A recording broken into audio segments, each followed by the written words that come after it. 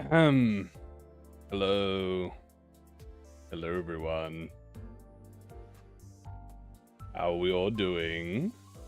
Ho, ho, ho. It's time for a little bit of Limbus gaming, as you all know. Hello, hello. Okay. Alright. Well. Hello, everyone. It's time for us to, get right into business with what we're doing today. As you all know, today is Sunday, the end of the week, and today we will be doing our community review, guys. There's a lot here. Good morning, everyone. Good afternoon. Good night. Good everyone. Hello, hello. There's about 30 submissions, guys. And I've done the math, chat. So I'm going to give you all the math.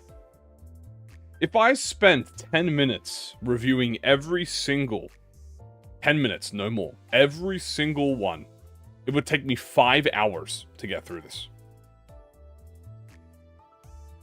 That's how many submissions there are. If I had to spare 10 minutes,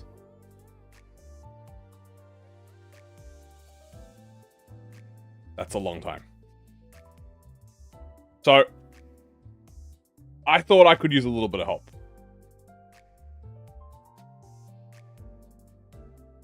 So, I decided to get some help. I'd like to introduce you, everyone. We have a guest. Okay? Yes. Now, I'm gonna need you all to just give me a second while I get them here, okay?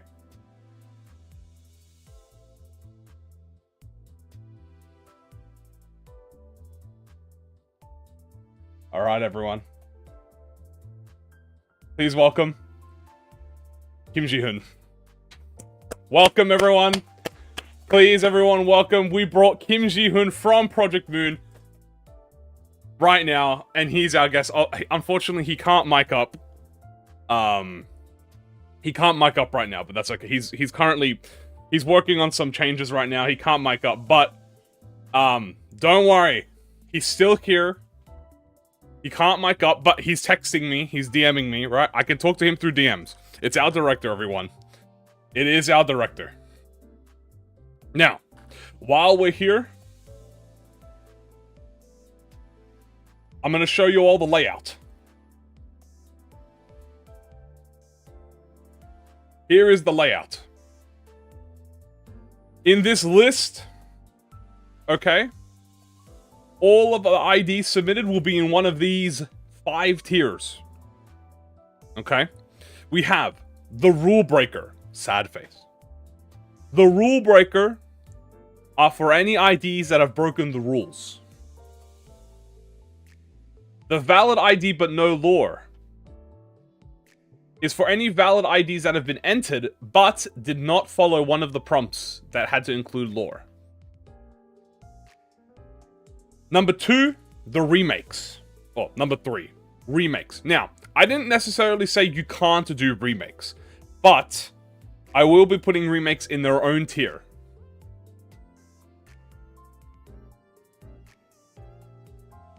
Number 4, the runner-ups. The runner-ups are the IDs that I believe have strong contention to be the mighty picks. And then number 1, we have the top contender. The top contender or top contender are the IDs that I believe would fit most from ProjectMoon standards. Design, aesthetic, gameplay, balance. Now, I'm gonna let you guys know how I'm marking this. I am not marking this on who is better than what. I am marking this in overall how close that if you showed someone this ID or showed them an ID, you could feasibly pass it along as a ProjectMoon ID, and how seamless it enters the universe, okay? This is not on who is better, and there is no bias. I have not looked at any single ID that anyone has posted. All of this is my blind reaction. Will I do another one of these? Most likely in the future, but not right now, because this is a lot of work, and I'm afraid if I do this in the future, the 30 that we might have might turn into like 100. So I'm going to figure out a different way and strategy of doing this. But we will be doing this in alphabetical order. Okay? I have a folder here. You can't see it, obviously, because it's got my private information. Of 30 IDs. And we're going to be opening each one of them up, reading them, and then analyzing each one like we would do a review thread. Okay? We're going to review the IDs like they've just been released, alright? And we're going to go over them, and we're going to analyze them. Guys, Kim is mentioning to me that, he said... Hold on, what's up, sir? Hold on, he's DMing me right now. Okay. Guys, he said, if whoever can make a better ID than Ring Sang, not in strength-wise, but if anyone, whoever wins the top spot here will replace Ring Sang as a character in the game. So, that's what the director is telling me. Shall we just get right into it, guys? I am going to put a timer up. And this timer is going to be 7 minutes. I'm going to try, and keyword, try, and keep each ID within a 7-minute timer. Now, I'm probably not going to be able to fucking do that, but I'm going to try. So if you hear a ding-a-ling-a-ling-a-ling, ding-a-ling-a-ling-a-ling, then you know. I will try and attempt to speed up the review after that. So, you all see what the spots here are. Is that the director? Yes, the director himself is here. He's muted right now, chat. You can't hear him. He will... by the way, I forgot to mention this. The director told me that all participating members of the competition will receive 50 lunacy. That's right, 50 lunacy, chat. Do you know how many refreshes that is? That's like 2 refreshes right there. 50, and it's not paid though, it's free lunacy, okay? We're not made of money here. 50 whole lunacy for each person participating, yes. I know. Alright. Well, the first... Oh, and by the way, yeah, I'm going to be reading out all the lore and all the... Anything... If anyone posted anything as a bonus to this, I will be reading it out. So, speaking of, the first one that we'll be having here... Let me open this up for you.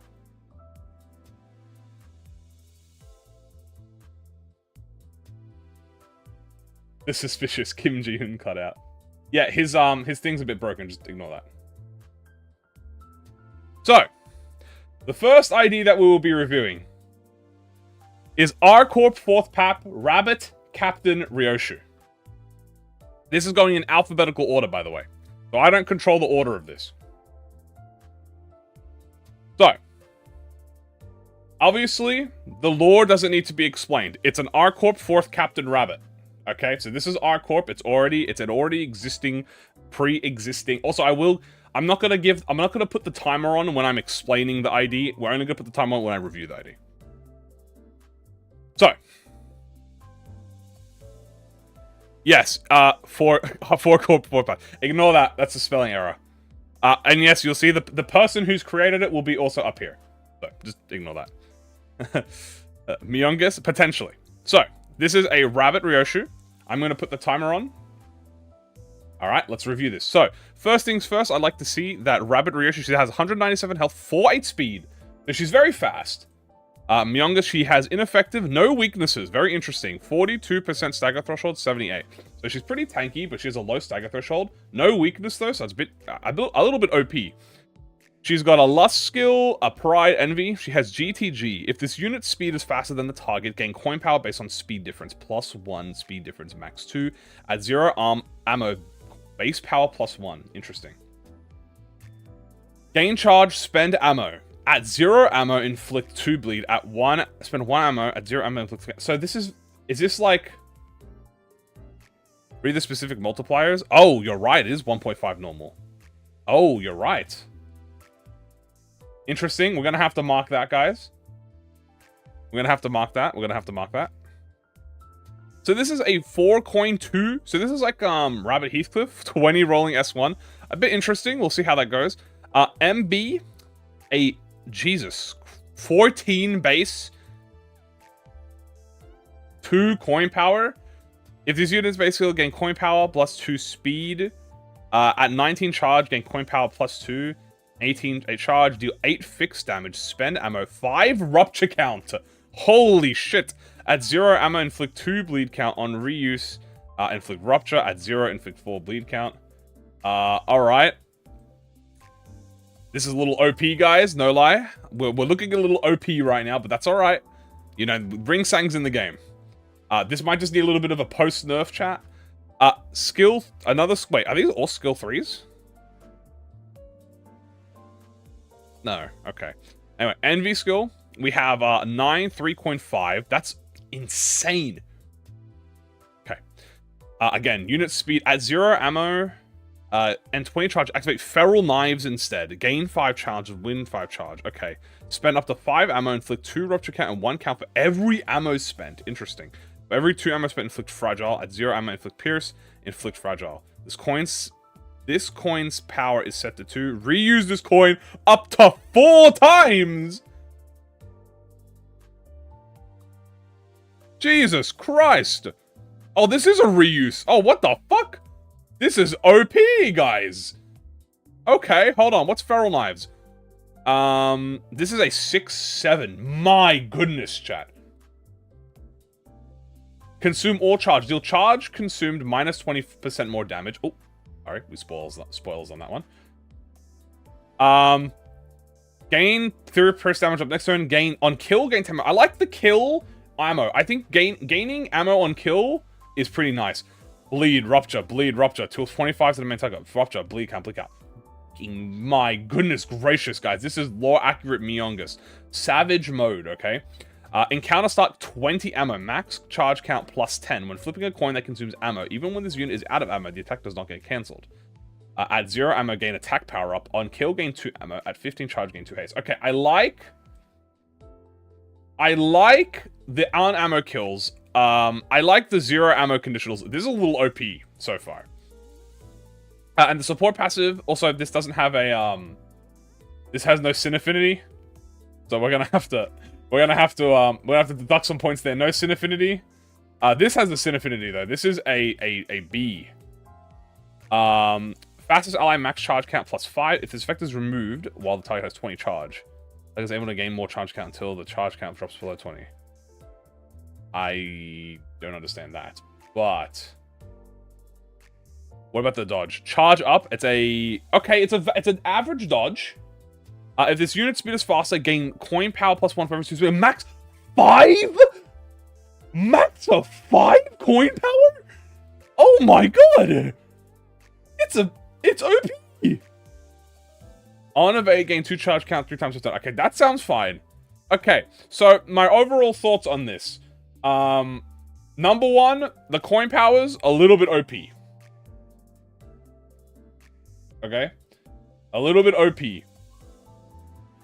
I like the ammo gimmick. Obviously, ammo is W.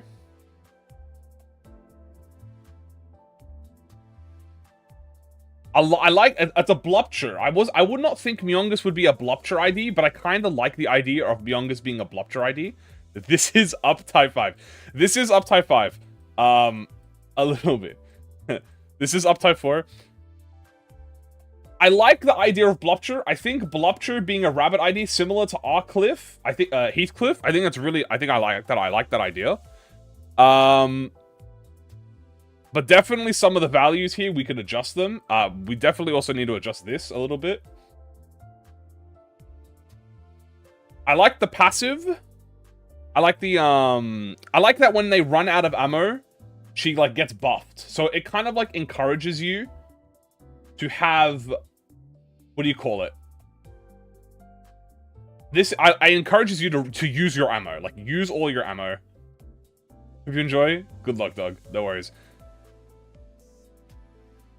The reuses might be a bit much. Honestly, the reuses might be a bit much. I think if you didn't have the reuses here, like if you took out the reuses, personally, like no reuse, and you just left it like this, and you lowered the coin power and the base power specifically. I think you keep the coin power, that's fine. I think you lower the base power a little bit, and you keep this, you get rid of the reuse. I think you could, a little bit of a ryoshu. Ryoshu, true. I think you can tweak it. I think it's definitely doable. I need more bullets. Vanish into oblivion. Guys, now as a reminder, I am not here to, we're not here to insult anything. We are not insulting people, okay? We are giving a genuine criticism, okay, of the thing. So don't at the person about this, right? Obviously, you're here to have fun, right? This is all for fun. So I don't really give a shit personally at the end of the day, but this is part of the challenge. So we are taking this seriously. I want you guys to remember that. So be careful with your words in the chat, okay? Anyway, I think it's fine. I think we have some problems that can set here, but it's doable. It is an ID, and that is the 7 minutes up. Okay, so it's an ID. It's a good example. I'll tell you what, it's a leading. What does Kim Jae-hoon think? Kim Jae-hoon definitely thinks this is a bit OP. Okay, Kim Jae-hoon definitely thinks this is a little OP, but there's nothing wrong with something being a little OP. I like the idea. Right, personal opinion, I like the idea, I like the bleed rupture. I think rabbits being bleed rupture, like Heathcliff, good idea. I like the idea of ammo on kill, very nice. I think if Heathcliff had ammo on kill, a lot of people would like him more. Is his model frozen, his mic off? Yeah, his model's frozen, his mic's off. And all I think we really need to do is adjust some values.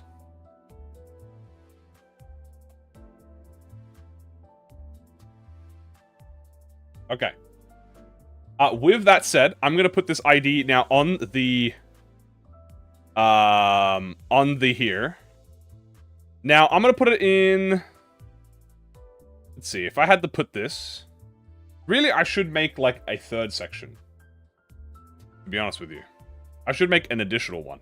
But for now, I'm going to put this in the...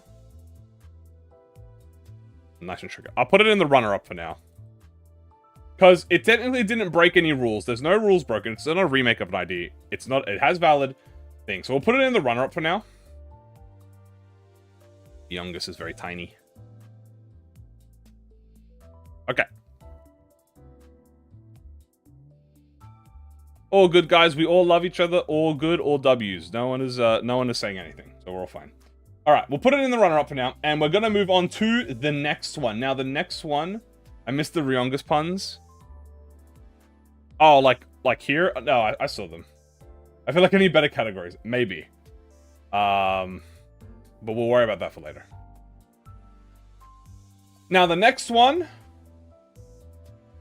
Hey, tier... This is not tiers, chat. This is just slots. This isn't tiers, okay? It doesn't fall into any of these, so it goes in the runner-up. Okay. I wonder what the next ID is. Wow, me too. Anyway, the next ID... is another Ryoshu ID. Now, this, what is to read this? So this is the Amassed Anchors Prevention Director Ryoshu. Now, according to the custom ID, this art is by the person themselves. So the person made this art themselves, which is very nice, might I say. So very pretty art. And this has lore, chat. So, this is going to be, this is lore. So we're going to read the lore, all right?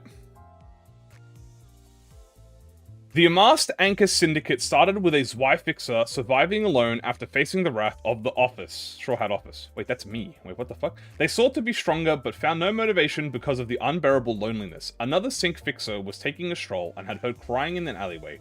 Wanting to look cool, she offered to help the Zweifixer, but he refused. Eventually, they both would work it out and gathered many people envious of the strong, and then formed a syndicate. It was shortly named the Amassed Anchors because they were pillars of strength that even the envious people would look up to, dreaming to be like them one day. The Amassed Anchors Syndicate finds the most effective and efficient ways to deal with its opponents, if ever their strength isn't enough, balancing both brain and muscle as well as speed. Every member of the Syndicate is taught both Zwei and Cinq techniques and tactics, even close-handed combat in the case that they lose their weapon. The Syndicate is split in between two sides, the Prevention and the Aggressor. The prevention prevents unnecessary fights, distortions, and sudden raids that seemingly look for enemies, except sweepers.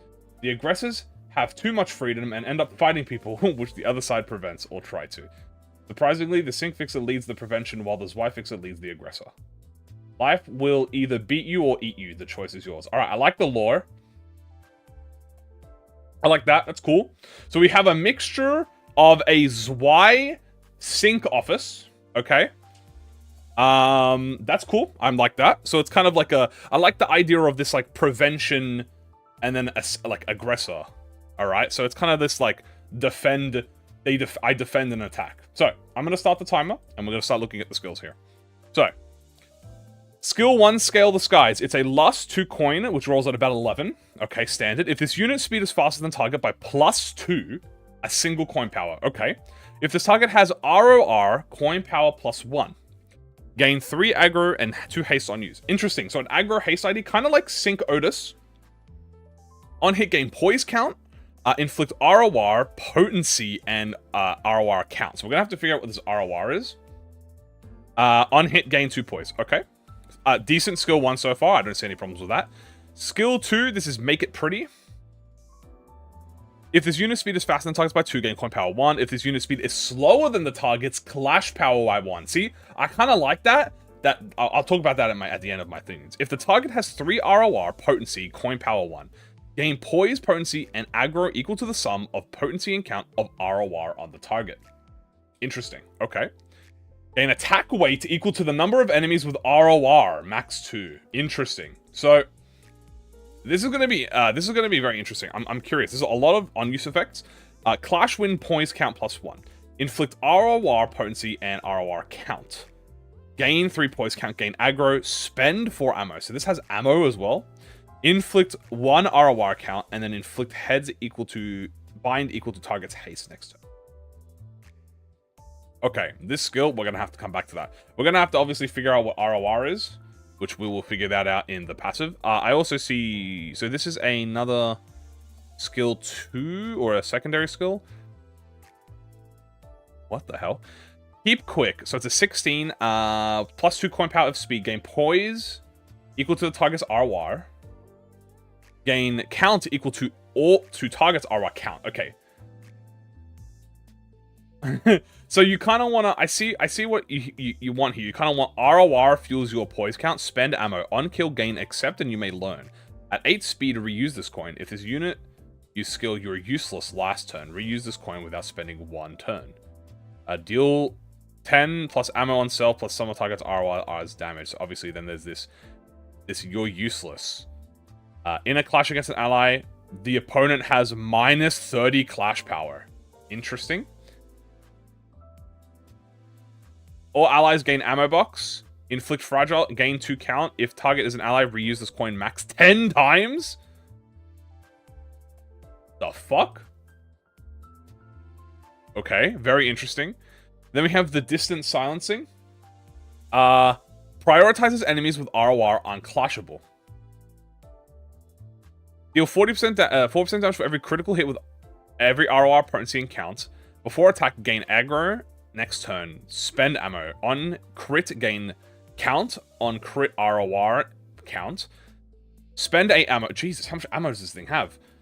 Deal 2% plus the sum of poise, potency, and count, max 50. If this unit... A lot of crit. By the way, this is like all crit conditionals, which is very risky, but we'll see.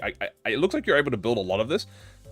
If this unit used skill, you're useless last turn, reuse this coin. All allies gain ammo box. This unit and all enemies gain haste equal to 2% of the allies on field that spent ammo this turn. Okay, interesting effect. And then after attack, enemies gain clash power up equal to the number of allies that spend number on skills. Okay, very fucking interesting so far. Let's read ROR. ROR. Maximum value of ROR is 10 potency and 10 count. If potency is higher than count, gain coin power equal to the difference. If count is higher than potency, lose coin power equal to the difference. On use with a skill, give 1 haste to the target, gain 1 haste. Turn end, potency reduces by 1 and count reduces by 2. Then you have accepted, you may learn, max value spent by certain skills, which is here. Oh no, it's here, I think. This is where you spend it. Actually, where the fuck do you spend it? Oh, it's the evade you spend it. Oh, so you use the evade and it gives you the distant silencing. Okay. Interesting. Ammo box. If this unit spends ammo and skills, reload on turn end. Okay, that's really cool. With that, hold on. That's kind of heat, guys. Passive, 3 res. If allies' speed is slower than target, clash power 1. If allies stagger this turn, they might die, baby. What? Okay, allies gain haste next turn on clash win. If this unit defeats an enemy after attack, gain poise equal to the number of allies. Interesting. If there are no other allies, gain 2 poise count instead. If there is an ally from Cinq associated or amassed anchors, gain +1 count and bind on clash win. I like the introduction of the alternate units from the faction. And then FYI, ally with the highest SP gains haste next turn on clash win. If there's only 1 ally on the field, the ally gains 2 offense up. If the ally is from Cinq or amassed, gain 1 haste next turn. Okay, so I kind of understand this. I understand this now. Also, let's have a look at the effects here. 4-6 speed, really high. 212 tanky. Very high stagger threshold. So that's 80% to 50%. Fatal to blunt, ineffective to pierce. So, I get how this works. Essentially, this is an ammo unit. An ammo unit you want to put on the team. And the way it works, it's a support, kinda. You wanna build ROR, but you want to manage your ROR. So you want to inflict more potency than count. But you need the count so you can inflict conditionals. And what you do is, when you inflict these conditionals, you gain access to the enhanced version of the evade, and then the enhanced version of the evade. Did I add another passive I didn't read? Did I not read it? I thought I read everything.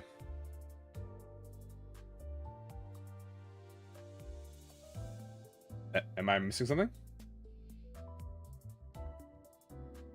Oh, it's here! Oh my god, you're right! I didn't even read it! SS. If 4 allies die and this unit is the last one remaining on the field, gain 2 coin, boast boost, and haste for the rest of the encounter. Begin the encounter with 12 ammo. Okay, I was about to say how much ammo it is, sorry.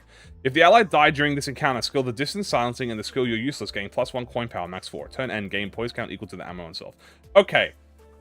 Very interesting ID. Complicated. I'll definitely tell you that. This is a complicated ID. Very fucking complicated ID. I like... Now, chat, you know me. I love complicated IDs. Okay? I like complicated IDs. Balance, error, offer, soft profit. A bit wrong. Oh, probably incredibly strong. Incredibly strong. Okay? But I can see that there is an attempt to do some balance here, right? So I give credit where credit is due. Oh.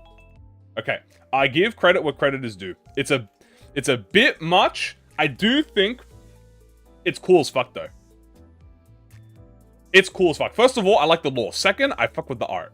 So, I gotta give props, chat, to the... What do you call it? Like, the effort. Okay? So, 1, I like the custom lore. I like the art. That's really good. That's bonus points, by the way, okay?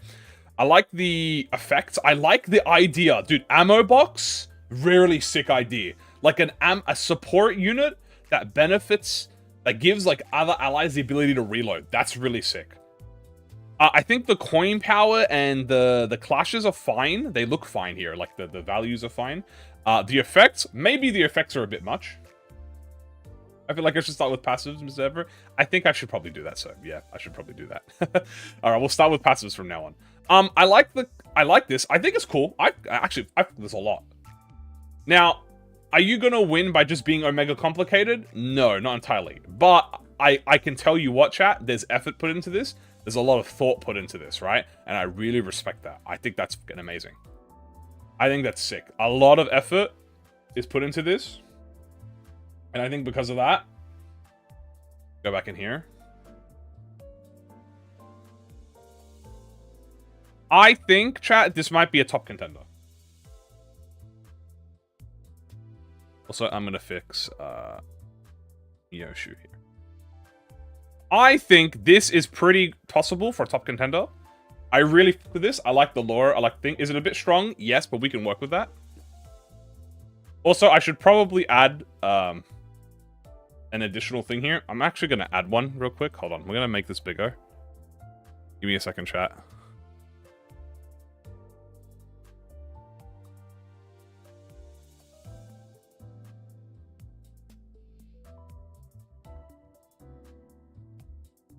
Give me a second.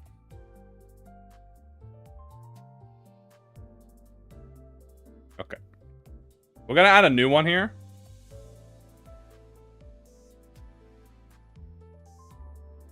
And I'm gonna add it. Actually, you know what I'm gonna do? Better yet, I'm gonna add it right in the middle here.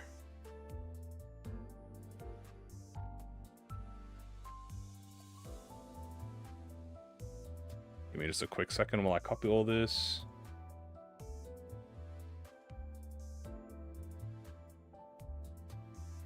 So we're gonna add a new one. And I think what we'll do for the I don't know what we'll call it, but what we'll do is a bit broken. I'll fix that.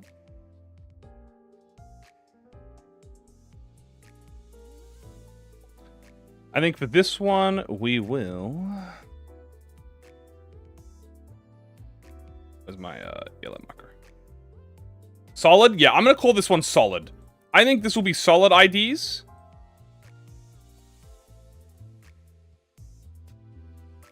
So what solid is essentially IDs that we think, okay, not bad, but I don't think they go on the top contender.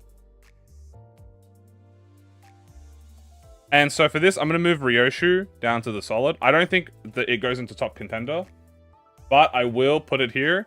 And I think for now, we're going to move this down to runner-up. And then at the end of it, we might, like when we have the list here, we'll move them up. Actually, no, I think I keep this. I think I keep it as a top contender. I honestly think it's really good. Downgrade it. It's not a grade, chat. Remember. Also, let me buff this. This is a bit, how you going? Remember, there's no rankings here, chat, okay? There's no A, B, C, D, E, F, G, H, I, J, K, L, M, N, O, P. No, that is Solid's name. I really like this ID. I really like this one. I think it's really good. I think the problem is the difference with the ryoshu one is the ryoshu one has a lot of ideas, but there's a lot of errors with it. It's contender, not contender. Shut up. Next ID. Shut up. The next ID we'll be reviewing is... Oh! Look at him! Look at him! Yo! Alright, top contender chat. And what is this? Bloodrust Office. Sharpest Knife Honglu. Okay, so this is Bloodrust Office. What the could be Bloodrust Office? So, let's have a look, shall we? Alright. So this is a custom office. It does have lore. So we're gonna read the lore. The Bloodrust. Wait, is it Bloodrust or Bloodlust? Oh, it's Bloodrust. I'm sorry, chat. My bad. It's Bloodrust. The Bloodrust office is remnants of a long-forgotten V-Corp, Venom Corp, used to specialize in poisons known as venoms before the death of an arbiter was tracked down to be partially responsible because of them. Afterwards, the head eliminated V-Corp for their crimes. The Bloodrust office is an office that specializes in hit-and-run tactics, wearing down their opponents until they die of blood loss. They use injection gauntlets with varying blood rusts. These blood rusts are the remnants of the singularity of the fallen V-Corp. They tend towards shadier contracts, however known better to make an enemy of the head. Okay, I really with that lore. Hold on, that's kind of cool lore. Is it a little OP lore? It's a little OP of a lore. But I like the idea of this hit-and-run style. I like the idea that it's an office of assassins, but it's not she, right? Because she are basically like, you know, they kill you instantly. This is like they stab you and run away, right? They're like, it's like they're pussies, right? But like that's like the gimmick. So I really like with this lore. Wait, look at him! Look at him! Look at him! Look at him! I love him. Oh, he's in here too. Look at him. He's here. He's hiding. Okay.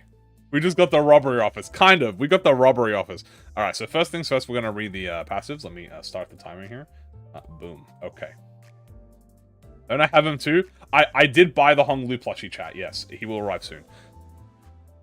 Okay. Whoa, whoa, whoa. All right. So we have two passives here. Turn end, sanity set to 0. If sanity is reduced to 45 by enemy passive skill effects, sanity is not set to 0 at turn end. Before attack, sanity is set to minus 44 plus enemy bleed potency multiplied by 5. Okay, let them cook? Question mark? For lust, when flipping coins, head chance is increased by 2% for every bleed on the target. Max 20% chance. For negative coin skills, change chance is increased instead. If heads/tails chance would increase the chance beyond 95%, deal 3% extra damage for every 1% over 95, max 30. Interesting. Interesting. Hold on, let them cook. One ally with a faster speed when flipping coins on base attack skills, heads chance increased by 1% for every bleed on target, max 10%. Wait, this is OP. For negative coin skills, tails chance increase instead. Okay. So this is like a damage version. Okay, so it's a little baby version of this. Interesting. Let's go with the skill 1. This might be peak high key. Cooking. 11. So this is a, oh yeah, let's have a look at the statuses here. 178, 38, low speed, ineffective, fatal, blush. 65 is pretty decent.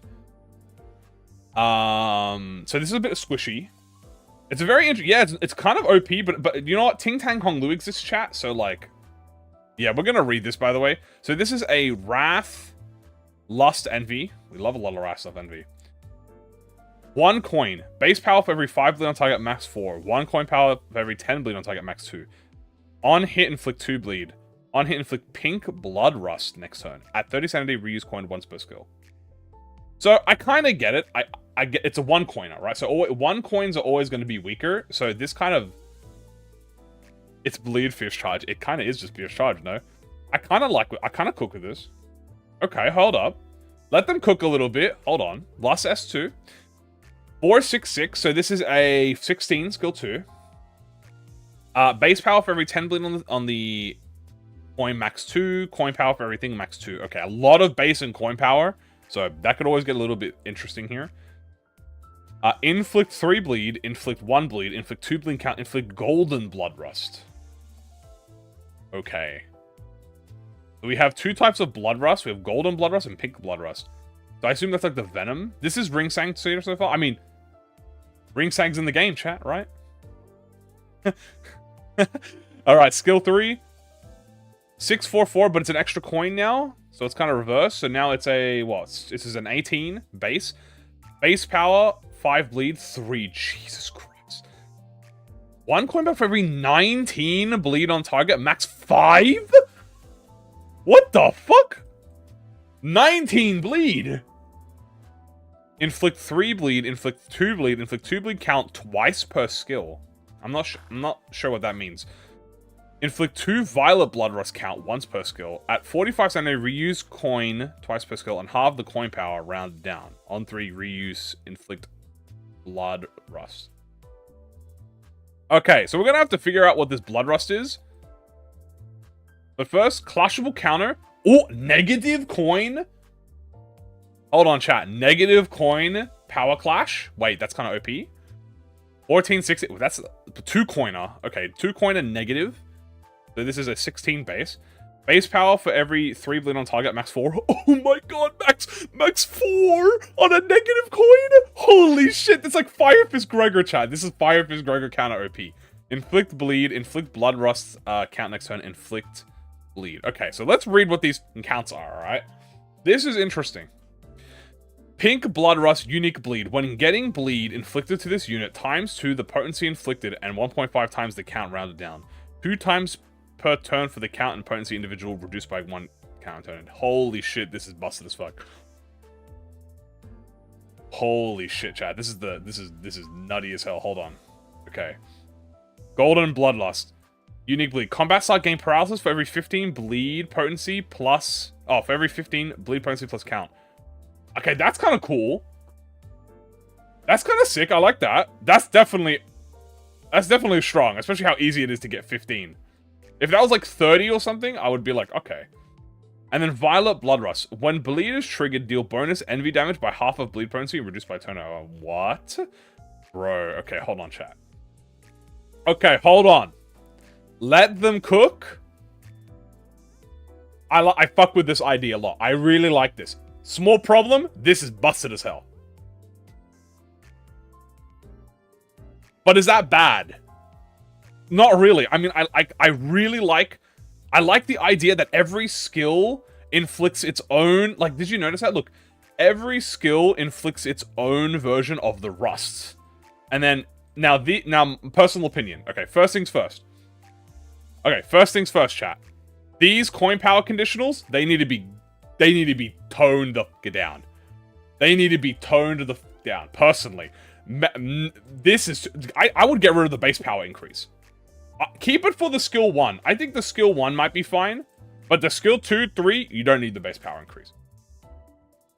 This is... Max 5 is nuts. I think if you lowered that... The counts thing is not a big issue. Wow, better bleed loot? Dude, this is the best bleed hong... This is the best bleed ID in the game, chat. Especially pink Bloodrust. When getting bleed inflicted to this unit times 2 potency inflicted, bro? What is Kim Ji-hoon's inflicted? He's getting Ring Sang PTSD, chat.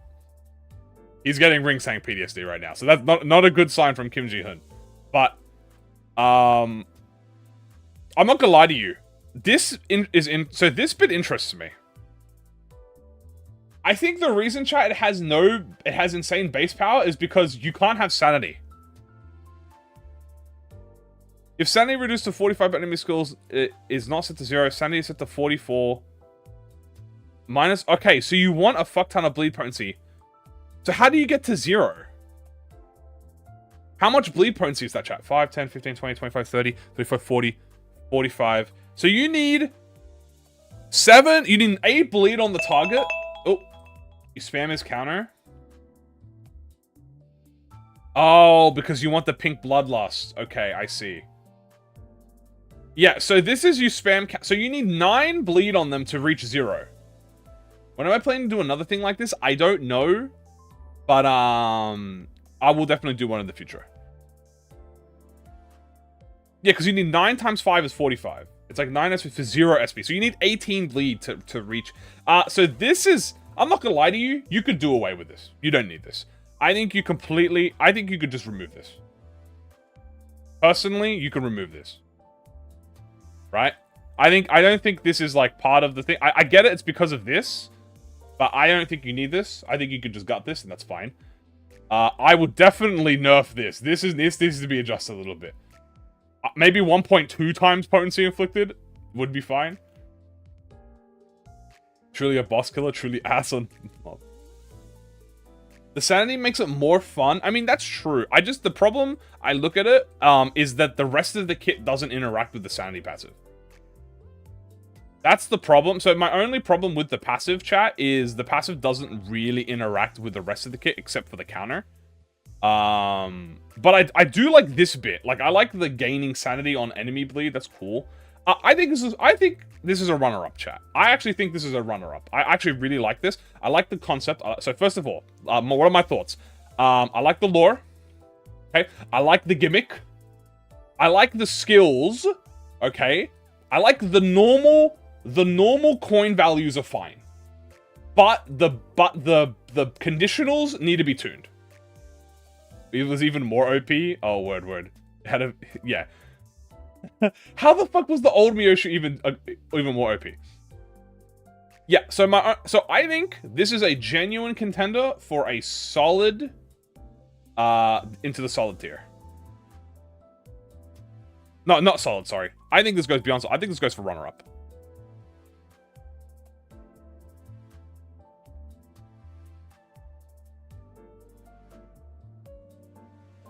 I actually think this is a runner-up tier. I actually really fuck with it. I really like that. The only adjustments that are really needed are the conditionals. The ryoshu one needs a lot of tweaks, personally. But I like the gimmick of the ryoshu one. But this one, so the more cleaner you get toward like a run or like an ID thing, the better page you get. Kim Jae would make another tier for this. Yeah, we might want to make a Ring Sang tier, chat. Maybe we make a Ring Sang tier. But I think a good idea. I think fun. All right, and you know what, chat? At the end of the day, I want to see the fun IDs. You know what I'm saying? Like, I want to see what's fun.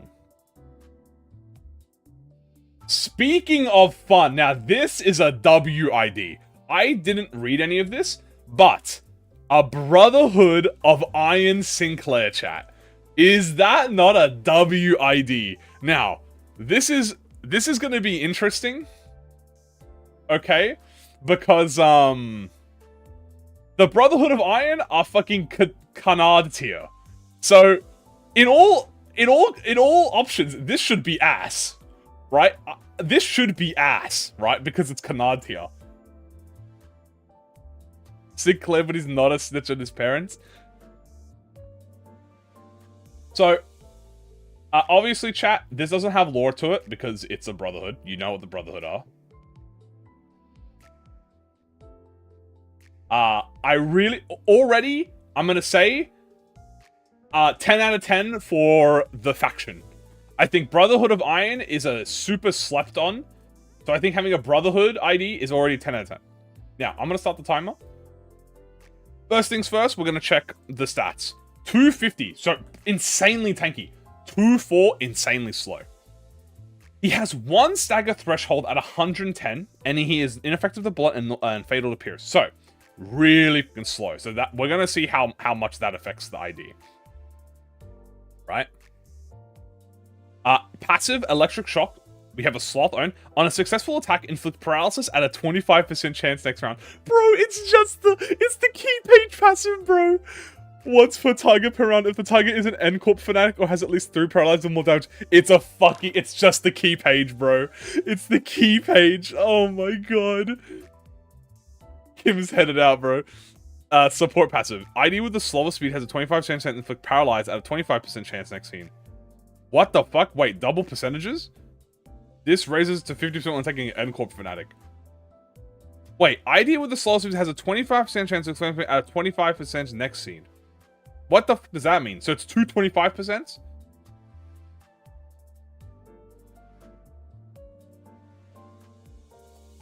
$25. Okay, well, read the passives. Charge up! Clash win at 10 charge count. Okay, so first it's a 1 coin 9. So it's a what is it, a 12? It's a 12. Clash win at 10 charge count. Inflict 1 paralyze to self and inflict 1 paralyze to the enemy. On use, gain 2 charge. On hit, 2 charge. Oh my god, bro.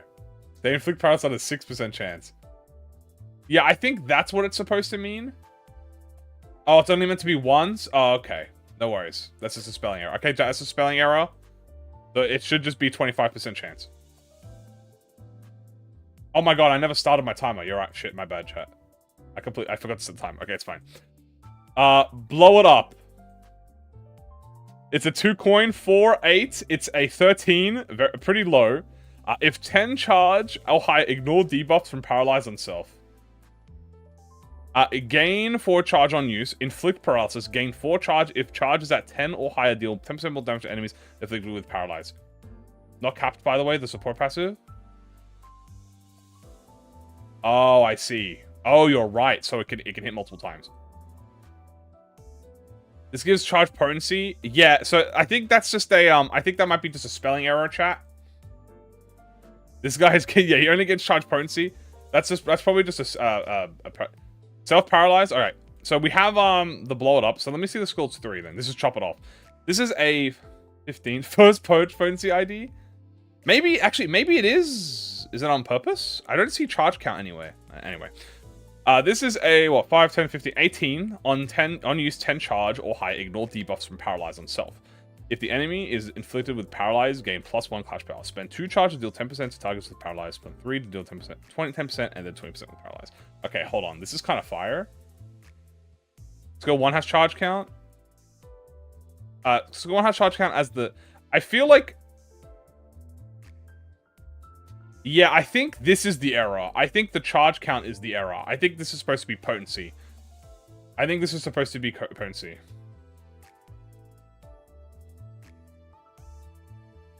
And then you have the endure. Endure. 10-16, great block. When a unit damages his ID, inflict paralyze on the attacker. If the shield was broken, inflict 2 paralysis. So, chat, I'm not gonna lie to you, fire ID. Definitely not a 3-star, by the way. This is a 2-star. This is a 2-star ID, okay? This is all on-turn paralysis. I think there are a few adjustments that need to be made, but I like the translation into it. God skill can't clash.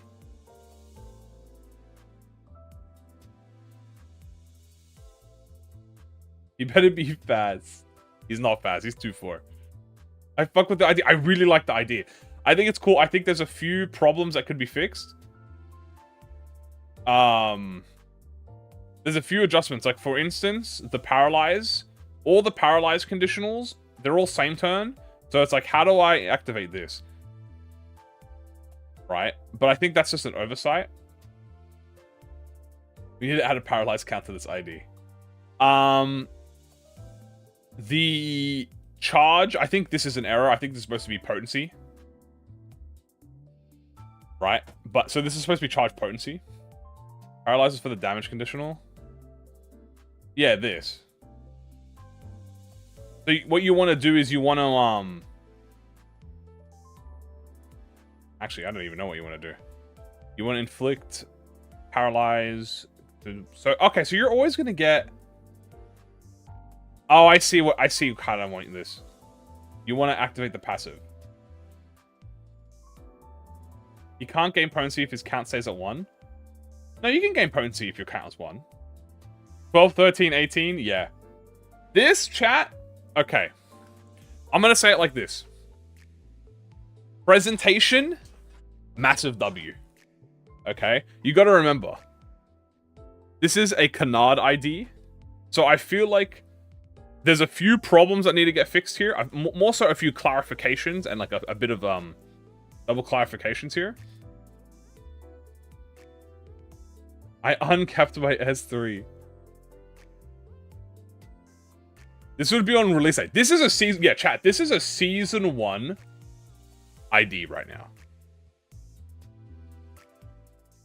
The paralyze is just for his conditionals. But I could definitely see people playing this, chat. I could definitely see... Yeah, aggro. I feel like if it had aggro, Warpoke as well. Yeah, this is like the Hook Office equivalent, right? I kind of really fuck with the idea. But there are a lot of problems that I think need to be solved for it. For instance... They threw it on my S3, I am sorry. No, you're fine, dog. I meant to cap it. It's not bad. The Warpoke is 455 ID. That would be good. If he could clash regardless of speed, I think there's a few adjustments he can do, guys. I'm going to say it's a really good ID. It's a solid ID. I think this is a really solid ID. Is it contender for the top contenders? I don't think it's in the runner-up. Would you submit IDs? The competition is already closed. So... There's going to be a cap of 8 coins.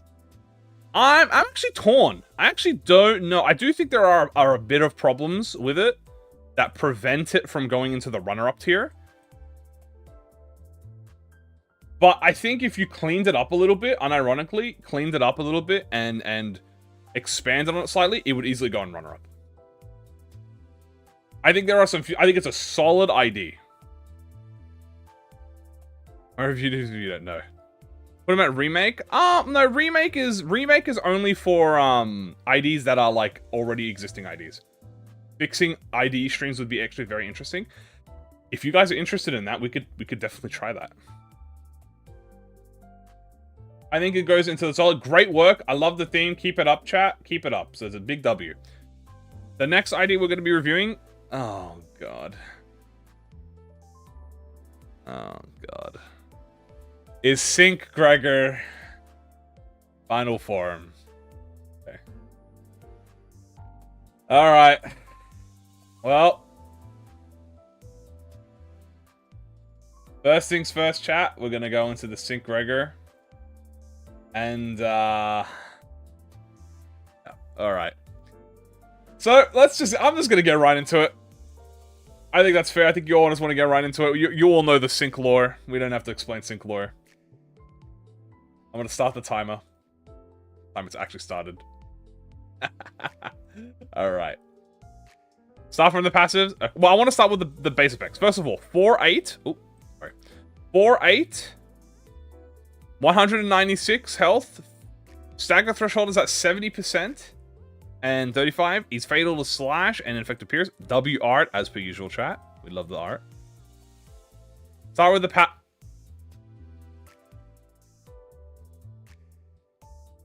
where's his passive, chat?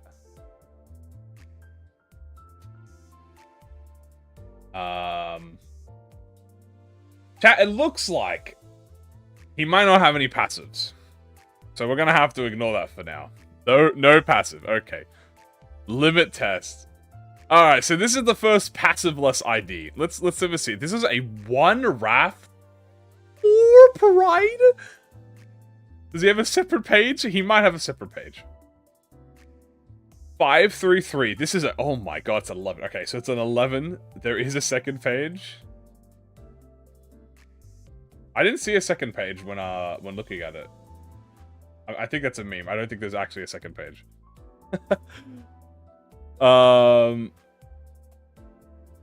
Anyway. Final power for each haste on self. If speed is higher than opponent +1, gain haste, unbreakable coin. He has unbreakable coins? On hit, gain 3 poise count and inflict focus attack Gregor. Hit after clash when gain 1 haste next turn.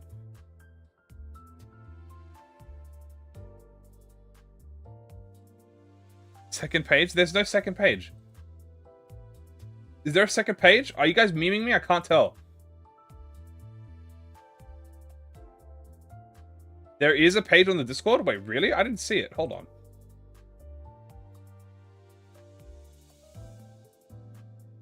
Where the fuck was the second page? Hold on, I'm looking.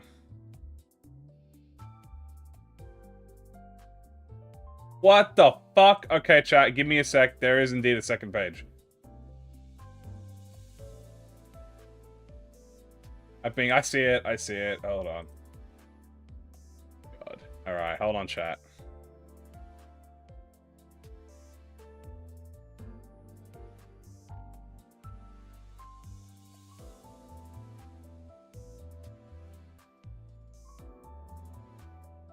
Give me a sec.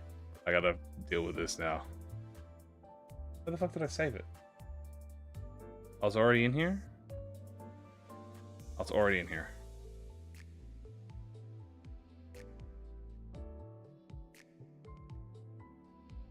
Okay, my bad, chat. There is indeed a second page.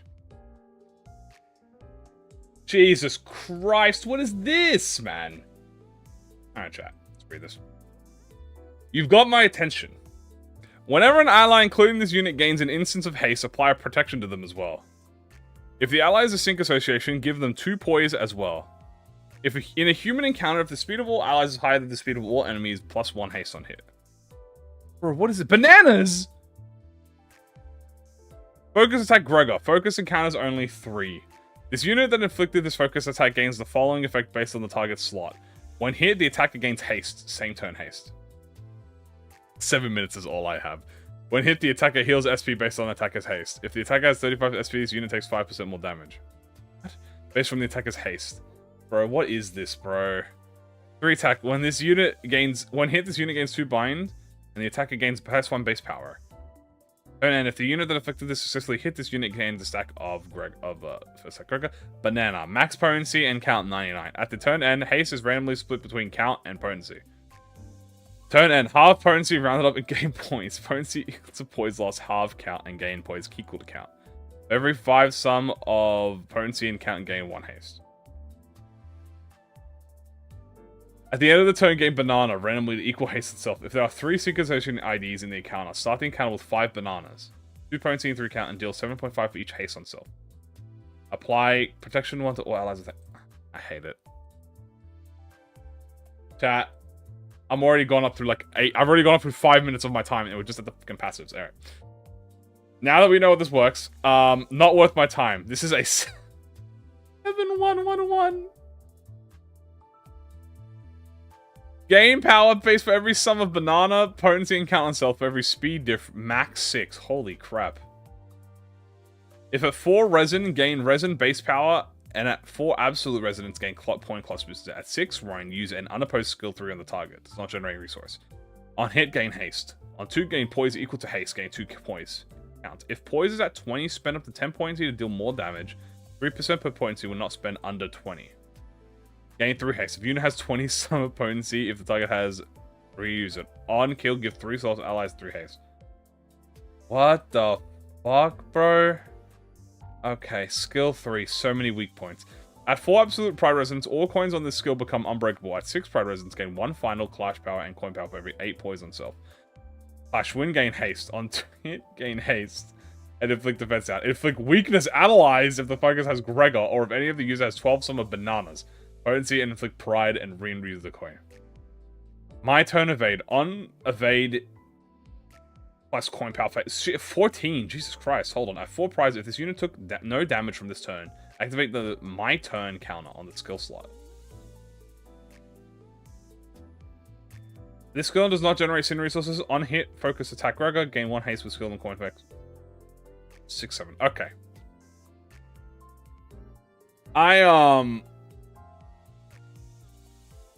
God, what do I tell about this? There's a few things I like about this chat.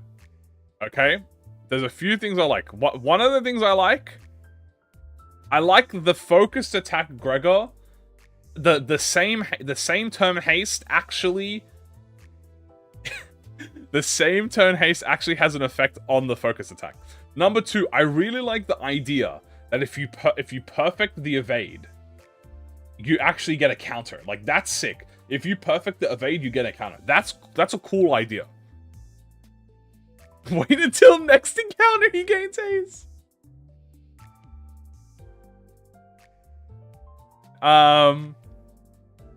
This skill is fucking word vomit. It's now bananas. Now, personally, chat, I don't understand the bananas. But you know what? Bananas exist. They give him basically infinite poise, from what I can tell. It's literally just infinite poise for free. I like that he can turn into unbreakables. That's very cool. He has a lot of I like the conversion and hate. Like, I like the fact that if you have haste on yourself, I said, no. I know I'm making a... I know what the bananas means, but what I meant to say is, like, I don't have anything to say on the bananas. Like, what do you want me to say, chat? Bananas is too OP, bro? Yeah, it's OP as fuck, chat. Have you read bananas? Look how much OP it is. No, guys, I know... You guys are misunderstanding me. I know what the banana meme is. I watched the video, chat. We played with Cinq. What I'm saying is... Oh, it looks like I'm not saying anything. What I'm saying is... The bananas are quite random to the ID. Like, you could take the bananas out of the ID, and the ID would still work fine. Kim Ji-hoon is giving me the silent treatment, chat, so I think he doesn't like this ID. Because I think what he's actually doing is he's going to make his own Cinq Gregor, chat. When we get another story time, maybe one day. Original was better. I think this is too OP, chat. So, Cinq Gregor, he's gonna have to go into the nerfed tier, chat, because he's too OP.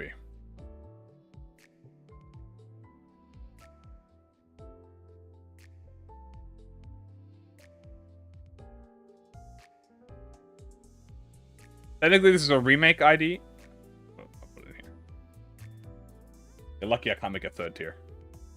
Actually, I should fucking make a 3rd tier. I'm making a new tier, chat.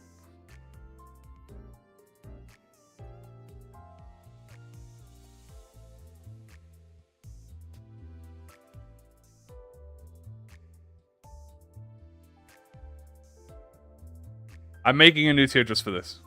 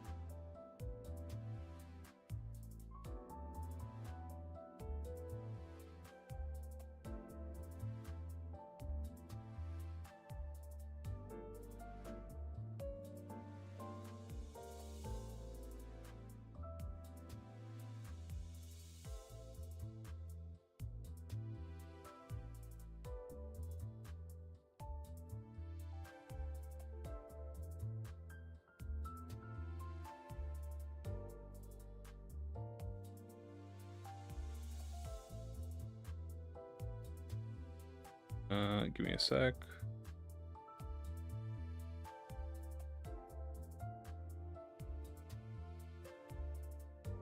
Okay.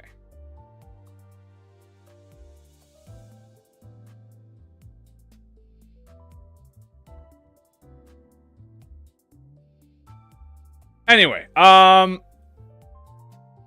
where is he? There we go. Okay.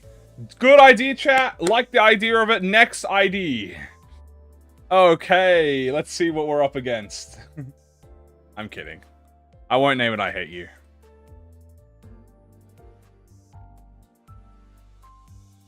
This is the bananas tier, chat. Okay. There you go. Alright. Banana tier. Next question. You've gone bananas. Alright. The next ID that we will be... Yay! How many bananas? Okay, I'll specify how many bananas. There. 5 bananas.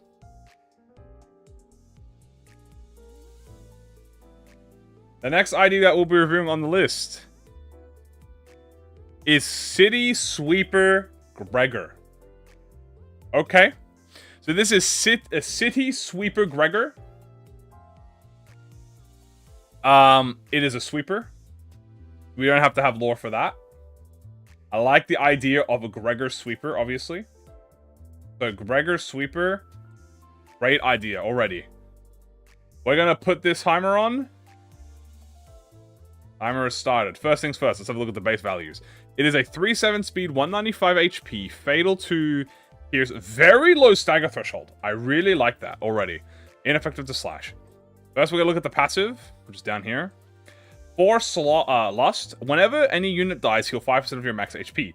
If this unit would take lethal damage, it instead set to 1 HP for the rest of the turn, recover from stagger at turn, and heal 6% of max HP and gain 2 fragile for the rest of the encounter, once per encounter. Okay, Bros is the better Priest Gregor.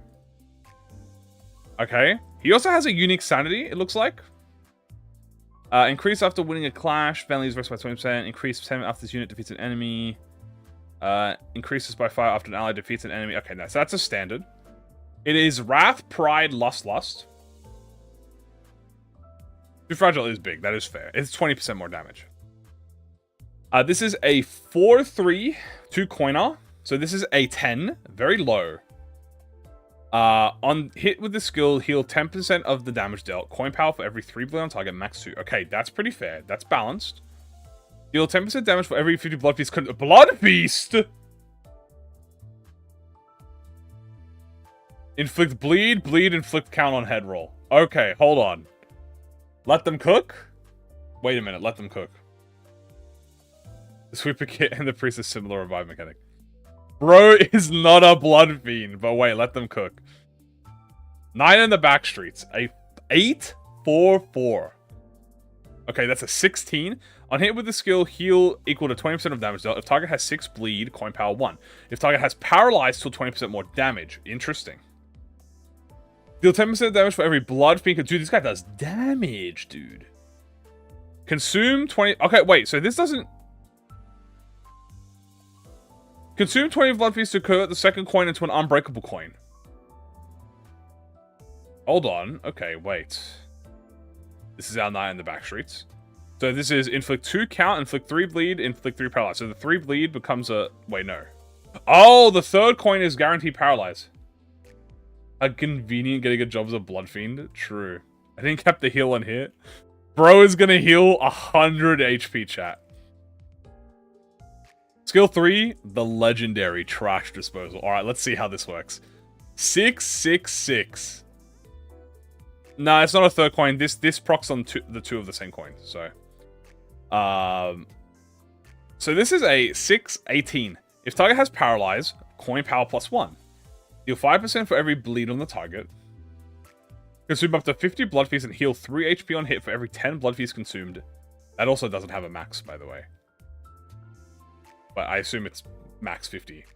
It deals 20% for every 100 blood feasts consumed.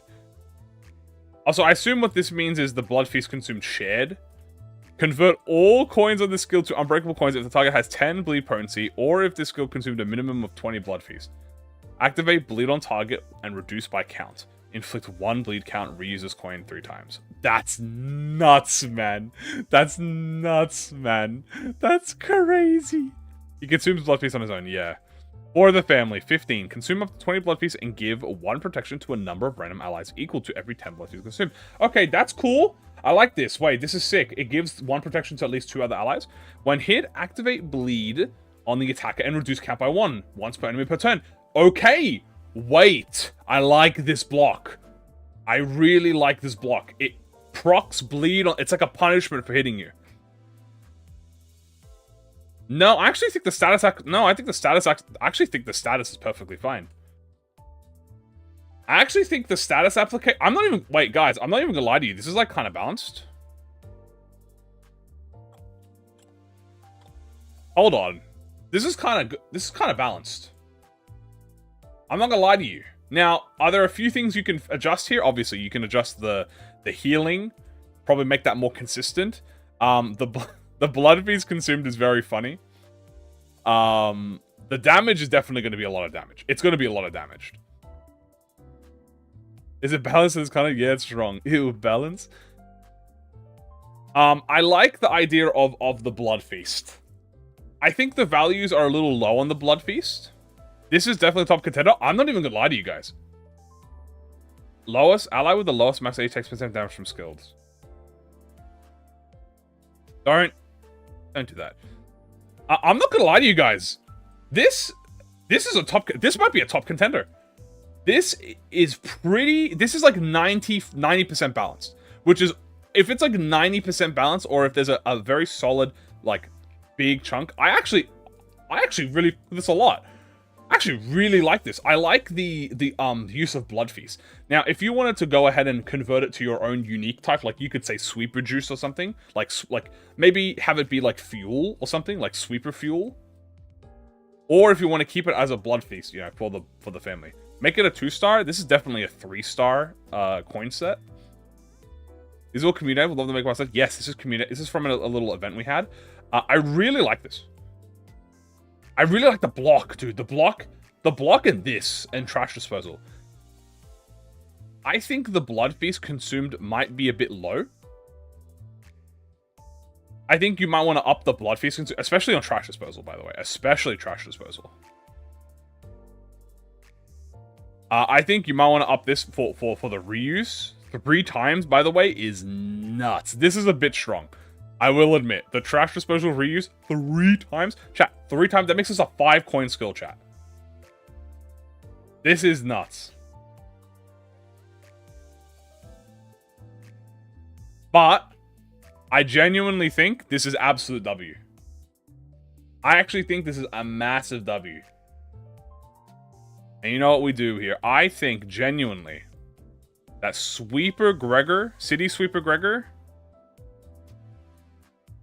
gets a spot in the top contenders. I actually think he does. I think it's a really good idea. Like, a really amazing.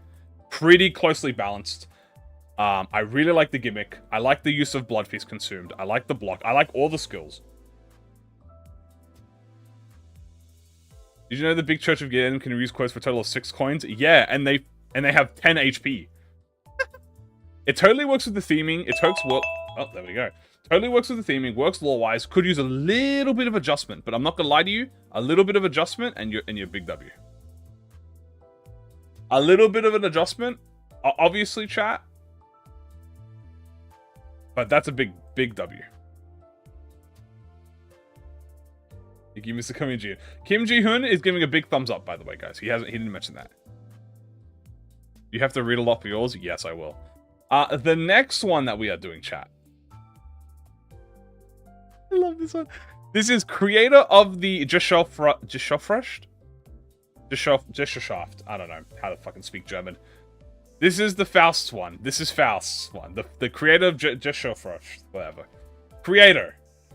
The creator Faust. That's what I'm going to call it. Low tier Faust. First of all, I really like this. This is really funny. This is Prime Faust. So this has lore. Chat. So we're going to read the lore. Let me get the lore out. That is down here somewhere. Here it is. Okay, I'm going to read you the lore now. In the pursuit of knowledge, to find all secrets retaining to the world, forbidden or not, one must look farther than one eyes and instead look for the perspective of those existences, who is but a potentiality. To share and discuss freely amongst like-minded individuals is a dream for a genius. However, now with the knowledge of all things, this child can no longer prosper at the feeling of discovery, forever chained together with herself from the great beyond, forever bound to a hall of mirrors. The one true Faust, creator of the Gesellschaft. Okay, so this is basically the Canto 12 bad ending Faust. From what I am understanding. This is basically the smartest Faust, okay? Ignore the lack of a passive. We will review that. This is Canto 12 Faust ID, okay? So, I'm going to start the timer, and we are going to go into this. First things first, let's have a look at the HP. HP is a little squishy. 3-7 speed, ineffective blunt, fatal slash, 70, 40, 25. So very high stagger threshold. Let's go read the passives. I do note that there is no passive modifier here. Turn start at 40 SP, consume SP to enter the Matchless Genius stance. This turn start effect does not activate repeatedly. Gain overflowing knowledge in the Matchless Genius stat. Turn in at 0 SP or less, this unit exits the Matchless Genius stance, okay? Support. Ally with the highest SP deals 35% damage to the counter at 25% chance. Okay, I really like that. Supposed to be 5 prize resins that crit. Okay, 5 prize resins, word. Foreseen outcome. Foreseen outcome when allies with less than 45% SP deal skill damage to a target with foreseen outcome that ally gains 5 SP. If an ally with 45 SP deals skill damage to a target with foreseen outcome, inflict attack power down next target. So what I've noticed is a lot of the base Faust skills, and like the base Faust kind of like increase. Overflowing knowledge. Gain 2 poise and 2 poise count once per turn at turn start. If the main target has foreseen outcome, final power 1, turn and lose 5 SP. Okay. Sloth Pride, Gluttony, Sloth Pride, so let's read into that. So this is a 3-4-2-4. So this is a 11. On use, gain poise count. On hit, inflict paralyze. Heads hit, gain poise. On second hit, gain poise. When in the Matchless Genius Saints, inflict 1 fragile. That's same turn fragile. Interesting. Okay. Not bad. Pretty decent. It's a 11, so it's standard. Representation emitter prototype. A 10-15. Is that the exact representation emitter? It might be a nerfed version. On use, apply SP heal efficiency to all other allies. Interesting. If the target has foreseen outcome, clash power +1. On hit, gain 4 poise and 3 poise count. Inflict foreseen outcome. On crit, heal 5 SP to one other ally with the lowest SP. If in the Matchless Genius state, use representation emitter product instead. That's going to be a different version. Interesting. 10-15 skill 2 is wild. Yeah, 10-15 skill 2 is wild, but Heathcliff exists. Headshot, and that's a 22. So, fair enough. the +1 clash power, it does go crazy. I agree. And then we have skill 3. The outcome has already been decided. It is a 7-4-4. Oh, so this is a 19, which is very high. Coin power +1 if the target has foreseen outcome. On use, gain 3 poise and 2 poise count. Allies gain SP heal efficiency. On hit, inflict bind and defensive power down next turn. If the target has 3 negative status effects, deal 20% more damage on a critical hit. On crit, heal 5 SP to 2 allies with the lost SP. On turn and inflict foreseen outcome. On ally with the highest poise count, gain attack power up. If in the Matchless Genius state, use Faust knows all outcomes instead. Okay, so we have two variation skills, chat. We have predicted patterns of the evade. A 15 base evade, very strong. On evade, gain 3 poise 4 times per turns. Okay, so the evade is insanely good, by the way. So this is an insane evade. Representation emitter product. So this is the enhanced version of the skill 2. Yeah. So if you're in the Matchless Genius stance, this is what it does. It's 10 less power. Gain 5 poison 3 count. Lose 10 SP. Inflict foreseen outcome to all targets. Apply 4 poise and 2 poise count to 2 allies with the least poise. All allies gain 10 SP on crit. Okay, so it's kind of like a buffed version of yourself. And it's attack weight. Oh my god, attack weight 3. Holy shit, it is attack weight 3. Oh my god, okay. And then this is the ascended version of skill 3. Attack weight 3 again. Base power +1 for every target with foreseen outcome. Gain 5 poise count. On clash, lose, gain fragile. Deal 10% for every pride resonance. Interesting. I like that. That's a unique type of buff, chat. 3 unbreakable coins. On hit, all other allies gain SP efficiency. On crit, inflict pride fragility. Gain poise, inflict paralyze, unbreakable coin. If target has 3 negative status effects, deal more damage on crit. All allies gain SP. 3 allies with the most poise count gain damage up. Inflict foreseen outcome to all targets. 2 allies with the least poise gains 4/2. This unit loses 45 SP. This unit gains 1 by. Okay, so this is basically, chat. You're like, this is like your. Oh my god, dude, the crazy numbers. Oh my god, that's a 32. That's an ego clash, chat, right there. Okay. Opinions. I like the concept. I think it might be a bit strong, but I really like with the concept. Specifically, the skill 3 might be a bit strong, especially with the attack weight. But I like the matchless genius. So this match is kind of like a poise ID. Task calculated wrong. No worry, guys. Guys, remember, there is no wrongdoing. There's nothing wrong with anything. That's why we're doing this, right? So, by the time Canto 12 comes, I do agree, though. When Canto 12 comes out, chat, this will be balanced. So you gotta remember, this isn't balanced for now. This is balanced for Canto 12. I do like This is like an ascended. Yeah, this is meant to be. Faust forgot one outcome. I like the overflowing knowledge state. I really like how it's basically a poise gimmick. She's like a support ID. She is kind of like a support ID. She gives SP and poise to everyone. You know, she's not really the damage dealer. I mean, like, this deals a ton of damage. I think if skill 2, lost SP. Hello, I have a question. Ask away. I think if this made you lose SP as well, I think that's also good. My suggestions: make the ascended one make you lose SP. Make this lose. Obviously, this loses SP. I would say probably no. I think the poise and all that stuff. I think the poise is fine. I actually think all of this is good. I think the count is fine. The poise is fine. I like the use of SP efficiency. I like foreseen outcome. Foreseen outcome is really interesting because it gives you final power. You lose 5 SP with foreseen outcome. So this is like a massive. This is like if I was fighting like the sinking gods, chat. Like if I was fighting John sinking, right? If I was fighting John sinking, I would want this ID, right? Because if I was John sinking, I would want this ID because this ID would support me. I actually think it's a lot more balanced than you actually think it is. I actually think skill 1 is perfectly balanced. I think this is perfectly balanced, personal opinion. I think evade is perfectly balanced. I think this is perfectly fine. Oh, time is up, but I will end my closing thoughts here. I think skill 1, I think this, you could probably lower this by a little bit. The coin power and stuff. But I do think I like the idea of the ascended one. I like that the ascended skill, by the way, is less powerful than the actual thing, because this is used for, like, this is the supportive version, this is like the offensive version. I really like that, so this is nice. I would probably suggest this to make them lose, like, maybe not all their SP, but like 10, 15 SP. Maybe 10, I feel like, maybe no more 10 or 15. I do think the skill 3, this is fine. I actually think this is fine. This is a little busted, especially with the attack weight. But I think you can easily fix that by just adjusting the coin power here. Like the base power, especially because you have base power plus. So I think that's fine. I like the paralyze. I like the pride. I like how it's like a support.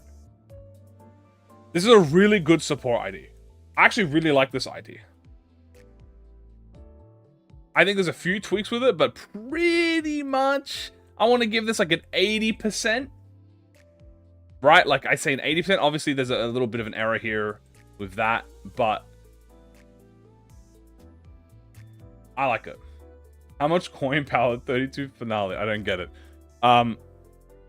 Yeah, this is a lot. This finale is very strong. I think it's a bit too strong, even especially for a 3 attack weight. It's basically a better ego. Now, where I would put this?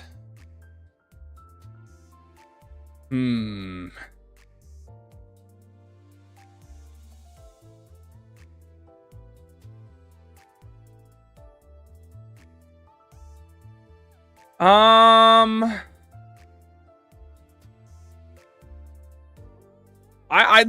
actually genuinely think it's in run-up. I actually think it's pretty good. I actually don't mind it at all. I think there's a few adjustments. As I said, if you get past like 70% or like 80%, I'm not even gonna lie to you. I kind of want to put this in runner-up as well. But for now, I think it's a solid runner-up.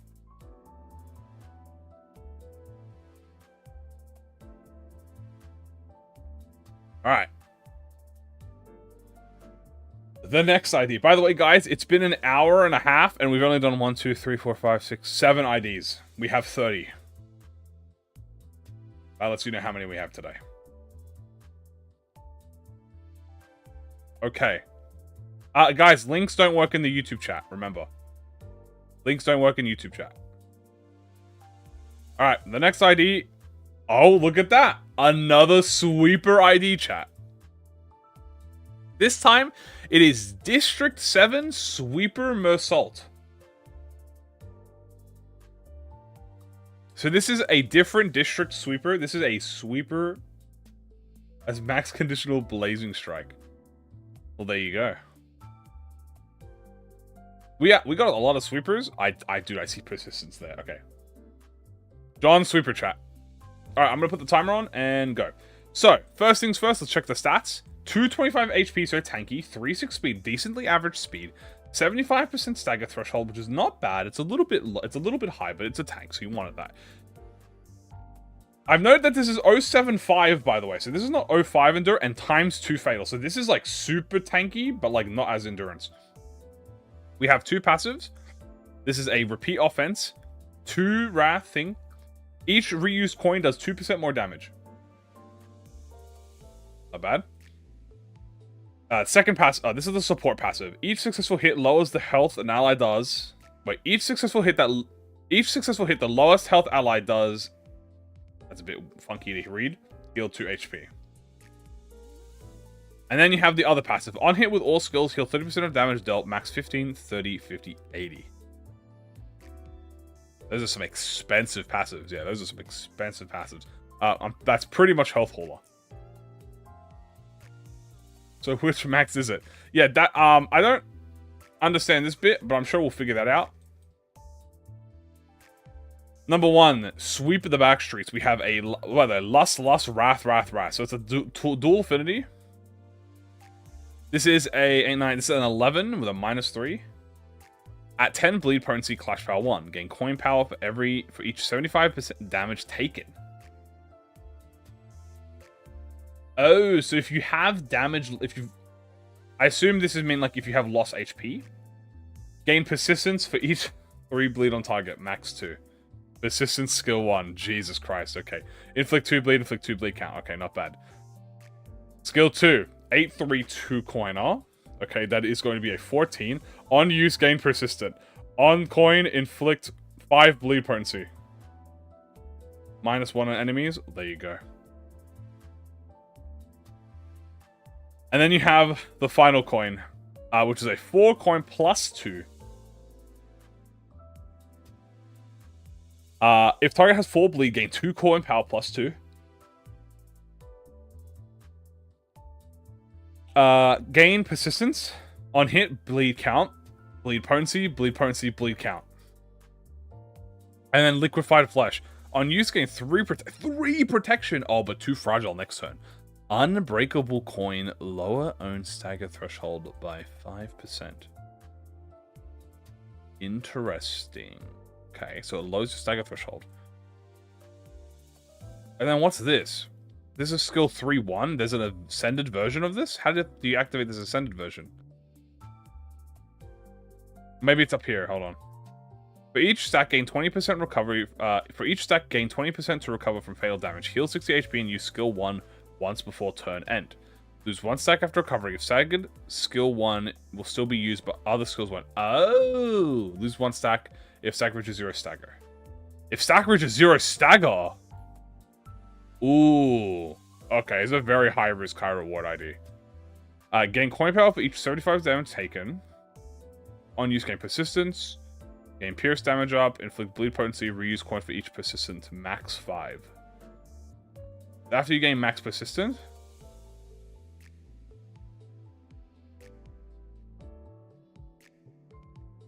Am I blind? Where does it say that?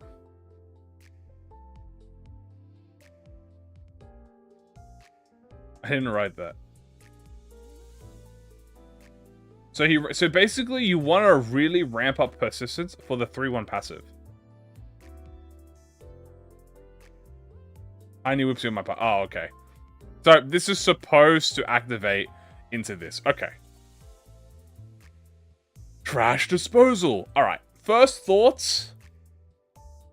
I like the gimmick. I like the idea that Mircuro basically always wants to have persistence at all times. He's essentially unkillable, and that's okay because we have Corp honglu who's basically unkillable. No, this Mircuro is literally unkillable. Yeah, so that is an error that will have to be deducted points, but that's okay. The skill 1, I'm not gonna lie to you, the skill 1's very weak. I do understand though, because the point is, if you're staggered, I think if you make this unbreakable coins, right? I think if you make this unbreakable coins, this is better, right? Because this is a very hard to hit.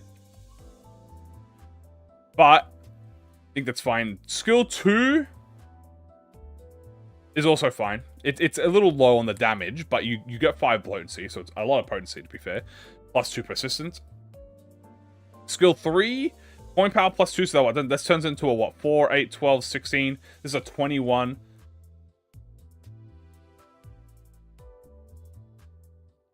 What is persistent on start? There is none. It's 0. You start at 0. Which, basically, if you have 0, this doesn't activate. It's only when you start having them you get it. Nothing is wrong with the 21 skill 3. No, I think that's fine, actually. These skills have higher base values, which is rare. No, that's true. I think that's fine. I actually think this is very balanced, actually. I think this is probably the most balanced skill here. I actually think this is fine. Actually, in my honest opinion, this is perfectly fine. Right? I think this is also fine. I think this, only thing I would do is make it unbreakable coins. If you made the skill 1 unbreakable coins, but left everything else the same, this is fine. I really like this passive. And I like the 3 protection this turn, but 2 fragile next turn. I think that's a really good way. To be fair, technically, this is OP, if you really think about it, chat, because what if I just spam it again? This is the first ID that needs to be buffed. I actually do think this is a bit underpowered, alongside the Brotherhood of Iron. Yeah, the enhanced skill... So what's supposed to happen, chat, is if you're at 5 persistence, you're supposed to activate into this skill 3.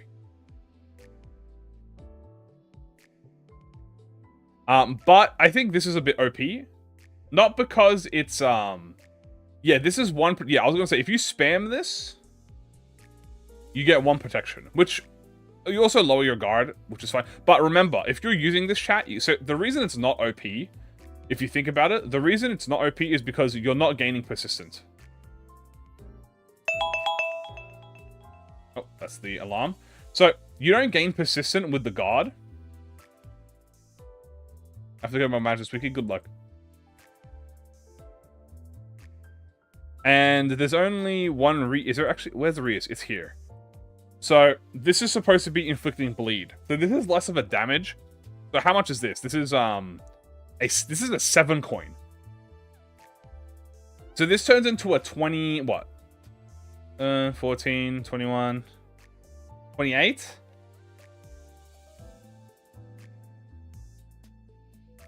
Not a canister, it doesn't reuse coin on every skill. True. I do think this can be worded a bit differently, by the way. I think instead of saying coin power for every 75% damage taken, I think the better way to word this is gain coin power for 5% HP lost. I think that's better. I think that would be a much easier way to explain it, because then you just have a max on how much coin power you gain. Guard until the first hit triggers both stagger thresholds 3 times. Yeah, I think the strat is you liquid flesh, proc persistence, lose your stagger threshold, and then you just go nuts. Is he good at clashing? I would say he is okay at clashing, if not the skill 1 is a bit hard, without conditionals. Is not 75. I know, but I'm just using that as an example. Or you would say gain coin power for 75 HP lost. Per 75 HP lost. That's how I override it. Instead of damage taken. Because damage taken is a bit how do you go on, but HP lost is more conditional. This is good with the Sweeper Gregor though. Oh yeah, no. This combined with Sweeper Gregor is OP. So honest thoughts, genuinely, actually quite a decently balanced. I do have to detect. What? Why doesn't this work? Eh?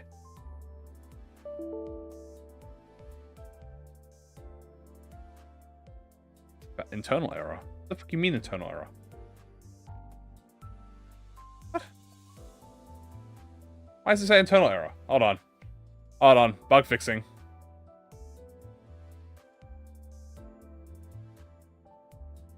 Why does it say internal error?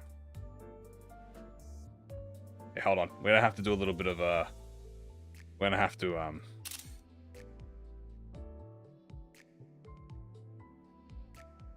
Hold on, we're doing this the ghetto way, chat. Give me a sec.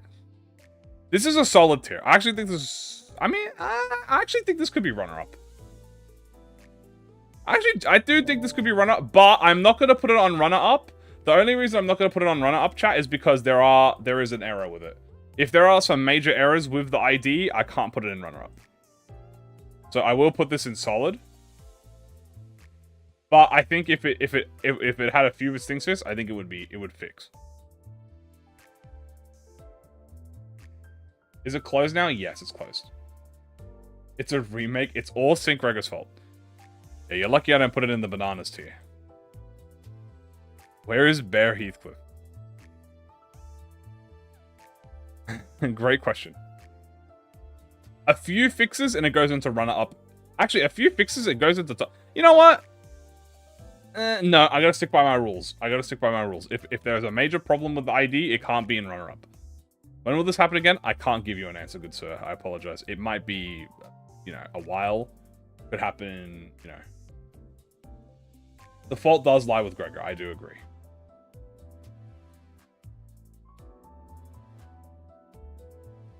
But on to the next one, chat. Hold up. The next ID that is going to be discussed is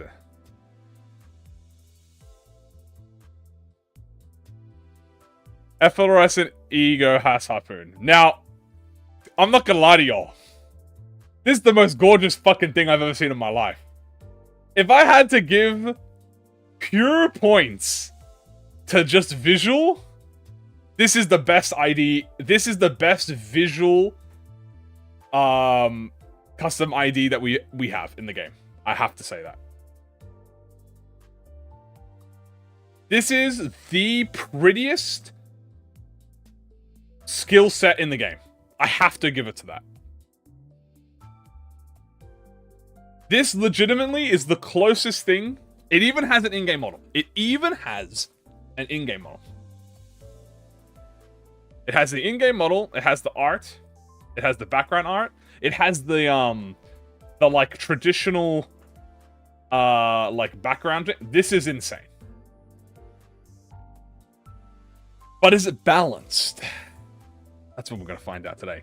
I will say, however, that remember, every little thing counts, chat. And I'm not gonna lie to you, unless this ID has some major errors in it, this is already gonna be top contender. Okay? I told you, every little detail counts. So from a pure design point, like a visual aspect, this is already a runner-up, right? So this is already runner-up. I don't even have to look at it yet. But if there are errors with it and problems with it, then we have to discuss about. But for now, excuse me, we're going to hit start. Okay, first things first is going to be the passive. So we have Say My Name, a 5 pride. It is turn end. If at minus 45 SP, consume all ego, reset to 0 SP. Gain a 2 attack power up and 2 defense power up. Gain 1 attack power up and 1 defense power up every time this unit gains 4 ego in a turn. For every ally that died in this battle, gain 1 additional ego at the start of each turn. If that ally is from the quad, gain 2. Interesting. Support after one attack, allied with the highest SP gains 1 attack power up and 1 defense power up by a resin max 6. So here's this ego. Ego. Resource used by certain skills for additional effects. Count can go up to 20 in halves at turn end. Heal 1 SP per value. Decrease when taking damage by an attack skill. Pallid Noise. SP efficiency +2. Units with SP change panic type to Pallid Noise when this unit panics. This unit flips lands on tails. Units without SP -10 to flip heads. Interesting. Okay, hold up. Wait, she's kind of cooking though? 4-3. I really like this design. 4-3. Okay, so this is an 11. Coin power for every 4 ego. Gain ego on highest resin. At 4 resin, gain protection and aggro. On hit, inflict bleed. Inflict count, inflict bleed, inflict count. Okay, really good at skill 1. Solid skill 1, chat. Very balanced skill 1, I gotta say. I like the resin ego. Now, my question is, does this proc itself? I assume it doesn't proc itself. This is same turn aggro. So that is funny. That could be an oversight. We'll see. Skill 2 is a 5-6-6-2 coin. So this is a 17. Coin power for every 4 ego on self, max 2. Gain highest resin ego. At 4 highest resin ego, gain 3 offense level up. And at 4 sloth A resin, gain 2 additional sloth power up. Inflict 6 offense level down with really good bleed count. Very good. How does ego work? It goes up to 20 and halves at turn end. Heal 1 SP per value. Very interesting. So pride is like the easiest thing in the game. So you're probably going to get like a solid 4 or a 5. So you're probably going to get like 4 or 5 ego. So it's going to take you at least 2 turns, chat, to start actually gaining the benefits of the coin power. I like this a lot. This is a really interesting skill. I like that sloth res specifically. And then you have skill 3, which is a 4-4-4, right? So that's a 16. Deal more damage based on the value of ego. 1.5 per ego, max 30. Coin power for every 4 ego, max 2. Combat start. Allies adjacent to this unit on the dashboard have their highest level skill converted to envy. On use, gain highest resin ego. And then here's the damage value. On hit, inflict damage down. On hit, inflict bleed count. On head, hit, inflict pallid noise. On hit, inflict bleed. Oh my god. Okay. Also, I didn't check her stats here. She has 219. She's tanky as fuck. She has an extremely high stagger threshold. Incredibly fast speed. That's insane. That's really nuts. She is not a poise team. Yeah, this is not a poise ID. This is a bleed ID. So she can only inflict... Okay, hold on. Let me look at the counter. 10 plus 2? This isn't a power counter, is it? No, this is a power counter. Isn't that the icon for power counter? Or no, am I capping? For every ego, gain 5% max HP as shield. When attacked, use this skill once for every 4 ego. What? When attacked, use this skill once for every 4 ego? What's the cap? Is this capped at all? Looks like a normal counter. Okay, it's just normal. Wait, this counter is crazy. Wait, isn't this counter OP? Hold on. Actual silencers in the skill. Alright, my bad. Hold on. What's the cap on this? Shield, when capped, is used for every 4 ego. Like max cap? Like I can do this in 5 times? It's capped by ego count. Oh! Wait, that's crazy OP. Okay. Wow, alright. I gotta admit, number 1, this is arguably... Chat, I'm gonna say this. This is the most, probably one of the most balanced IDs so far. Now, is it a little strong? Yes, every ID is a little strong, right? What do I think is strong? I think skill 1 is perfect. I think this is a perfect skill 1. I think this is a perfect skill 2. Skill 3... Dude. These effects are fine. This is obviously incredibly strong, right? Like the bleed count and the 5 bleed, the pallid noise. I really like the pallid noise. Units with SP change, so it changes their panic type and it makes them flip heads less. I do think the counter, this is a bit strong. I think this is a little strong. I think this needs like a max cap, maybe if this was a, I think what I would think, chat, if this was a 1 coin and it had like a max 2 of reuses, I think that's fair. I think that's how I would do it, because that's kind of like Kurokoma Heathcliff. If this was 1 coin and it had a maximum of 2 reuses, I think that would be perfect. The passive is very strong. So basically, if you lose sanity, you gain massive amounts of buffs. But every time you gain your ego, you get really strong. This is a strong passive. It's very strong. Ego reduces when hit. That is true. Ego does reduce when hit. Ah, I see. Okay. I don't know how much does it decrease. I assume it decreases by 1 per turn, right? Per hit. So if you're getting countered, it eats up your ego. Okay, I can see it. There's not many errors in this. 1 per hit. Okay. There's not many errors in this. This is very nice. This is strong. Obviously, you gotta admit it is a strong ID. But if they did add a gas harpoon, this is pretty much what I think. I do think the only thing I can say, chat, is maybe the bleed count is a bit much. I think there's a lot of bleed count in here. I think there's maybe a bit too much bleed count. But if the gimmick is just bleed count, which it pretty much is just bleed count. I mean, like, there's some bleed here and bleed here.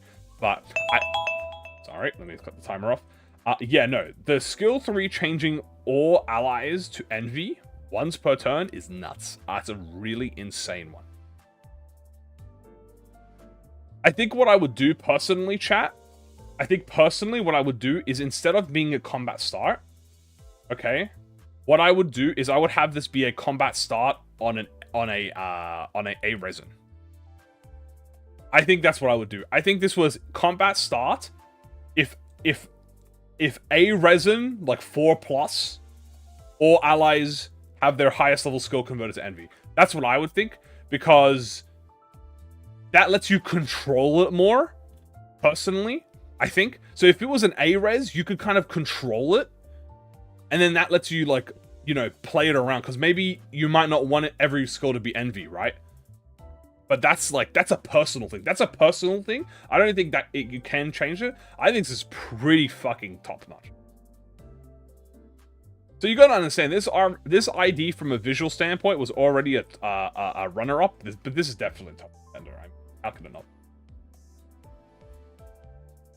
A desire over our own, that's what Clouded Path represents? I mean, goddamn. Even that sounds raw. The fault lies with the bleed count. I mean, yeah, that's pretty... Like, I don't know, chat. I don't know what to tell you. That's a really fucking good ego. That's a really good fucking ID. Like, that goes in, obviously, in top contender for sure. I wouldn't say a winner. Dude, there's some winners up here. And I might move these around. I'm not gonna lie to you. I'm gonna move some things around. But for now, I'm gonna leave it like this. Will I do something like this in the future? Maybe. So chat, we have 1, 2, 3, 5, 6, 7, 8, 9. We're about to hit our 10th one, chat. And it's already been 2 hours. So, oh god. Okay. I don't think Gregor's getting moved around. Depends on which Gregor you're on about.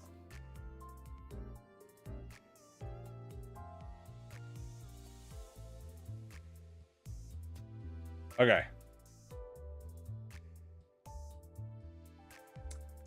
The next ID is going to be G-Corp General Otus. I'm cooked. Remember, guys, I'm not comparing your IDs against each other. Okay? Because everyone has their own gimmick. It's all stuff. I think... So this is a G-Corp General. Is this... This is... I can't believe my ID was first. Congratulations. It was an attack loader. Is this G-Corp... This is the it looks like a remixed version of G-Corp Otus. Which I assume it is, because it's obviously G-Corp General. Is that what the Otus is called? Is the Otus called G-Corp Godus? Is she locked in? Or is her ID called something else? I'm pretty sure hers is called G-Corp Otus. I hope this becomes a regular thing. Abso-fucking-lutely not, dog. I'm sorry. Because this is a lot. Hers is G-Corp Head Manager. Okay, so this is a... is OG. Okay. I'm gonna count this one as a new thing. This is definitely a different ID. Okay. We're gonna 3, 2, 1. Okay, the timer is starting. First things first, let's check the stats. This is a 3.7 average speed.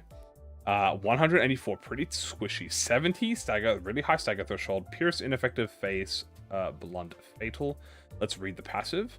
Turn end, if allies below 20% health, execute them. Next turn, apply 2 attack power up and 2 damage up to all allies for each ally executed.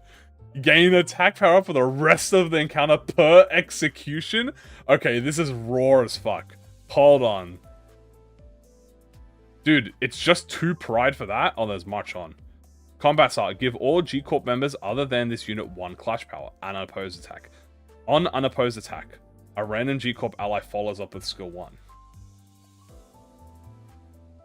Support. This ally with the highest speed gains clash power up when redirecting attacks. That's really interesting. Wait, I really like that. Execute. Instantly kills afflicted ally without causing sanity loss. If a G-Corp ally was executed, inflict 12 rupture, split amongst all enemies. Okay, chat, this might be a top contender. I'm not gonna lie to you, chat, this might be top contender already. I really like that passive. Let's see how the stats are. Skill 1 is a 6-3.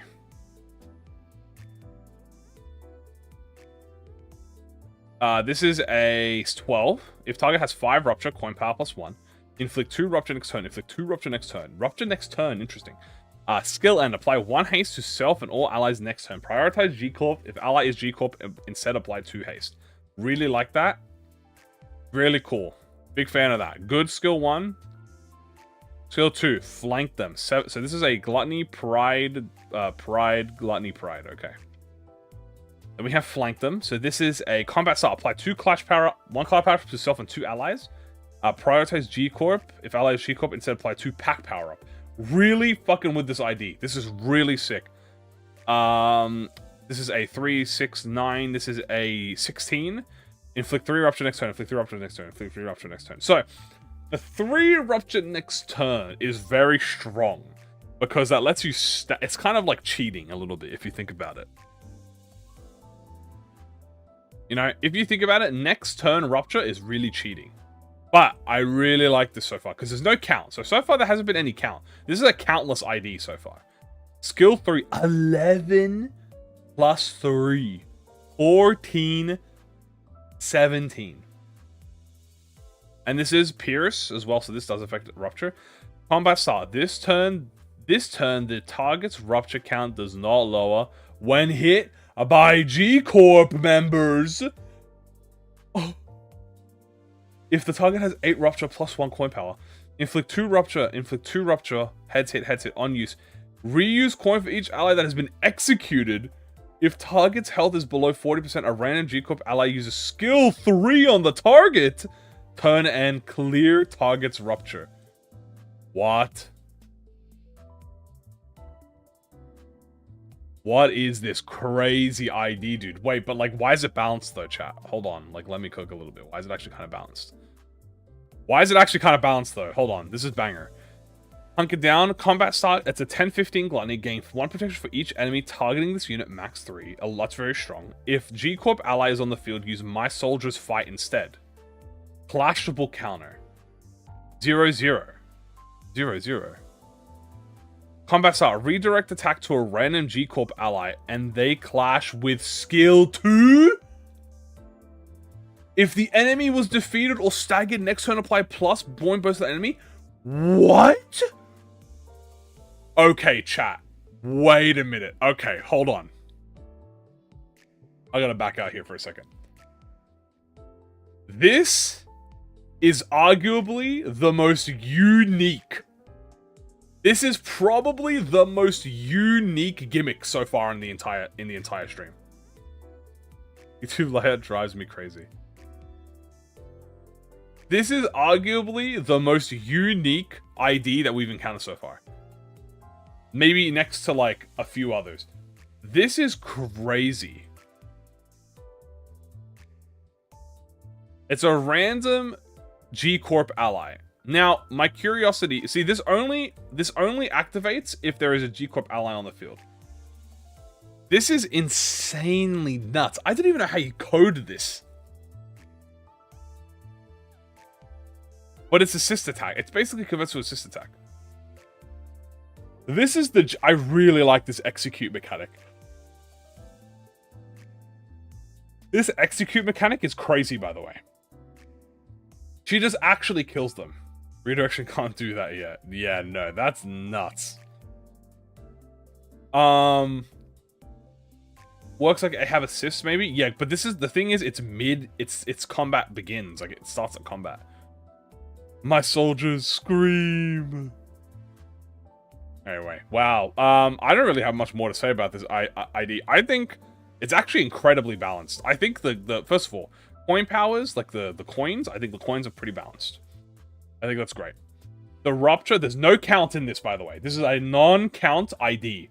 Now, the skill 3 is probably busted. I think this bit here is obviously absolutely busted.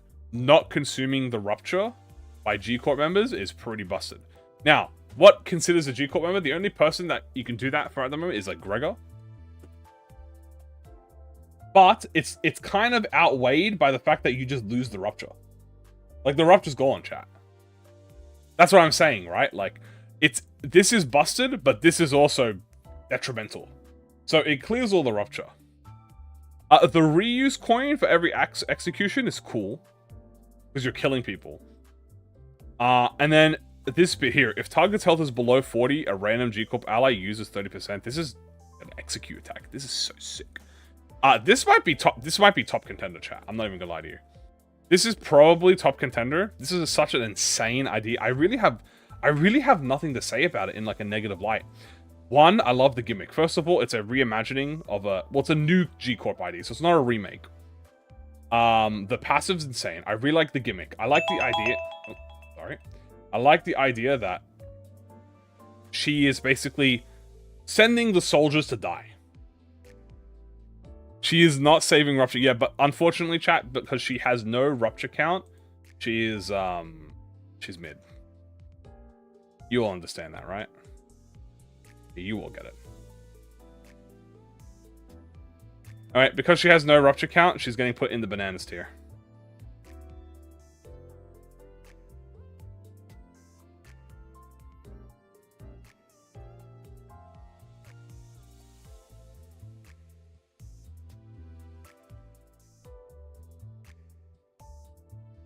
God, we might not even be able to finish this today, chat. We might have to finish this next week. Well, I'm going to keep going, though. I'm going to keep going, chat. I also might have to shrink fucking everything. I didn't think this through, to be honest with you. But, that's okay. I did not think this through.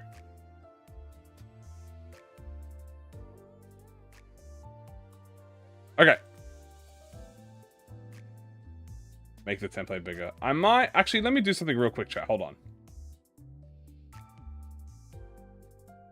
Hold on, chat. Let me test something real quick. Let's see if this works. Hold on. This might be really good.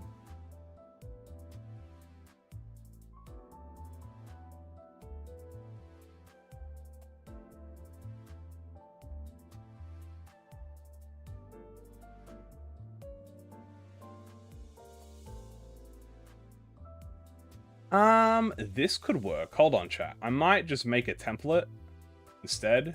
Make it a bit easier.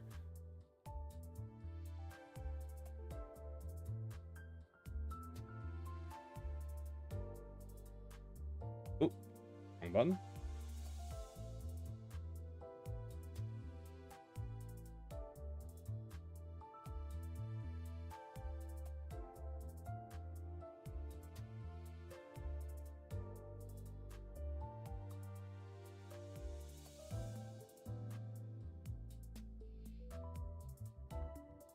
Okay.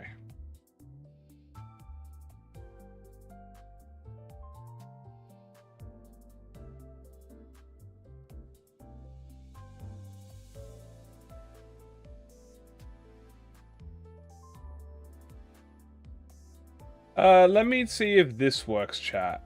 Ego competition next time? Yeah, there's definitely a chance, chat. The next time we probably do this, chat, is probably going to be ego. Also, what counts as no lore? If you submitted an ID that was custom but didn't have any lore attached to it, it goes in there. And with remakes. Remakes aren't technically bad, but I wanted specifically newer versions of it. So when I say remakes, so if you wanted to remake an ID, I had no problem with doing that, but I preferred if you remade an ID by doing like the South Cinq version of like Cinq on Cahote.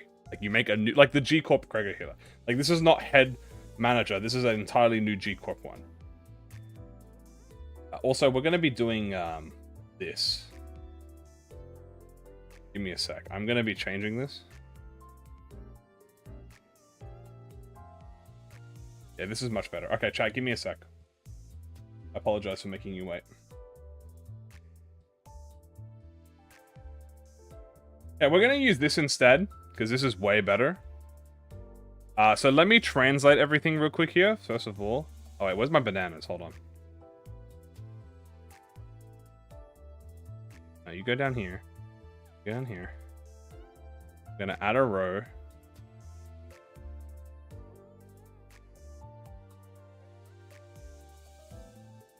This row is going to be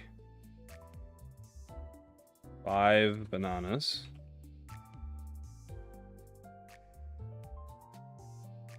Okay, now I gotta go through and quickly find everything.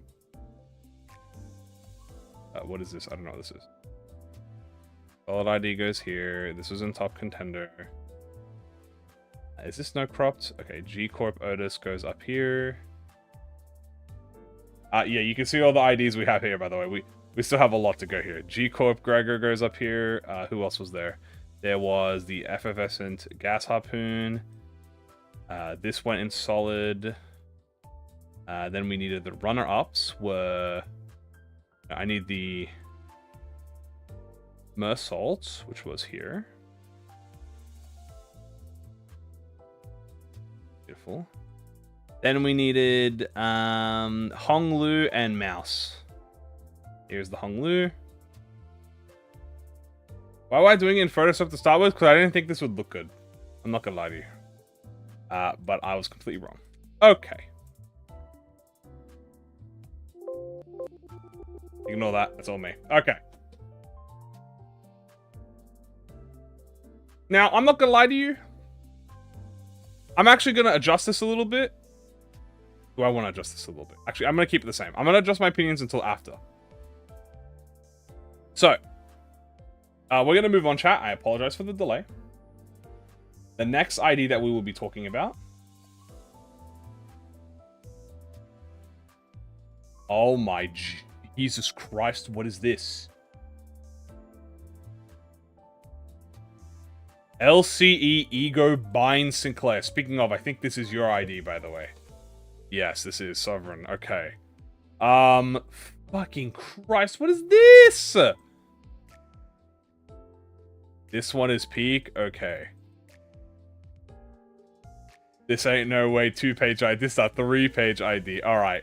So this is a binds LCE Ego binds.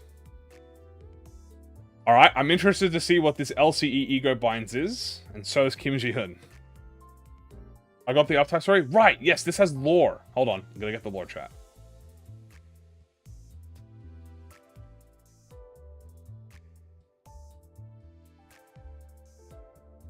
So the LCE binds has lore.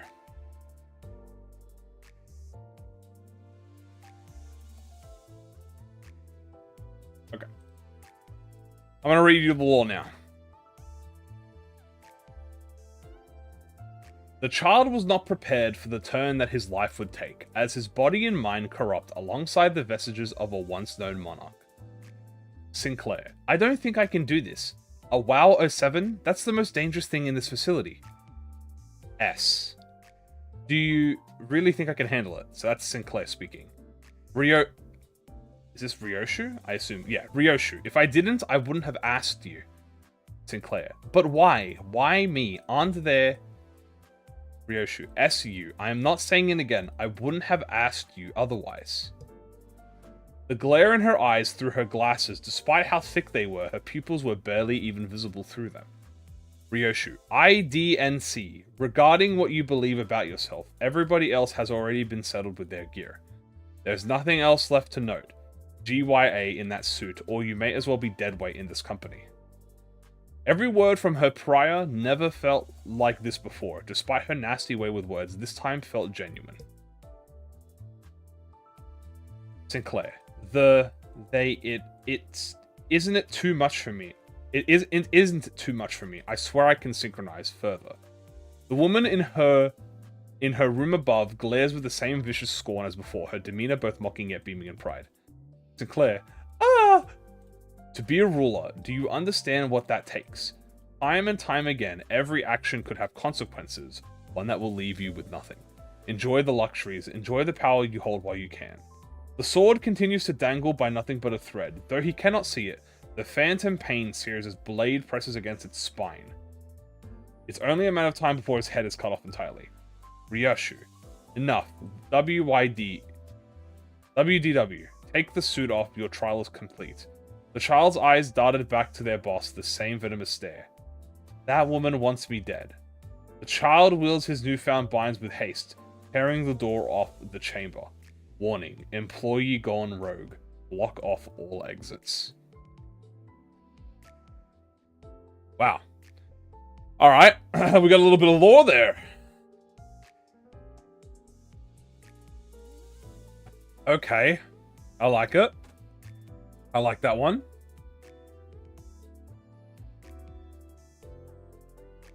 I like that a lot. So that's very interesting.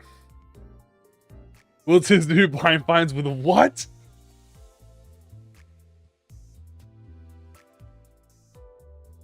Alright.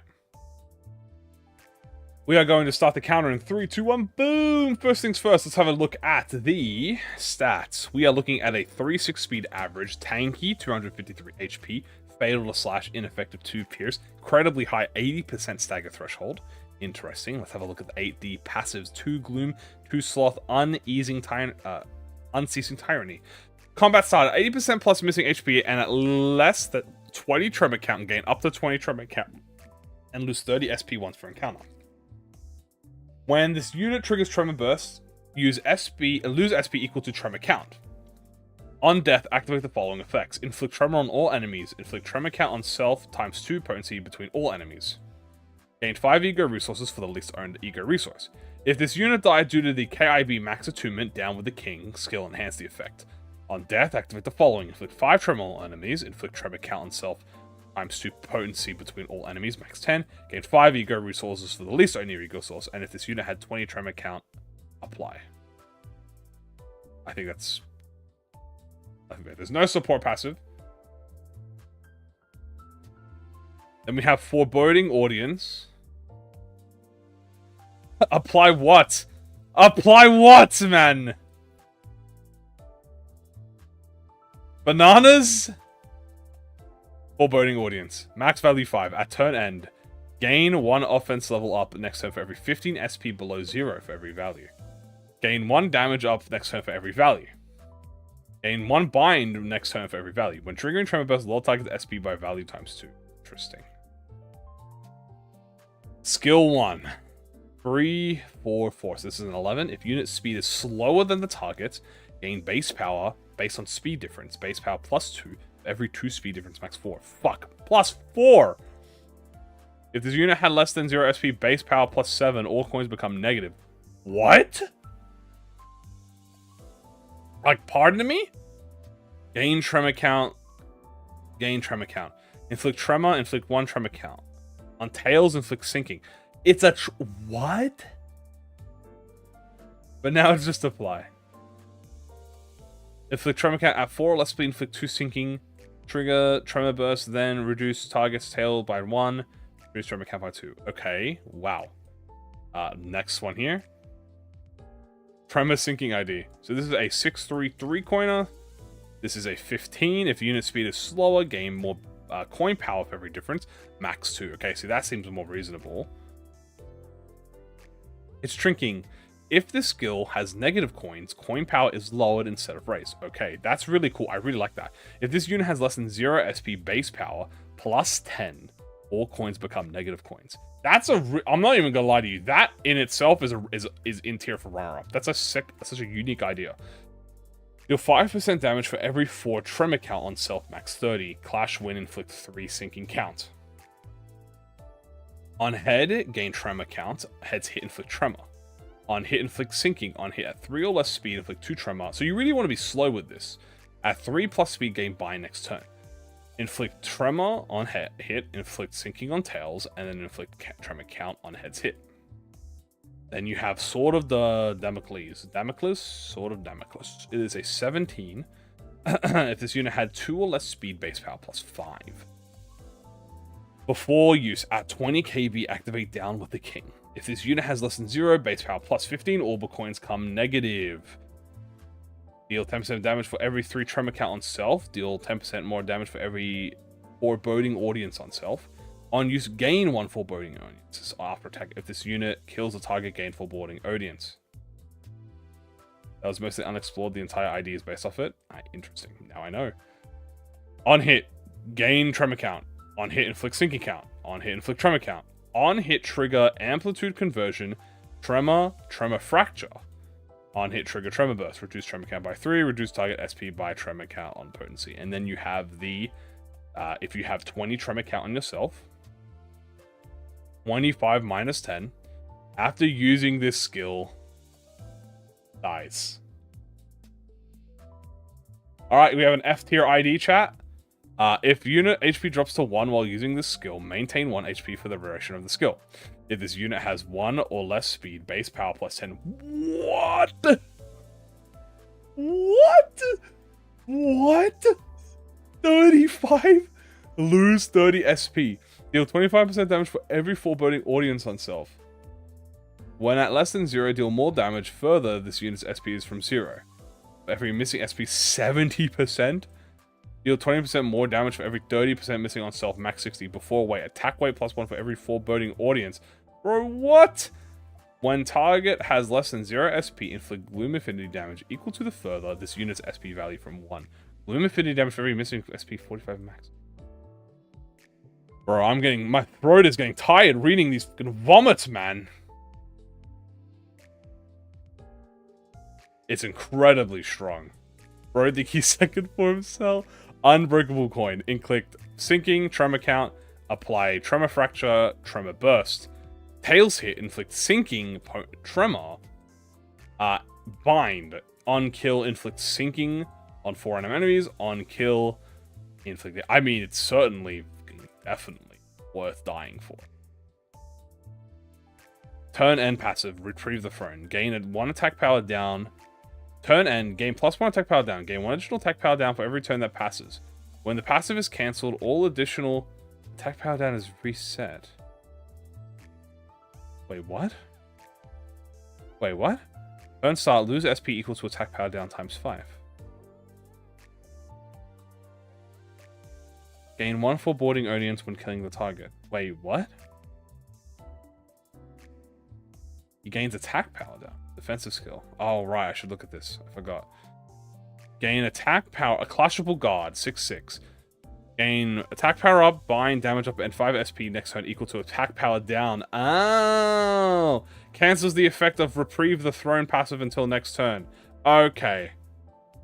If this unit has less than 0, gain 10 base power, all coins become negative, gain foreboding audience, gain final power equal to tremor, target loses SP to tremor burst. Okay. Wow. What a fucking ID. Oh, just fucking in time, too. Okay, final thoughts. This is insane. It's probably OP as shit. But I don't think it's actually as... I think the skills themselves are actually pretty good. How do I submit one of these? The challenge is already over. The competition is already over for this day. You actually got through it in 7 minutes. Damn right I did. I can read, dude. I did read foreboding units, but I'll go over it again. Basically, you gain offensive level up, damage up, and bind. I did read this, but it's very good. So, opinions. Well, it's incredibly good. Yeah. Basically, chat, the best thing I can say is goodbye, Enclair. My new best friend is fucking LCE Ego Binds Claire. These are really strong. Okay, first things first. I love that all coins become negative. Like, I love that if it's under 0. Now, I think it being under 0 is a bit too easy. That's what I think. I think if it was maybe under 15, negative 15 SP, I think that's a bit more fair. 0 is very easy to get.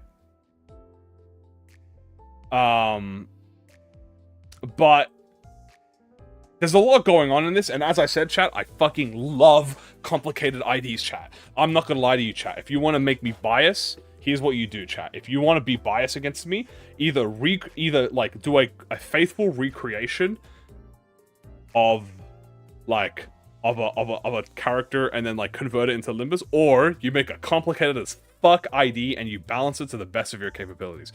I fucking love complicated IDs, dude. This is sick. I would want to see this in game. I so want to see this in game. This seems like a perfect thing in game. Maybe with half the fucking word vomit, but preferably. Maybe preferably with half. Imagine if you were doing a fucking like if ProjectMoon like they showed this. No one would read this, bro. No one would read this. This is word creep, chat. This is word creep, yes. I do think, number one, my first opinions. This is a bit OP. I think this conditional is a bit OP. 4 base power. Well, no. Yeah, 4 base power on this is nuts. I think that's a bit OP. I think you just do like max 2, honestly. This one is honestly more balanced. This is actually probably the most balanced skill, I'm not even gonna lie to you. Skill 2 is pretty much perfectly balanced, I'd say. Instead, make everyone feel pain. Edit the king and bind. Back to having this. Skill 3. This is pretty balanced, this first one. And then the fucking max attunement one. Well, I mean, it kills you. So, I mean, technically anything is balanced if after using this skill dies. Max SP for one, you can't have it consistently. That's true. It does. This is... Okay, you know what, chat? This is an ID you can't judge until you're in-game. Every other ID, chat, that I have shown off right now, like here, I can kind of get a feel for if like, except maybe the except for maybe this one. This one is probably the most complicated one here. The commander one, the defend and attack one, right? Out of everything here, the defend attack one is probably the only one I really couldn't judge you until it was in game.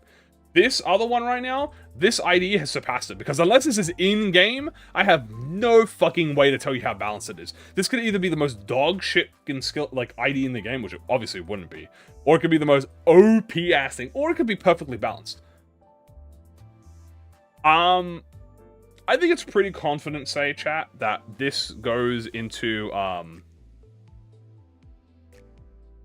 busted as fuck tier. Now, where the fuck is it? Here it is. This is going into top contenders. I think this is it. Yeah, that's it. This is obviously going into top contenders. And I'm not gonna lie to you, chat. I'm gonna move these two.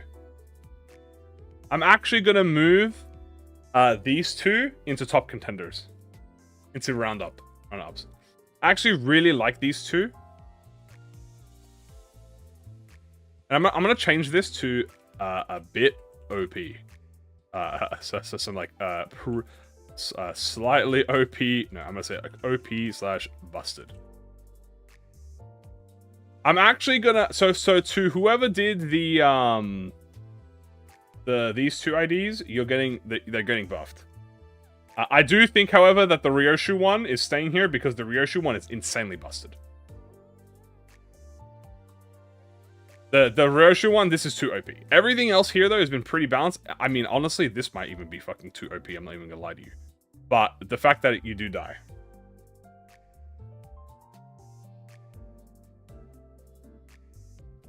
Yeah, the fact that it's negative coins is a bit hard to the judge, but just for the quality.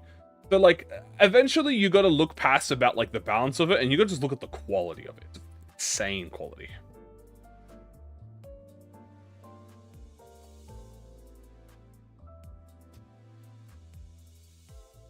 The next ID chat that we will be reviewing. Oh. Why? What the fuck is this? What the fuck is... It's even longer than the last one. It's even longer than the last one. What? Wait, I gotta read it. Is this more than 6 skills, chat? 1, 2, 3, 4, 5. Nope, that's in the rules. That's 5 skills. It's 3 defensives. The rules is 6. The rules is 6 skills max. Who is this? This is Plentiful Waste LCE Ego Plentiful Waste Gregor. Defensives, yes, defensives don't count. Defenses are separate. You can't have no more than 6 unique attack skills. Please read the extra notes first on Discord. Okay, I will read the extra note. Because Jesus Christ, what am I looking at?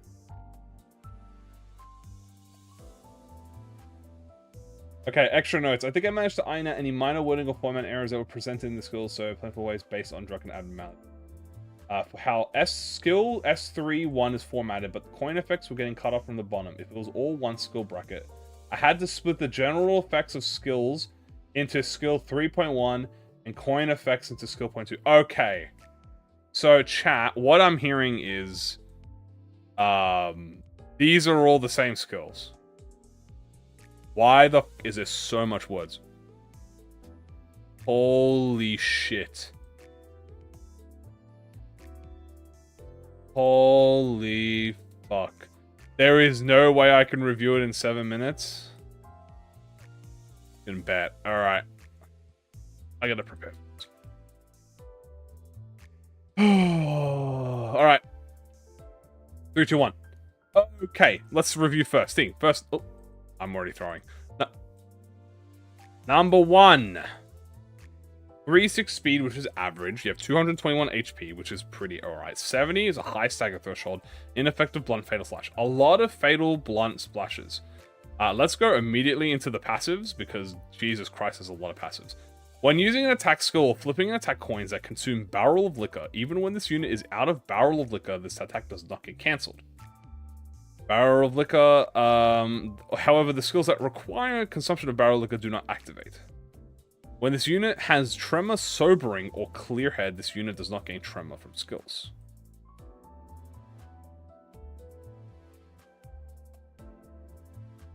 Skills deal 10% more damage to staggered enemies. If the skill's affinity was Sloth or Pride, deal 15% more damage instead. On hit, 10 Tremor on self. Chance to not spend Poise Count when landing crits. If this unit skill has aggro, the chance of activating this effect is doubled. At 20 Poise Potency, consume 5 Potency to gain 2 Poise Count. When this unit has Clear Head, turn start, gain 4 Haste, 6 Speed, 1 Clash, 10 Speed Coin Power, and do 5% for every positive on self. It has fucking ammo? Support. When an ally with a faster speed triggers Tremor Burst, they gain 2 Poise and Potency. Okay, really interesting passive. I really like this.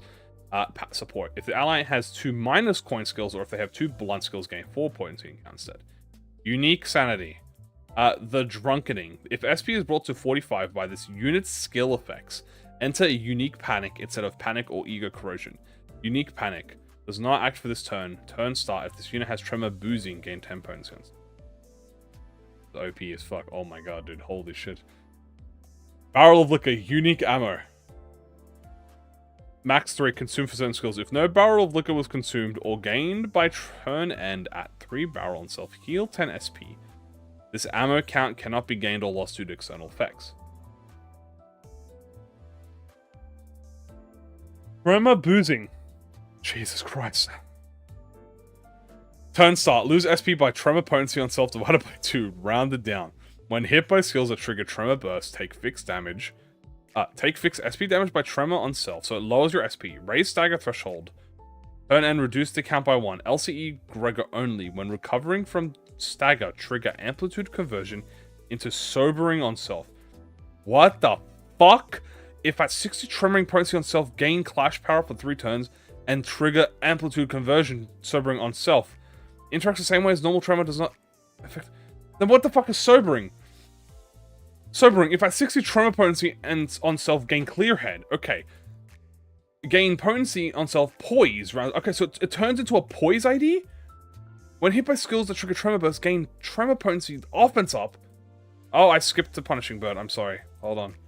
I'm so fucking absorbed into reading this. Reduce the count by 1, interacts the same way as normal tremor, raise the stagger threshold. Okay. Clear head, max value 1. Lasts for as long as this unit has sobering. If sobering were to expire or to be converted into another tremor variant by conversion during the same turn was gained, this effect will last until the next turn. All coins of this unit's minus skills become plus coins. Wait, is this another... This is another negative plus positive sanity ID. Punishing for a jump scare. Okay, we're going into the skills. 7 skill 1, minus 3 is very bad, but let's see how this does. So lose 5 SP, consume barrel of liquor to gain 6 tremor. Base power plus 1 for every tremor on self, max 3. Okay, that turns it into a 10. Clash lose, gain paralyze. Inflict tremor, gain poise on head. So, Tails crit? Bro, Tails crit? Inflict tremor count for the thing. 14... The skills become plus points when killer head. Yeah, no. I've read that, so I remember this. 20% damage on critical hits. It's a 14. Oh my god, bro. This is nuts. Oh, this is nuts, chat. This is fucking OP. But this is like kind of balanced, though, unironically. Okay. Oh god. If this unit has aggro, gain plus 2 blunt up. Gain 4 poise count. At 20 turn count. Tremor on self. Gain 7 poise. If this unit has clear head, convert the 3rd coin on the skill to unbreakable. Clash win, lose SP, clash lose, gain blunt damage up next turn. Gain poise, if this unit has clear head, consume tremor, does trigger tremor burst, inflict tremor count, and gain poise, gain tremor count, gain tremor. If this unit has clear head, consume 6 tremor on self and deal poise, points damage, trigger tremor burst. Oh my god. Oh my god. Oh my god. Oh my god, chat, I'm fucking... Hold on, I'm putting the timer on pause. Oh, I need to have a bit... You know that SpongeBob meme, chat? I'm doing that SpongeBob meme right now. Kim Jae-hoon, you need to take over, bro. Bro, Kim Jae-hoon, take over. My fucking vocal cords are fucked. Hold on, I need to drink water, chat.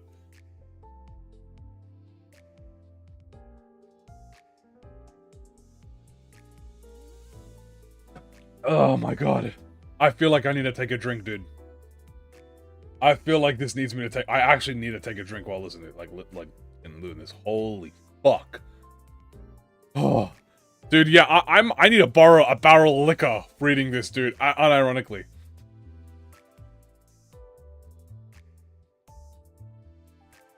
Mine is a 5-mention in and out in comparison. You know how I said I loved complicated IDs, chat? I take it back. Yeah, bring back the Brotherhood of Iron, dude. That was very simple, dude. Bring back the simple ones, dude. Dude, why did I get these two next to each other, bro? Why did... Oh, because they're LCE units, that's why. Because they're LCE units. I have them marked.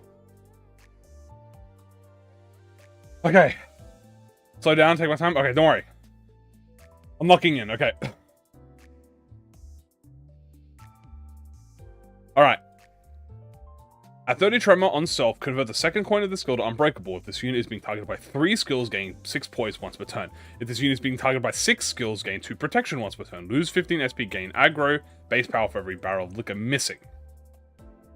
Clash win tremor on self, chance to gain 1 paralyze, gain 12 tremor on clash lose. Inflict fragile on tails hit, crits deal more damage, tails crit do slash fragility. Hit after clash win at 15 poise, rate is fixed to 100%. What? On hit, consume barrel to trigger tremor burst twice. Inflict fragile. Next turn, reduce tremor count. Tails hit, deal tremor damage on self, more damage. Tails crit, deal poise count, more damage. Unbreakable coin hit, trigger tremor burst. Unbreakable coin hit, inflict fragile next turn. Oh my god, okay. Oh my god, okay. Alright. 5, 5, 5. So this is, what, 30? No, 25. This is 25. Ooh. This skill does not spend poise count when landing crits.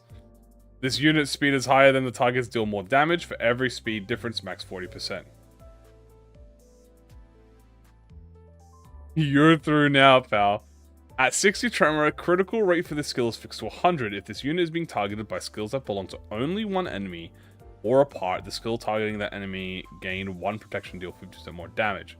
If this skill slot has aggro clash power, if this unit has barrel of liquor, convert the third coin onto an unbreakable coin. If this unit has tremor, sobering, and clear head, apply damage up to self and another ally on the board.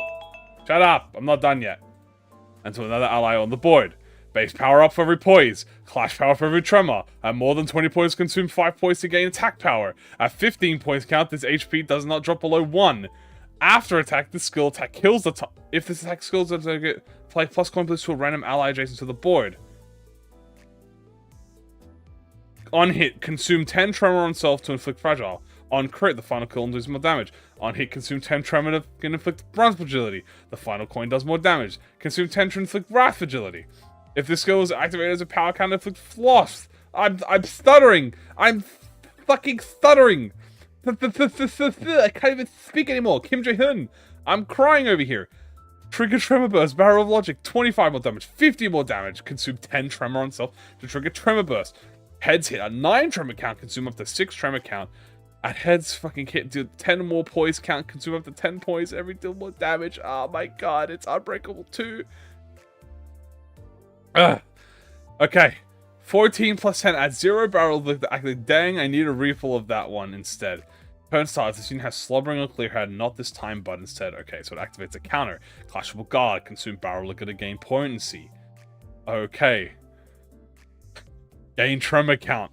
Activate tremor conversion, boozing on self. Gain aggro, clash power for everything. Clash win, lose SP, unbreakable coin. If you win the thing, if at 4 sloth residents including the skill, use your through now power as a power counter. Once activating the sloth effect, this skill affinity is changed to sloth. At 10 tremor on self, gain coin power. Unbreakable, consume 5 to deal 25% damage. Deal 25% damage on crit. If this unit has sobering and clear head, reuse this skill.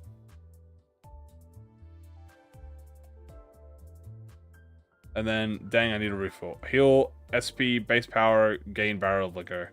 I wanna cry.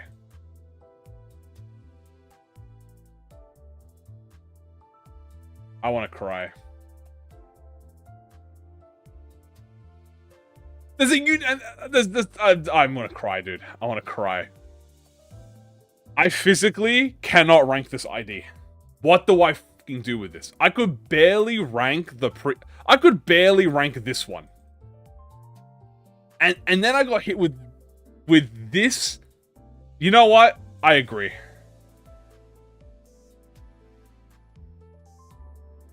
You're getting put in the 5 bananas tier. You're getting put in the 5 bananas tier. Because when I read this, I feel like I have bananas. I cannot physically. I mean, I could barely rank this one too. I might put this one in fucking bananas too. Congrats on getting through the visual novel. Thank you, Jay. Yo, guys, can we get some W's and some lunacy? It's peak. I'm a right mind to put both of these fucking two together, because both of you.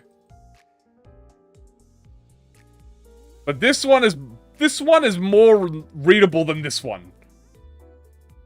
The binds was complicated. This is an insanely good ID. I can't even. There's no meme. This is probably the most busted ID. Chat, in this entire list. This is probably the most busted ID in the entire list. But why is it busted? I can't. Oh, sorry, I don't have the thing on. This is the most. I can't tell you why. Because there's the amount of damage multipliers. I think this thing could one-shot everything in the game. Dude, if I put this in front of Ezgu, he would start short-circuiting. He would short-circuit. I need to gather all of the top Limbus players, right? In a fucking court of owls.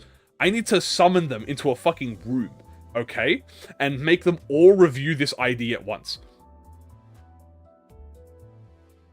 Okay? I will ask every single Limbus creator I know, alright?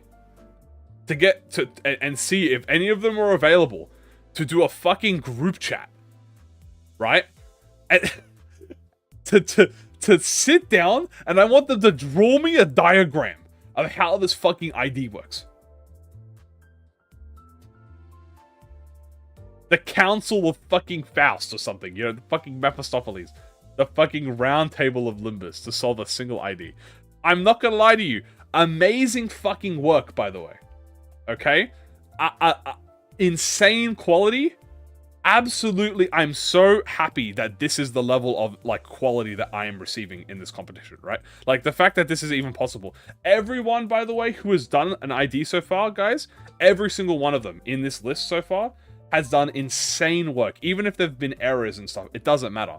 This has all been beautiful work, and I'm so excited and happy to do this, right? I love this. This is awesome, but fuck you. You get in the bananas here. Next ID.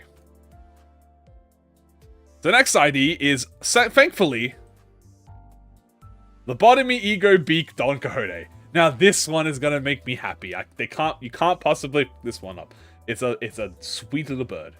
Bird Cahote. I'm really oh, I love Bird Cahote. Look at the little guy. Look at him. This is the palette cleanser I needed after that fuck ass ID. You know what I'm saying? I'm kidding. Okay. You get put in the 5 bananas tier, and that's it. End of story. I'm gonna have to go through the. I'm gonna have to get fucking Moo Cow on this. I'm gonna have to get fucking Welvedere on this shit. I'm gonna have to ask fucking Ezgu and fucking Sunul. I'm gonna have to fucking gather the whole squad, dude. Did I rate your ID yet? I don't know. Alright. So, as I said, this is the Lobotomy Ego Beak. I'm gonna hit play. So, first things first, let's have a look at the stats. 3-6 speed, 213 HP, fatal to slash. Dude, we have a lot of slash fatals today. 40% stagger HP. So, wow, the stagger threshold is really freaking low. Alright, let's have a read of the passive. Razor Teeth Bullets. Start counter with 10 ammo. When this unit runs out of ammo, reload and lose 10 SP at the turn end. Okay, simple. Punishment. When hit, gain damage up, and attack power up next turn at 3 resonance, gain 2 damage up as well. When ally retreats, gain 3 blunt damage up. Before attacking, if the target has defensible down, gain rupture on target, poise. Max 20 per turn. When critically hitting an enemy, inflict rupture count. Ooh. Interesting. The ally that retreated was attacked last turn, gains haste. Reload. Lose all currently owned ammo, then reload back to full. Okay, hold on. Rupture poise ID? What is it? Okay. 3, 2, 2, 2, 2, 2, 2, 2, 2, 2, 2, 4, 6. This is a 9. Okay. Flash lose. This skill does not consume target's rupture on hit. Eek? Flash lose, gain 3 protection. Unbreakable coin. Spend ammo, inflict rupture, and inflict 1 count. So only the first coin is unbreakable, the second is not. And then this is inflict rupture, inflict rupture. That's why it's ammo. Interesting. Okay. Hold on. 2-7. So this is a 16. Punishing Bird has saved rupture, chat. This is a 16. Clash when inflict 1 rupture count. Coin power for every 5 rupture on target. Inflict 8 rupture. I'm pardon me? And gain 3 protection and heal 10 SP. But you only inflict... What? I don't want to win... Bro, fuck winning my clashes. I don't want to fucking win any of my clashes. I want to lose every clash. Bro, winning my clashes, dude. 11 rupture.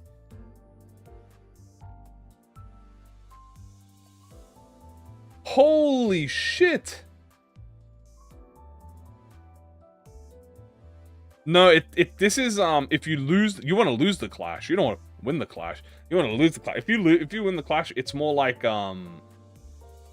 it actually doesn't cap off. Who needs winning clashes? True. Protect the forest. 20 minus 10. Oh my god, this goes into the negatives. How the fuck does that work? Hold on, this goes into the negatives. This goes 20, 10, 0.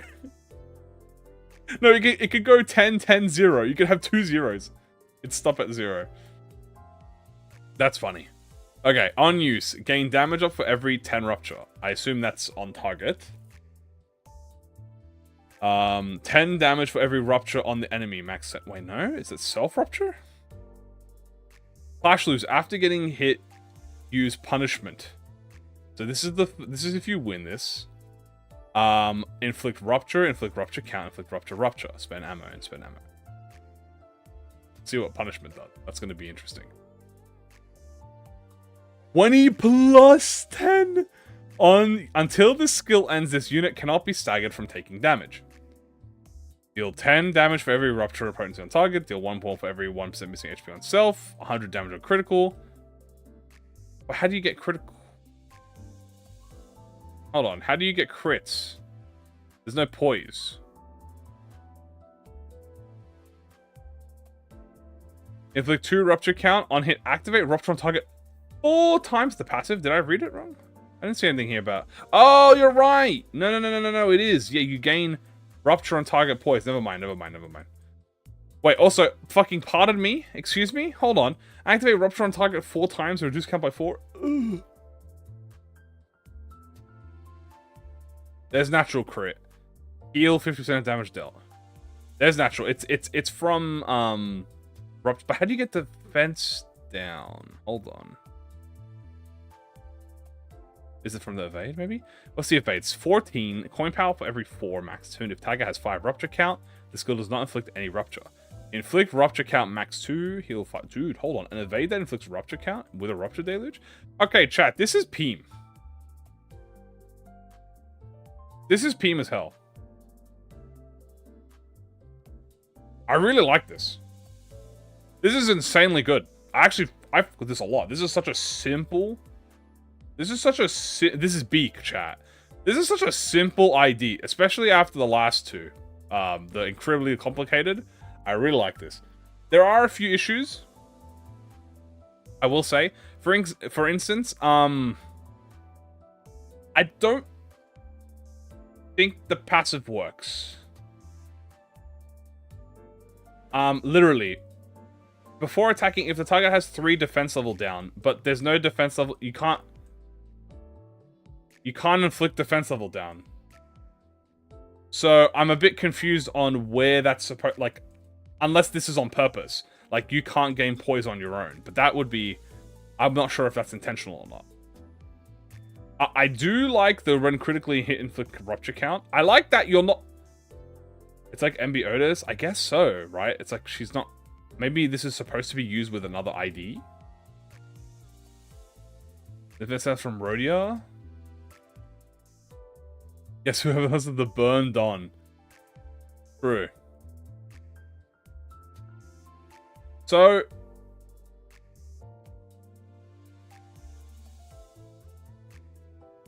you fix it with Dark Flame. Okay. So, I think that might be intentional. I really like this. I think the protection is a bit strong. The protection is a bit OP. I would lower this to like on skill 1, especially. I would just do 1 protection probably personally. For skill 2, I would say probably like if you want to be incremental about it, I would go like 1, 2, 3. But there's not even 1 on this one, so I would go like 1, 2 personally. 20 protection is 30 protection is a lot, especially for free. I would definitely do either 1 or 2 on the skill 2, probably like 1, 1 or maybe 2, 1, 2. Shush.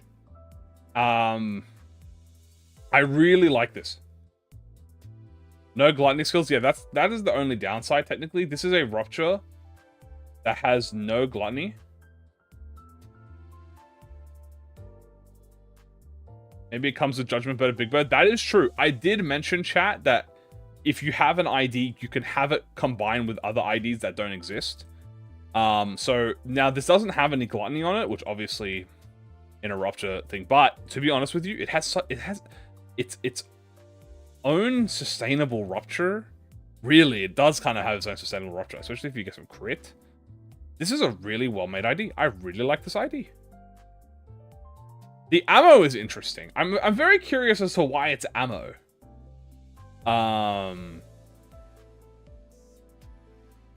The Fusion Apocalypse Bird. Yeah, I am curious as to why it's an ammo ID. I feel like if you took the ammo away from it, beak is a gun. Oh, okay. Okay, that's fair. Simple as that. All right, fair enough. I think. Okay, that's W. All right, no, you're fair enough. Beak is a gun. Beak is a gun, chat.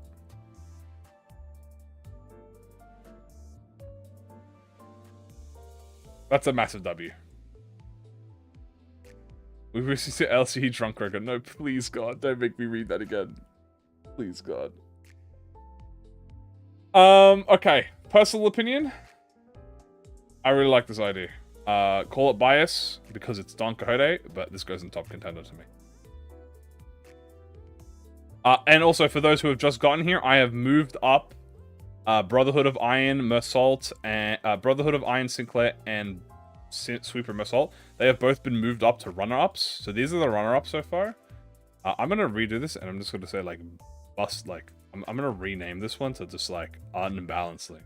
It's like this one is just majorly overtuned. How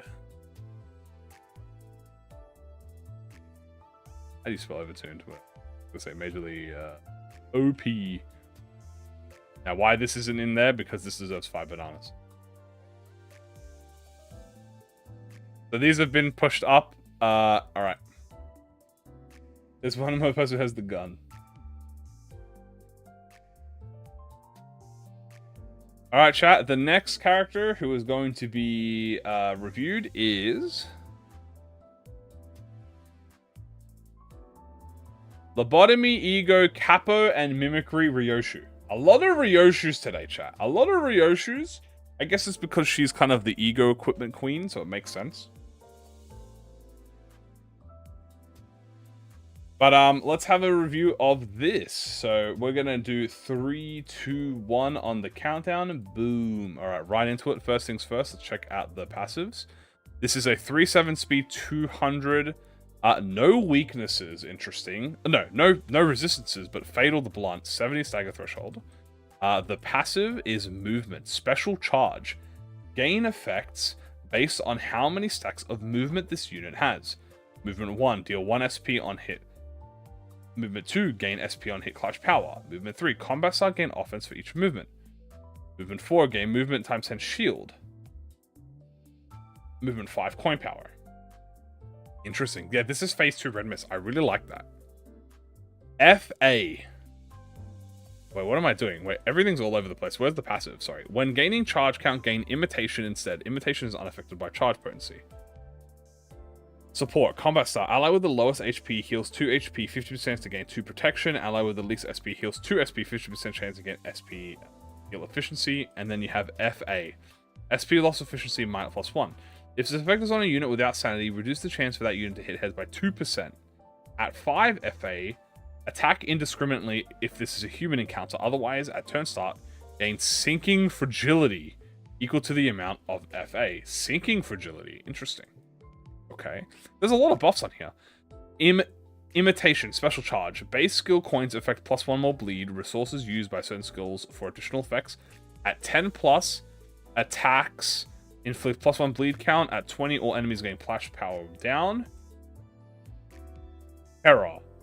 SP loss efficiency +1. At 20 terror, lose all terror, take 20 damage, raise this unit. Stagger threshold by 20, become immobilized. Okay, so you don't want terror. Terror is bad. You don't want terror. You want movement and imitation. Oh. Sorry. Spoilers. So you want ego, you don't want terror. Terror is bad for you. Okay, so now that we know that, let's have a read at the skills. We have skill 1, which is a... What is this? This is a 10. On use, lower all stagger thresholds by 5. On use, if the user has no movement, gain 1 movement. Inflict sinking. On hit, inflict sinking count. If this unit is not at movement 3 or higher, lose 5 SP, otherwise inflict FA. Okay, I like this. Very strong effect. but balanced by the offense level and balanced by the weaker coin power, like the weaker thing. Very cool though, I like it. Skill 2, we have a 7 plus 2, 3 coiner. So this is going to be a 13. Combat style, all allies gain SP heal efficiency. All allies gain SP efficiency movement on use. What does this mean? That's a on use if this unit is at 33 SP or higher, gain 1 movement. Inflict 5 sinking, inflict 1 count. Raise target's threshold by 5, inflict 2 FA. Raise target's threshold by 5, inflict 3 paralysis. Raise target's threshold by 5. Ooh, fucking hell. Holy shit.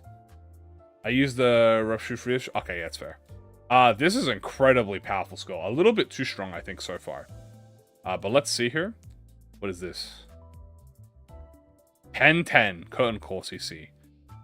Combat start, gain 1 movement. All allies gain 3 offense level up next turn. Unbreakable coin, inflict 3 FA, 10-10. Actually, kind of balanced. This is actually a balanced skill 3. You know, it's a 1 coin. It's more of a support move. It's more of a debuff support move. This is like your DPS move, honestly. Then you have the evade. Switch current ego weapon to mimicry. I'm fucking sorry, what? Switch current ego weapon to mimicry. Huh? On evade, inflict 3 sinking and 1 fragility. Failed evade, inflict 3 bleed. Okay, like the failed evade. Failed evade is useful. Oh, fuck, mimicry's over here. Oh my god, there's 2 movesets! I didn't even realize! Okay, so this was, okay, so you're telling me this was capo the whole time? Oh my god, we were reading capo. It's like this. Okay, luckily, this does not break any of the rules. This is 6 moves, unique skills, which is fair. Okay, chat, so all of what we were reading was capo. Now it's time to read mimicry. Okay, hold on, this is kind of heat. When attacking attack with FA, inflict sinking count. Does it change the passive? It does. It changes the passive. When attacking attack with FA, inflict sinking count. When attacking attack with terror, heal 4 HP. Corrode if used both at the same time, so I made 2 movesets. Interesting. It does not change the passive? Okay. Combat start, gain 3 imitation. In 1 imitation and randomly inflict 2 of these. Terror or bleed. Inflict 3 bleed. 2, 4, 6. Okay. Hello. Hello. Guys, hello everyone. Hello. Number 2 is a 2 coin 14. Combat style, all this unit's base skills affect this turn. On hit, randomly gain either imitation or inflict terror. Inflict 2 attack power down next turn, inflict 5.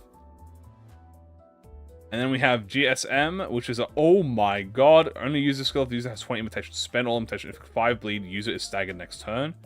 And then TCG, what is this? Switch current ego to Da Capo, inflict bleed and trigger on thing, inflict thing. Okay,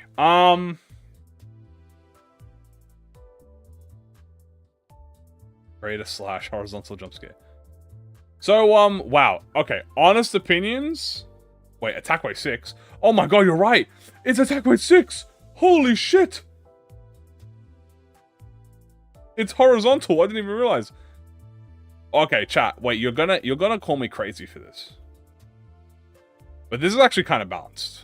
I'm not even gonna lie to you. This is actually kind of balanced. Now, hold on. You're looking at me kind of crazy. I didn't. There's only like 2 things here I really noticed that's a bit sus.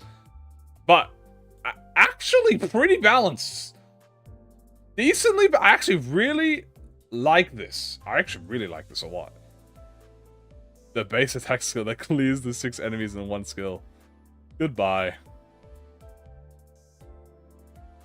I love you is supposed to have. Oh wait, I love you to have 2 wait. Oh, okay, so that's a bug. Ah. Okay. Does it start in capo? Yeah, I'm gonna assume it starts in capo. So that was the review. My thoughts. Wow. It's definitely a lot. It definitely is a snowball one. I really like it. I like it a lot. I do think there are some parts here. I think skill 1 is actually pretty balanced. Although, yeah, I think skill 1 is pretty balanced.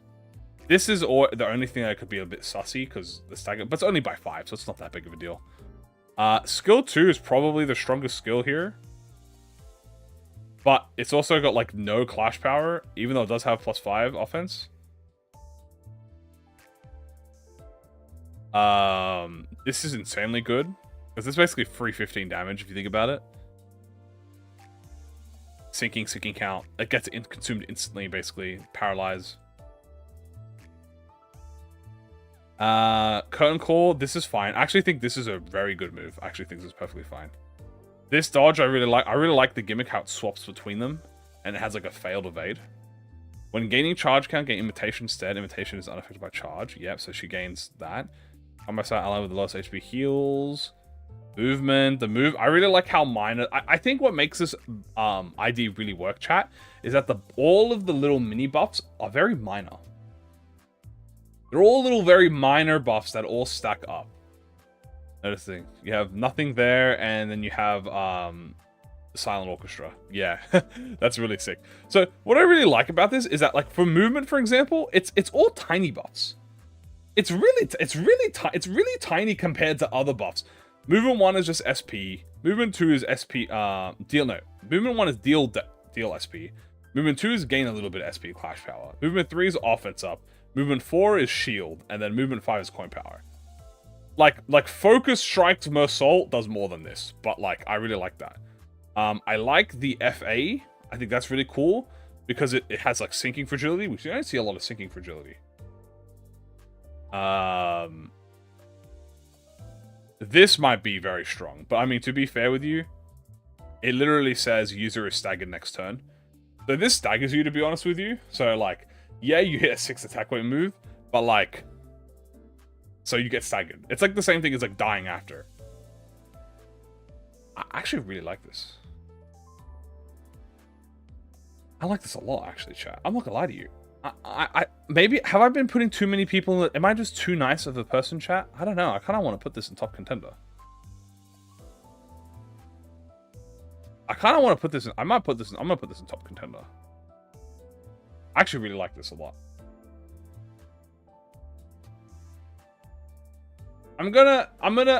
From now on, I'm going to be ignoring typos and stuff as much. That's why I've bumped all of these ones up as well. Like, I'm ignoring typos and bumping everything up. But I really like this. We have a lot of top contenders. I didn't think we would have as many top contenders as we do. All the top contenders. Well, so far, how many IDs is 1, 2, 3, 4, 5, 6, 7, 8. We're almost halfway, chat. Oh god, we're almost halfway. It's been 3 hours. Oh god, it's almost halfway and it's been 3 hours. Oh, we still have 15 more to go, chat. We need more bananas. I'm sure we'll get more bananas. You know what, chat? I'm removing this tier.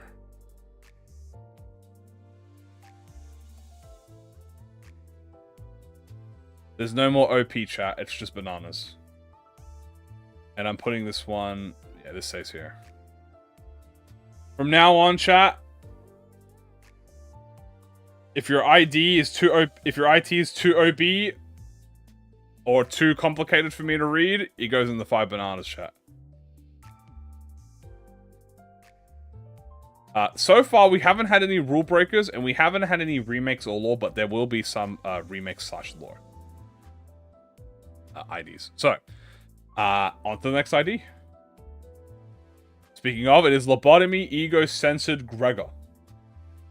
Dude, we're kind of getting like some duo IDs. You know what I'm saying, chat? And now we got some. Now we have Censored, Gregor. So let's have a let's put the timer on. Another LCE. Chat, there are a lot of Lobotomy egos and LCE egos.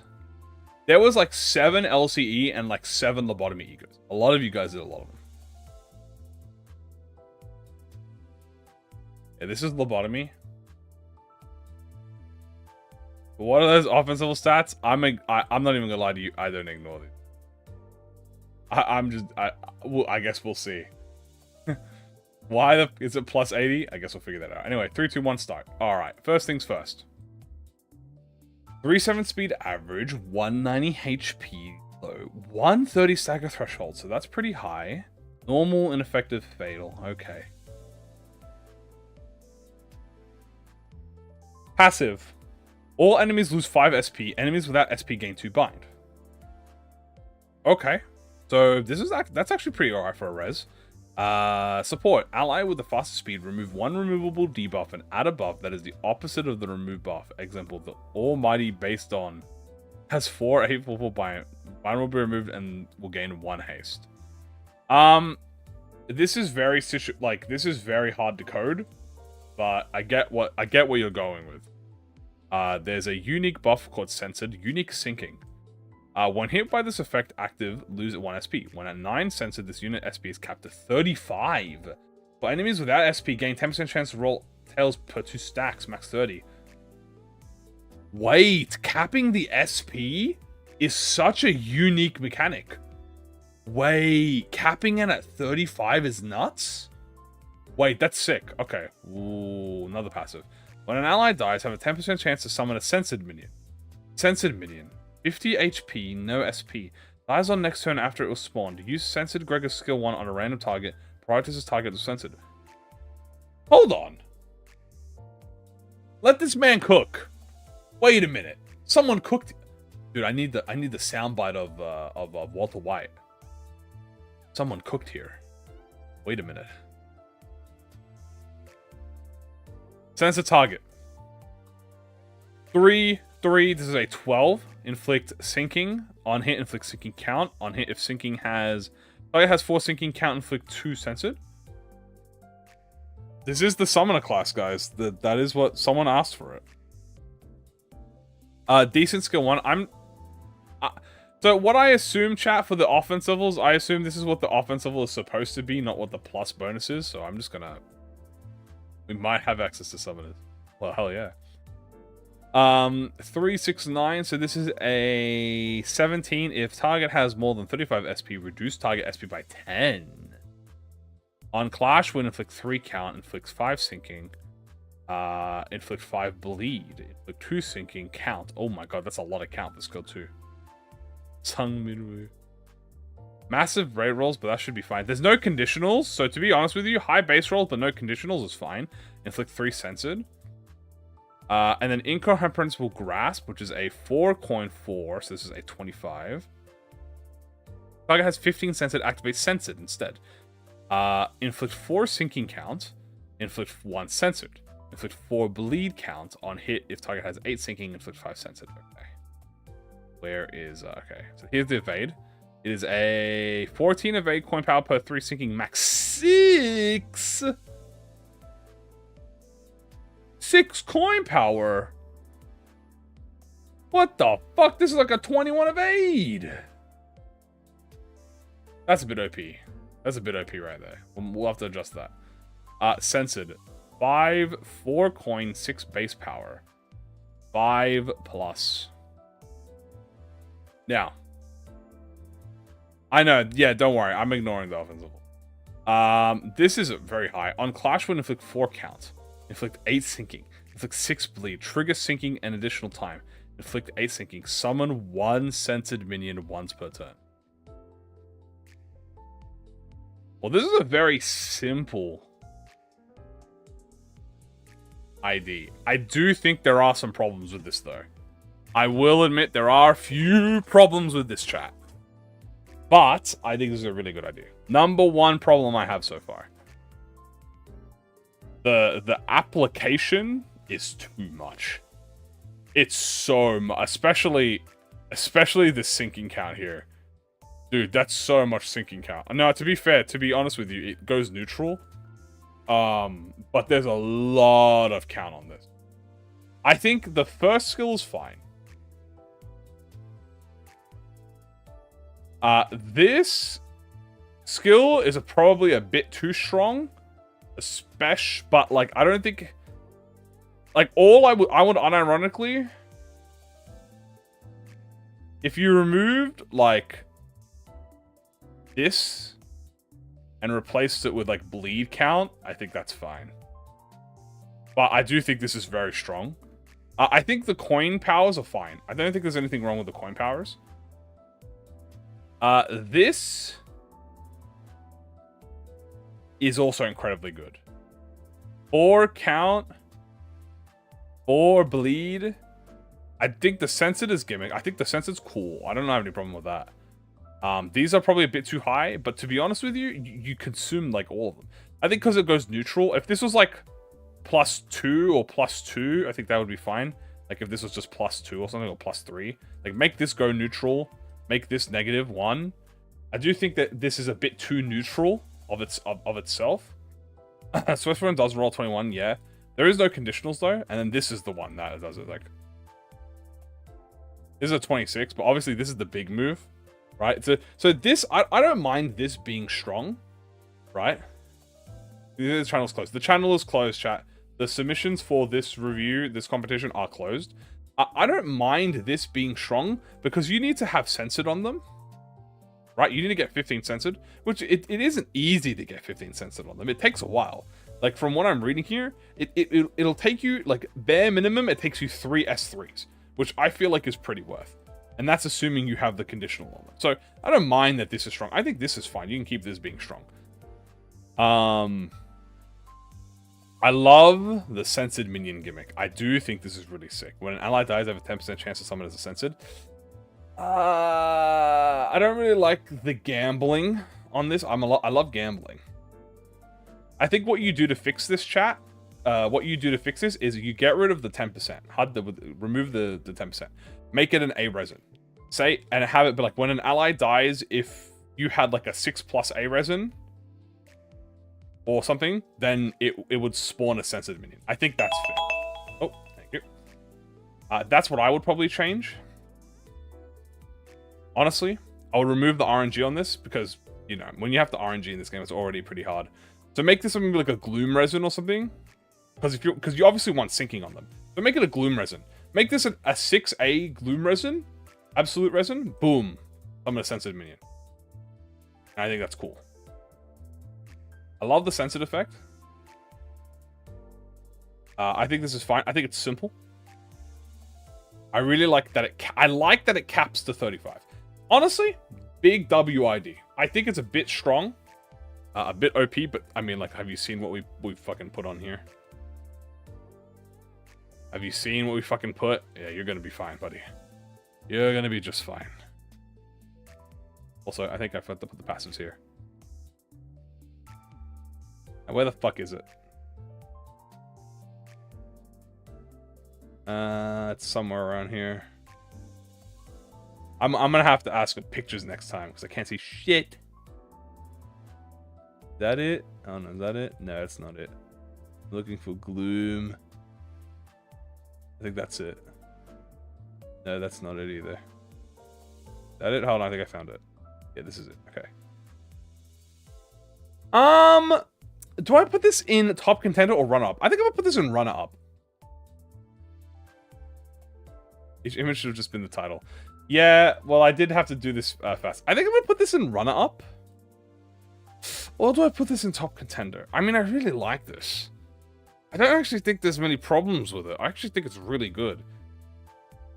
Especially if I have all of this in here. Maybe I do put this in top contender. Did he notice the contender? I'm thinking it's a really good idea, to be honest with you. It's not bad, or it's simple. If not a bit strong, but like, again, look at what we fucking have here. We have some fucking we have these busted ass IDs, so like, I don't want it to just be bustedly complicated. I think I'm gonna leave it in runner-up for now, and then I might change my mind. But now I'm gonna leave it in runner-up, and I will maybe change my mind. So I'm gonna move Kim Ji-hoon a little bit. He's blocking the thing. Kim Ji-hoon has been silently watching, by the way, just as a reminder. So, you guys are making a great first impression. Okay, this is just like Blue Lock. If you think about it, you know, it doesn't matter if you win or lose. It's what matters is that you've made a great first impression. Speaking of impression, we're going on to the next ID. which is another Lobotomy ego, but this time it is Lobotomy ego harmony ryoshu. Dude, so many ryoshus. We love ryoshus, chat.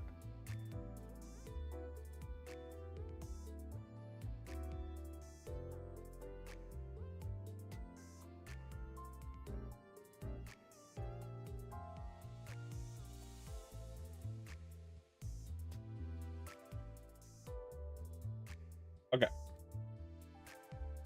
The winner gets employed at ProjectMoon. Guys, alright, I'm finally revealing the reward to you. The winner of this ID gets employed by ProjectMoon. What is the software? It is just a website. Hello. It's just a website, and some people do it like by themselves. So, God, okay, here we go. 100 office level up at level 50. Were there any Massol IDs? There was one Massol ID so far. Janitor position. Alright, I'm gonna start the timer in 3, 2, 1, boom! Okay, first things first, chat. Let's check at the statuses. 2-6, which is very slow. 193 high HP, 70 stagger threshold, fatal appears. Okay, interesting. Let's go to the passive, first passive. When an ally dies under the effect of rhythm, Ryushu heals 5 health per stack of the owned rhythm. Okay. When an ally gets staggered, another ally with the slowest speed gains +1 haste. Same turn haste! No way! Rhythm, unique tremor. Grants 1 attack power up per stack of affected ally. Turn and trigger tremor burst, dealing 3 stagger damage per stack. Stack persists indefinitely until affected owner's death or death of Harmony Ryushu. Forced clashes. Ally with a rhythm have a 30% chance to randomly attack Ryushu at the start of their turn. Follows for the same rules as indiscriminate attack. Multiple allies have rhythm, the chance applies to each ally individually. These clashes follow normal combat mechanics with Ryushu, able to gain or lose crescendo buffs based on the outcome. Wait, this is sick. Crescendo. Ryushu gains different buffs depending on the outcome of the clashes with rhythm. She has Discorded Crescendo. When Ryushu loses a clash with an ally, she gains +1 attack power for next turn. Harmonic. When activated, when Ryushu wins a clash, she gains 2 attack power up and 1 haste. Perfect. Activates when Ryushu wins a clash and kills the target ally. Kills targeted ally. She gains 3 attack power up, 2 haste for her next turn, and her next usage of skill 3 will be placed with... With what? Bananas?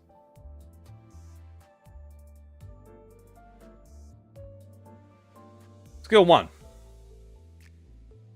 5-3. This is a 3-6. Yeah, it's probably grand finale. But it's 5 bananas, chat. Yes, bananas. We have 3-3. This is an 11. Apply 1 rhythm to a random ally. Bleed a target. Bleed 1 counter target. Okay, standard S1. Decent S1, chat. Not a bad S1 at all. S2, it is a 14. Apply rhythm to an ally with the lowest HP if target ally has rhythm. Trigger tremor burst. Interesting. Tremor burst, inflict tremor. Inflict 1 tremor count. If target has 10 bleed, gain attack power up next turn. Okay, decent so far. Nothing really wrong here. The skills are pretty okay. Nothing dangerous. Nothing too OP. Balanced. Fade out skill 3. Oh my god, 30. What is this? 13.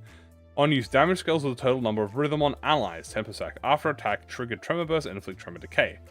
If Ryushu has perfected crescendo, change skill to grand finale. This is a 14 rolling S2, so it's a little low. It is a little low. But the effects are nice. Just, you know, generic tremor and attack power up. So this is a 26 that turns into grand finale. Okay, what is grand finale? The grand finale. Damage scales with the total number of rhythm and allies. Inflict bleed and bleed count. Inflict bleed and bleed count. Unbreakable coin.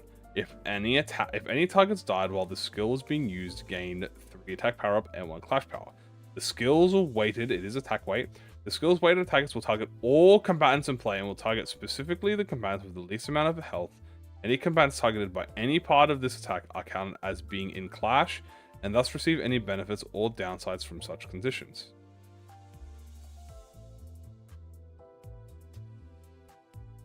Okay, hold on. Pardon me? Hold on. What's this? If target has rhythm, reflect 10% of damage back to them. Target has rhythm, apply 1 rhythm to attacker. What?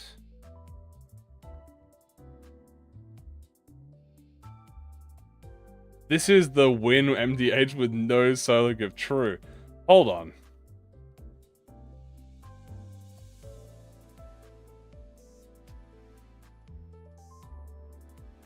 What? Hold on. This is kind of cool. This is incredibly strong. But also very hard to get because you need to win a clash and kill targeted allies. But if you use S3, so this can only, so wait, does this just snowball into itself? That skill rolls a 34. Oh! Oh my god, I didn't even realize. Okay, wait, never mind. Hold on, this is OP as fuck. Okay. Okay, I don't know why I didn't see this plus 13 here. Okay, yeah, this is busted as fuck. Holy shit. Okay, so I'm not gonna lie to you. This is kind of like almost perfectly balanced. This is insanely OP. This is honestly fine. This is fine. This is fine. If not, honestly, I would say this is actually a bit weak. I would say this is a bit weak, and I'd actually say this is a bit weak. I do, but that's not including the gimmicks, though, because you're supposed to lose a clash to gain Shendo, you win a clash to gain Harmonic, and then if you kill an enemy, you gain the +3 attack power.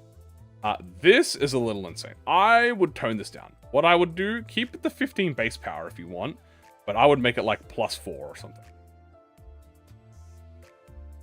15 +4, that's fine. Or I would lower this to 10 and make it like a +6 or something. It does insta-kill units. I mean, that is true. It is lore accurate. I would give you guys correct. However, I don't think Kim Ji-hoon could add that into the game. I do think the rest of it is really good, though. I really like this unique tremor effect. It's pretty good. It's pretty interesting. 10-6 would still be insane. Yeah, 10-6 would be insane, but much more realistic. I could see that. I'm very interested about this. So, allies with rhythm have a 30% chance to randomly attack ryoshu at the start of the turn. So, if multiple allies have random chance to play these clashes while normal combat rules. So this is, I feel like this actually might be a bit weak. I actually think this could use a bit of buffs. I'm not even gonna lie to you. I think this is a solid ID. This is more solid. This is a very good ID. I would put this in the runner-up category. But I do think that this is a bit weak. I think you could maybe, you could add a bit of conditionals here, or maybe up it by 1. If you don't want to add conditionals, maybe add conditionals like allies to ally rhythms or something, if you'd like. But I do think this is good. This is a nice ID. This is a nice ID. Like, if all of my IDs were like this, obviously besides this needs to be fixed ASAP. The effects are fine. I like this attack is very interesting. So basically what this line of text means, by the way, is that this triggers harmonic crescendo and perfected crescendo. Basically, you snowball permanently. So once you kill someone with this, you get perfected again. If you win the clash, and then you can use that again, and then that, and that, and that, and that, and that, and that, and that, and that, and that, and that, boom, boom, boom, boom, boom, boom, boom, boom, boom, boom. So I think you adjust this a little bit, slightly adjust this, and you got yourself a very fucking good ID. Honestly, chat, the fact is the runner-up IDs are probably more likely to be in the game than the top contenders. I'm not gonna lie to you, because the runner-up IDs are like much more like, well, not all of them, but definitely a majority of them are like a bit more grounded, I would say. So anyway, this is a good idea, very great. Ryoshu, we're gonna add this Ryoshu ID real quick. Boom. I'll gladly add this to the runner-ups. I'll gladly add it to the runner-ups. A very good idea. It's not bananas though, so you're perfectly fine. So, next chat we have. First of all, how many IDs do I have left? Let me count. We have 1, 2, 3, 4, 5, 6, 7, 8, 9, 10, 11, 12, 13, 14, 15. We have reached over the halfway mark, chat. We have 1, 2, 3, 4, 5, 6, 7, 8, 9, 10, 11, 12, 13, 14 left, chat. Ooh, boy. All right, I'll be going on to 2 a.m., but you know what, chat? It's worth. Drinking challenge for every LCE or lobotomy. Oh, well, you guys are going to love the next one. Because it's Lobotomy Ego Mountain of Smiling Buddies. Ryoshu. Dude, Ryoshu has been getting W's this, this has been a massive Ryoshu W, chat. It's not even mine yet. Nope. We are not ending up like LCE Greg with this one. True. Anyway. Let's get prepped for this one, because we are going to be reviewing the Mountain of Smiling Bodies. Now, this one doesn't look that complicated as well. Looks like a very simple ID. We love very simple IDs. Especially after that fucking drinking one. Oh my god. Anyway, 3, 2, 1. Boop. Okay. First things first. Let's compete with the thing. 2-6 slow speed, 256 high HP. Stagger threshold's very high. Ineffective slash, fatal blunt. Passive. Gain corpses.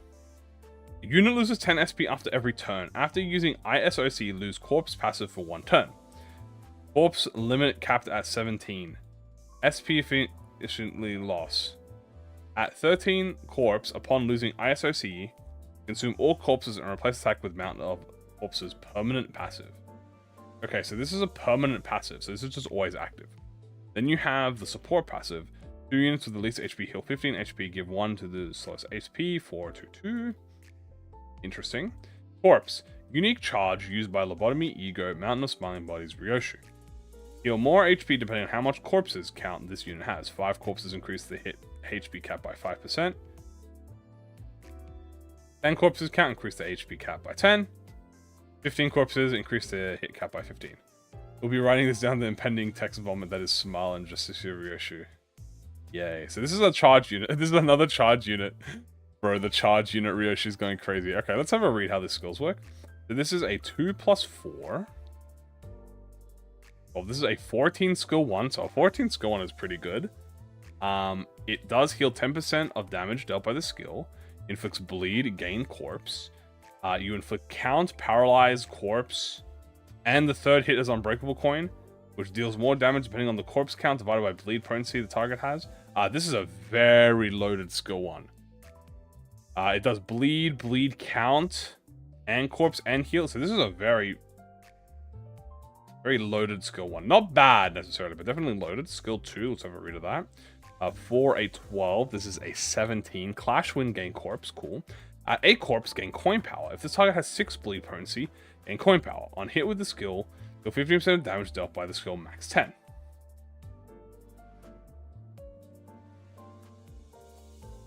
On hit, gain corpse and inflict 2 bleed potency along with 1 bleed count. 15% of damage dealt. Dude, there's two separate instances of healing. On hit, gain corpse, inflict 2 bleed along with 1 bleed count. Unbreakable coin, gain at +4 corpse. So you gain unbreakable at +4 corpses. Paralyzed next turn, gain corpse. After attack, gain 2 defensive power up next turn. Okay, this is fine. I do think there could be some adjustments to the wording here. I do think there's also a bit too much count being let out, maybe. It's a bit too, like, neutral, I would say. Not neutral, but, like, I kind of feel like there's maybe a bit too much giving out here. Especially with the paralyze included. But I don't actually think it's that bad. I actually think this is pretty fair. This is because it's 4 bleed. 4 bleed, 2 count on a 3 coin skill. That's not bad. It's -1. That's honestly not the worst thing. I do think the healing is a bit much here because it's 2 stacks of 15%. Maybe if it was just 20 flat, then max 10%. Defensive power up after attack's fine. ISOC in search of corpses. This is a +7. This is going to be a 7, 14, 21. This is a 25. On hit with the skill, heal 25% damage, max 15. Deal more damage depending on the target's bleed and potency combined, min 10%, max 30. Gain corpse, inflict 2 paralyzed next turn. On hit, deal 2 bleed potency along with 1 bleed count. If unit has 5 corpse, inflict 4 bleed count instead. Boost final coin power by 2. Deal 3 bleed potency along with 2 bleed count. Inflict 2 by next turn. Okay, very strong.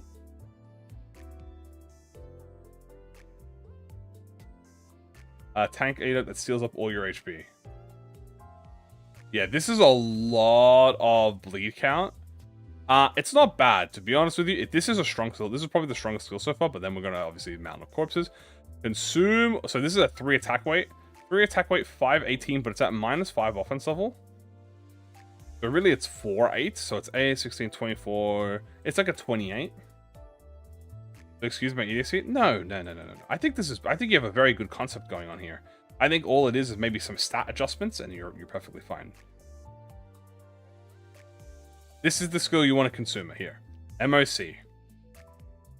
On use, consume all corpses. For every 8 corpse consumed, gain 1 coin power. Unbreakable coin. On hit, inflict 2 bleed and gain 15 SP, inflict 2 fragile next turn. Unbreakable, inflict 2 bleed and gain 15 SP, inflict 2 next turn. Unbreakable, deal 50 damage to self. For every corpse consumed, deal 10% damage, cannot self-stagger. After attack, gain fragile next turn, gain bind, gain plus coin boost. I think this is pretty fine. I think obviously the numbers could be a bit... That is 4 fragile next turn. That is a lot of fragile. That is a very lot of fragile next turn. And then you have the defensive growing mass. Clashable Guard 15, lower stagger threshold by 10, gain 10 SP, gain 3 corpses. Okay.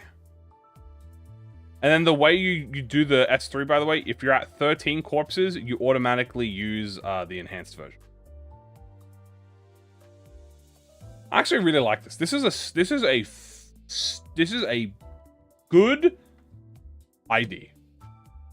For a first one, incredibly good. All I would do, I think S1 is pretty perfect. I honestly think you don't change S1. S2, I think you can also keep the same. I actually don't think it's that bad now that I'm reading it. I do think you adjust the healing though. I think you can just remove this.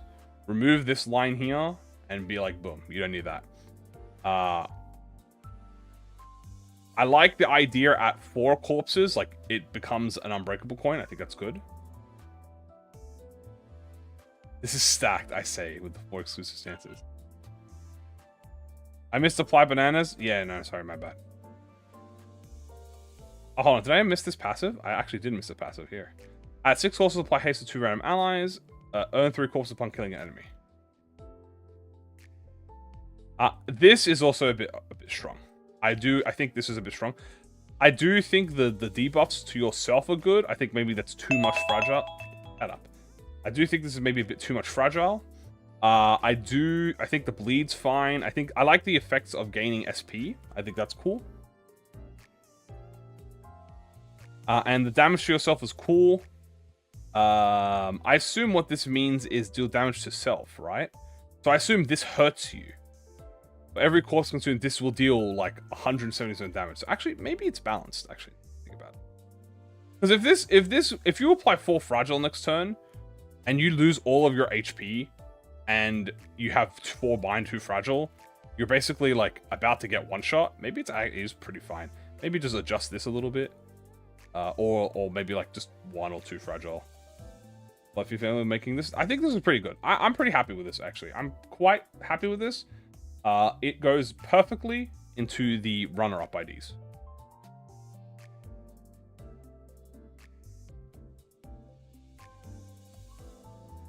This goes right along. This honestly goes right next to the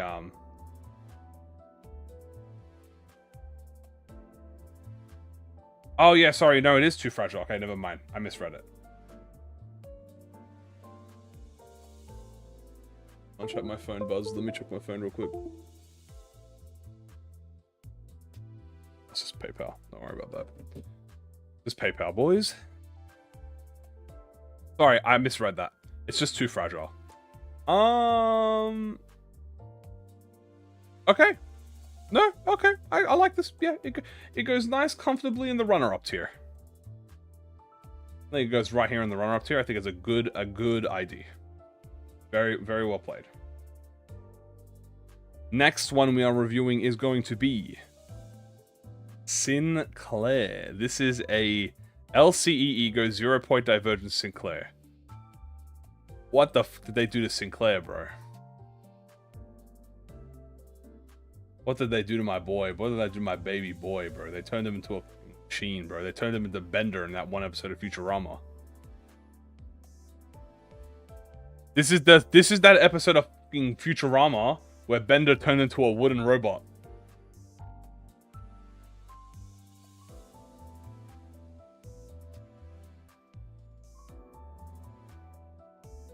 Andy in the ink machine.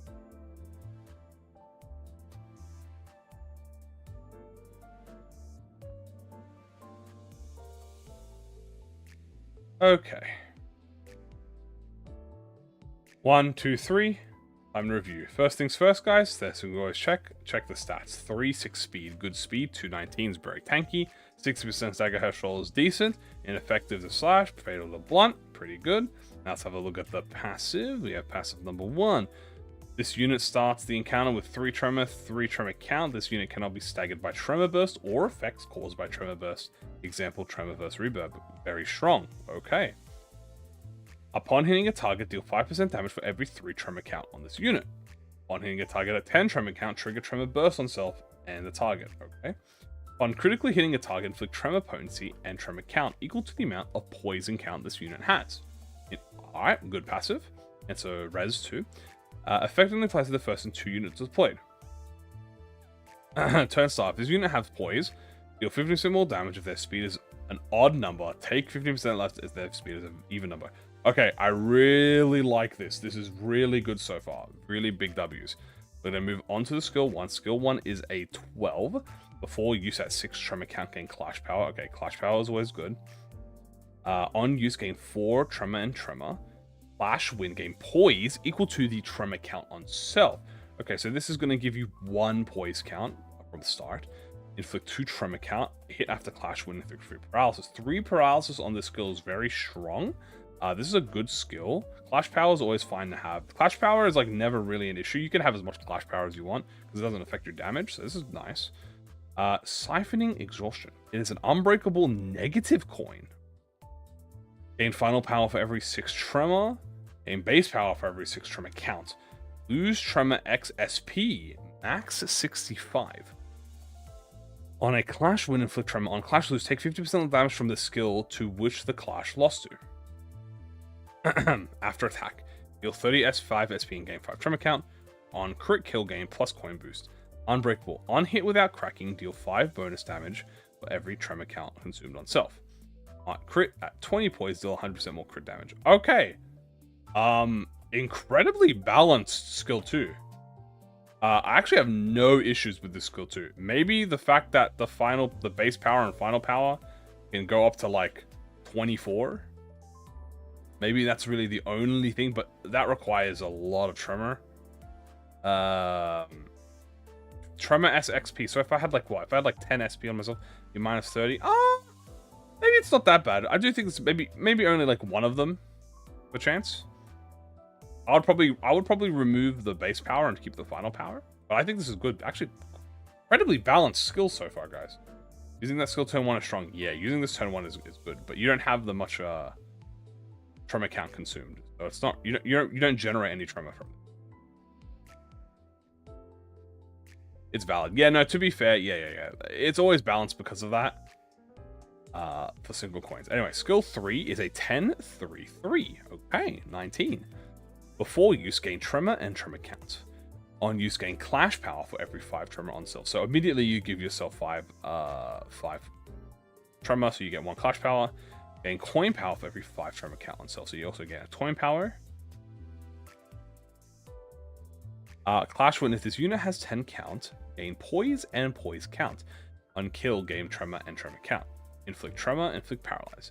Tremor, inflict bind. And tremor burst, and then siphon all tremor potency from the target. Siphon. What does, like, oh, you're taking the tremor from them. Okay. There's no max limit. Oh, no, max 15. Okay. I was about to say there's no max limit on LCE Ego Residence Gathering Pass. Defensive. 15, 16. 21 defensive is crazy. Spend up to 5 tremor count to gain poise and poise count twice per turn. If this unit exceeds their stagger threshold, all damage and sin resistance is changed to ineffective for this turn once per encounter. Gain coin power for every 5 poise. Heal tremor x5 HP, max 75 per encounter. I have to say, this is genuinely an extremely well-made ID. To be fair, P-Gregors is also good. This is an amazing ID, chat. I actually have literally no problems with this ID. This was the only thing, but then like it didn't take me much convincing to be like, yeah, it's cool. Maybe because it's a 1 coin, so like 1 coins are always, you know, you can kind of be strong with them. I was about to be like, oh, how do you get poise? But then like poise is super easy to generate. Because you gain the poise on skills. This is the first passive? I think I did read the first passive, this one, right? Yeah. It was the, you start with tremor and you can't be tremor bursted. On critical healing, inflict tremor potency and counter equal to the amount of poise and this unit has. Yeah, no, this is a really good, and you gain poise pretty consistently. So, like, the poise isn't much of an issue, although this conditional is probably extremely hard to hit.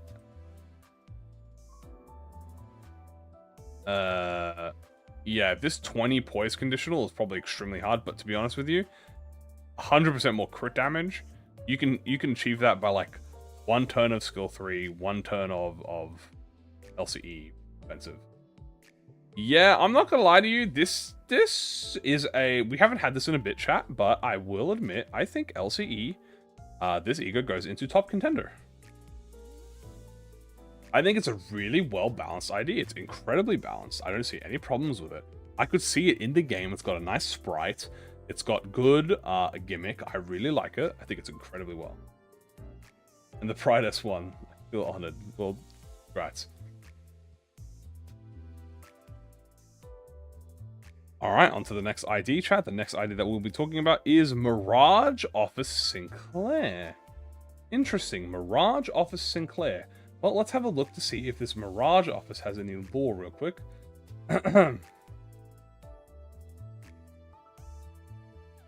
Mirage Office. Mirage Office. Somewhere around here.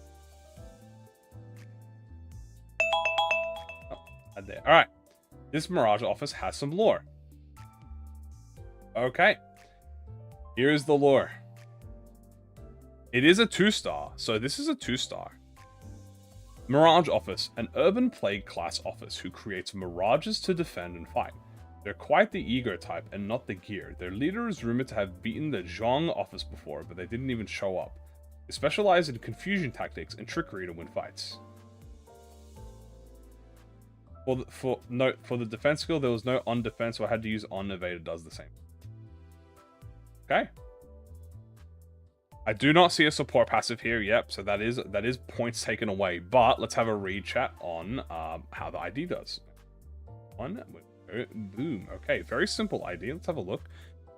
First things first, 3/6, 180 health, very low HP, 60 stagger threshold is standard, normal fatal pierce. Okay, because I had no good ideas. That's fair. This is a 2-star. So this is a let's read the passive. All allies gain clash power up 1 against enemies that are miraged. Miraged enemies have clash power down equal to the stack, but only against the Mirage Office. 5 SP is also lost per turn, lose 1 stack per turn. Okay, that's a very interesting way to do it. So it's a buff that only affects Mirage Office units. Kind of gives them an advantage, considering that this is a 2-star. I kind of like that. We have an 11 base. No conditionals, no nothing, just raw, hit after clash, win, deal 2 Mirage to opponent. That's how you know that this is a 2-star, chat. Absolutely raw, just boom. Okay. But Ishmael if I had time. Classic ID, for real. Skill 2 is a 14.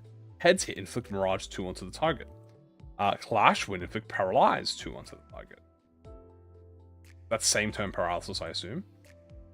It's like how this is same turn Mirage. And skill 3 is a 3/6 is a 12 skill 3. Unbreakable coin, head hit. All allies gain attack power up 2. Gain a coin for every 4th stack of Mirage in play, aka on every enemy. Paralyzed so good, they made paralyzed too, baby. This is supposed to be capped at 8 coins. Okay. Then let's read the defensive. On defense, deal Mirage 2 to all enemies.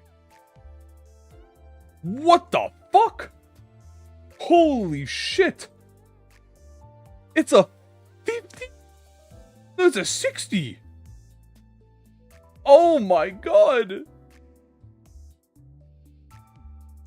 Hold up, bro. What is this? The duality of 2 stars, bro. I'm not gonna lie to you. I was going from here to here. I was like, hold up. You know, this is pretty basic. Like, pretty fine.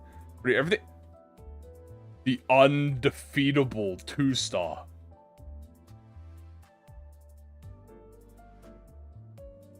Okay, honest opinions about this. I'm not gonna lie to you. If you ever had to make a 2-star ID chat, this is pretty much how you make a 2-star.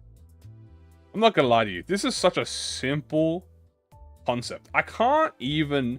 There's nothing to... Yeah, okay. The on evade is on purpose. There's no block. There's no on shield or on block tag. You know your main keywords in the bottom right corner. Oh, really? I didn't know that. I really like that the Mirage effect has specific... I really like that the Mirage only affects the office. But the allies gain buffs. Right? I like that the debuff only affects the office, but the buff affects everyone. This is such a simple idea. Like, there's no stress about it. And you know what? We needed some of that. This is probably pretty strong. This needs to be capped. Gain a coin for every 4th stack of play. Apparently this is supposed to be capped at 8 coins. Which is a fucking lot of coins, to be honest with you. And this says on evade, yes. But this is supposed to be on shield. And this is far too strong. This needs to be toned down. This needs to be like... If you want to keep the coins, you make this like a base... I don't know. 5 plus 5 or something. I think that's fair. Or base 5... Or base 10 plus 5. Or plus 7 or something like that. This would be my number 1. But honestly... For a first ID... It respectively goes right into the runner-up tier. He is not blocking all that. Hey, it goes respectively into the runner-up chat.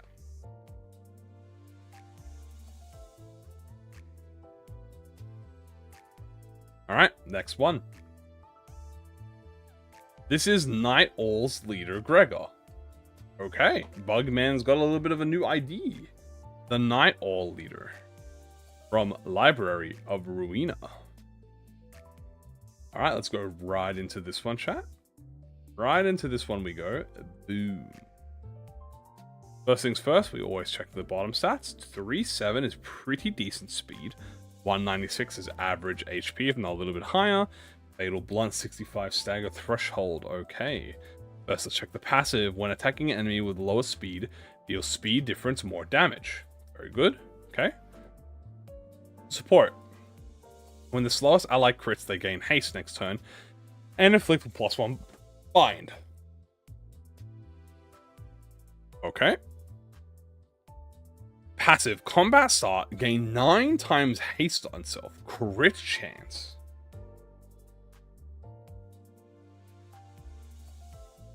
If this unit has 10 or more poise, consume 10 poise and gain 2 haste. Interesting. Okay. It's same turn haste. No way, chat. It's actually same turn haste. It is same turn haste. Alright, we got the same turn haste. Alright, here we go. Dagger press. We have 2 coin, 4, 3. That will make that an 11. On use, gain same turn haste. Plus 1 coin power for every 2 bind on target. No. It's time for 5 bananas. Inflict bind next turn. Inflict pierce fragility on crit. Okay. A standard skill 1. There's nothing much wrong with it. Skill 2. We have why is there a same turn haste? It's just you know, it's just 5 bananas. We have a 3 coin 5, so this is a 19. Very strong skill 2. Gain haste next turn. Okay, so this is haste next turn at 6 speed plus 1 coin power. Inflict bind next turn and gain haste next turn. If this unit is faster than the target, gain fragility. And then on crit, gain haste. What the hell does 5 bananas mean? It means 5 bananas. The BV same time hearse works with the passive. At combat start, but I don't know what the combat start goes before on use, so it's a bit hard. Stiletto. A 1 coin 11 skill 3. Gain final power equal to the bind on target plus haste on self. Max 20. I think that's fair. If this unit's speed is faster than the target, gain coin power. Flash Wind. Inflict 5 fragile next turn. On crit, inflict 3 press fragility next turn. If this coin staggers a target, reuse it on the same target. Okay. This is very lore accurate to the LOR move. Then we have Expose Weakness. Wait, is it same turn fragile? Oh, it is same turn fragile. You do it this turn and then you do it next turn. Okay. This is a 16 on evade, gain haste next turn. You seize your charge against attacker. Seize your chance. 5/5, a very good move. This is literally Cinq Gregor but better. This is actually Cinq Gregor, unironically. This is actually a really good Cinq Gregor. This is a 15. Inflict bind next turn. The freebie button? Yeah, dude, the evade on this is nuts.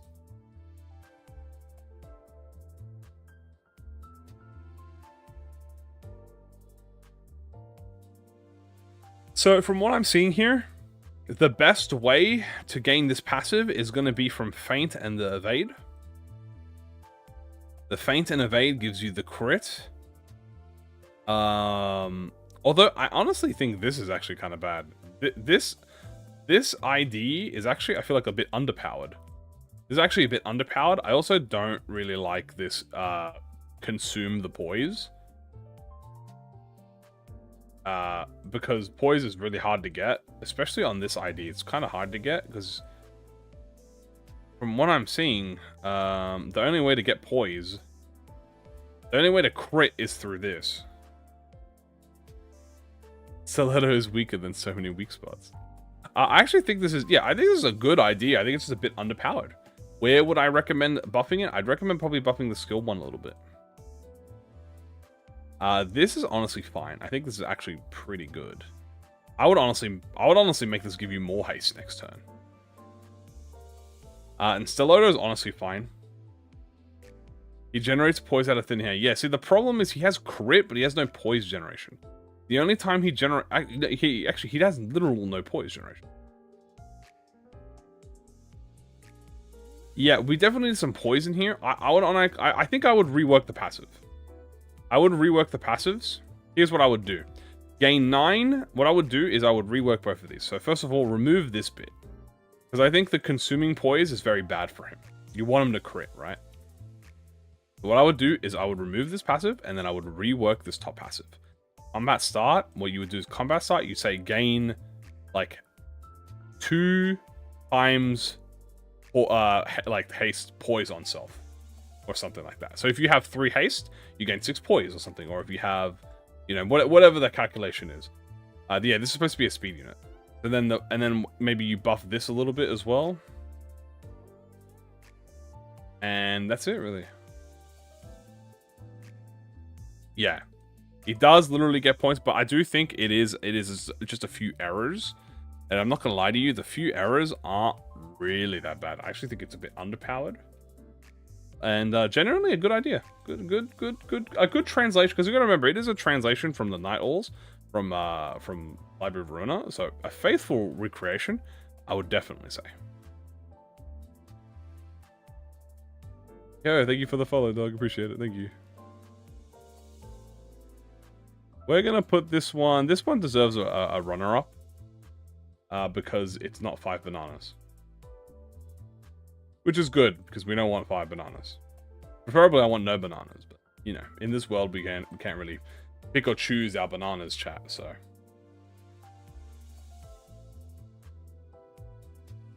When did 5 bananas get a tier? Oh yeah, here's the new tier list, by the way.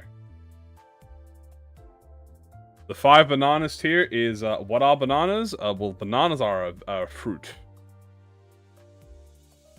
They grow from trees. The 5 bananas tier is, simple. If your ID is overpowered, like, blatantly overpowered, it goes in the 5 bananas tier. If your ID is Cinq Gregor, it goes in the 5 bananas tier. If your ID is this fucking mass of complicated lore and bullshit, it goes in the 5 bananas tier. If you're an actual ID with an attempt to ID that's not too complicated, in the runner-up tier, and then top contenders, I believe, are a perfect balance of just everything. Anyway, how many more do we have left, chat? We have 1, 2, 3, 1, 2, 3, 4, 5, 6, 7, 8, 9, 10. Alright, we only have 10 more, chat.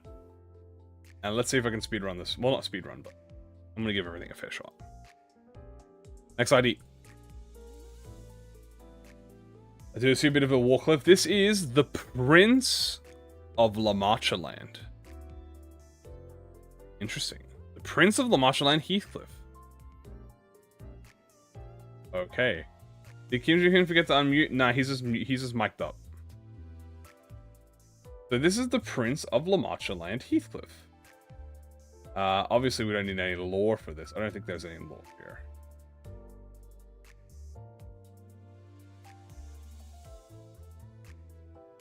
Oh, okay. Our first Heath ID, chat. 2 pages. Alright, well, let's turn the counter on and let's start. First things first, we always want to check the stats. 3.5 is incredibly slow. 245 is a lot of HP. Stagger threshold 50% is incredibly low. So, I like the pointing at the arrow. What is this? Plain text conditionals like coin power 1 for every count can be changed during attack. Basically, you'll lose that coin power. Conditionals, on the other hand, don't change. Examples are primarily going forward how we're written. Coin power 1 for every bleed, gain 10 bleed. This won't give you coin power, but if you switch them up, you'll get that coin power. Regular points still maintain coin power from skills and other sources. Read the passives first. Blood Feast. Obviously, this unit consumes Blood Feast. We already know how that works.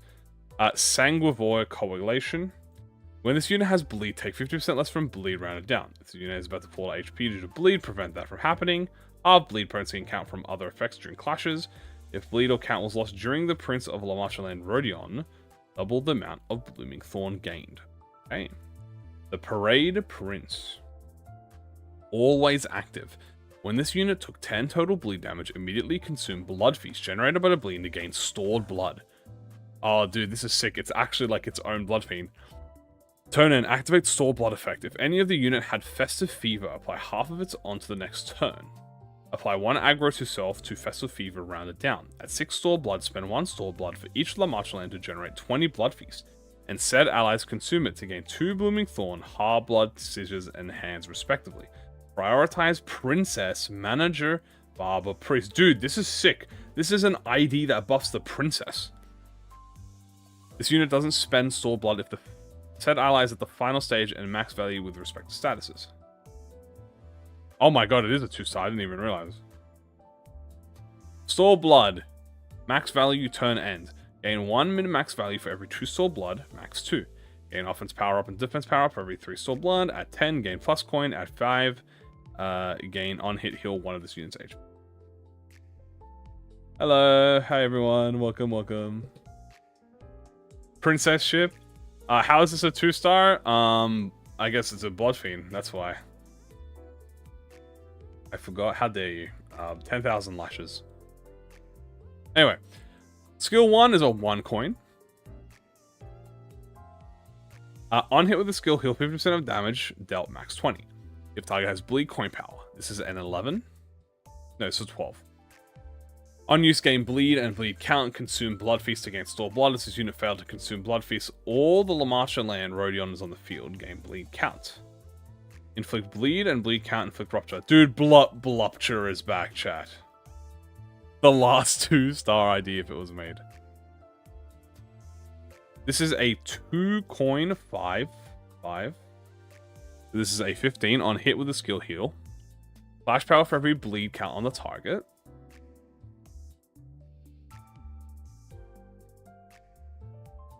Flurry power for every bleed on self. Gain bleed and bleed count. Bleed count on my skill 1. This is a true blood fiend. Nah, this is actually a heat. Consume up to 40 blood feast and gain store blood for every 20. This unit failed to consume blood feast, although the princess is on the field, gain bleed count. Gain store blood for every 20 damage dealt by the skill. Inflict bleed count. If the target has 10 bleed, the next coin deals more damage. Bleed, rupture, deal more damage for every bleed. If this unit didn't consume with a skill, deal more damage. Interesting. Then we have the Prince of the Parade, a 4 coin, 4 base power plus 2. That is nuts. That is a 10. That is a 10 skill 1. Let's see if the effects can make up for that. On hit with the skill, heal 33 damage, max 50 on target. Wait, combat start, gain attack weight for every 10 bleed on self. Gain 6 bleed and 8 bleed count. Consume up to 100 blood feast and gain 100 store blood for every blood feast consumed. If you fail to consume, gain 3 bleed and deal 20% more damage. Base power for every 3 bleed count on target. If this unit has 10 bleed count, gain coin power. To self and highest resident ally, apply 2 plus 1 for every 50 blood feast consumed. Festive Fever. This turn and next. If Princess Malachalan is on the field, this unit also applies Festive Fever for every 3 store blood this and next turn. On use, this skill until this skill ends, this unit cannot be staggered from taking damage. After attack, gain stored blood for every 20 damage dealt by the skill max 4. Inflict rupture count, bleed count.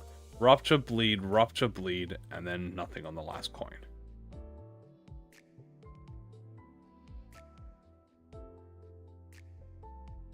Interesting.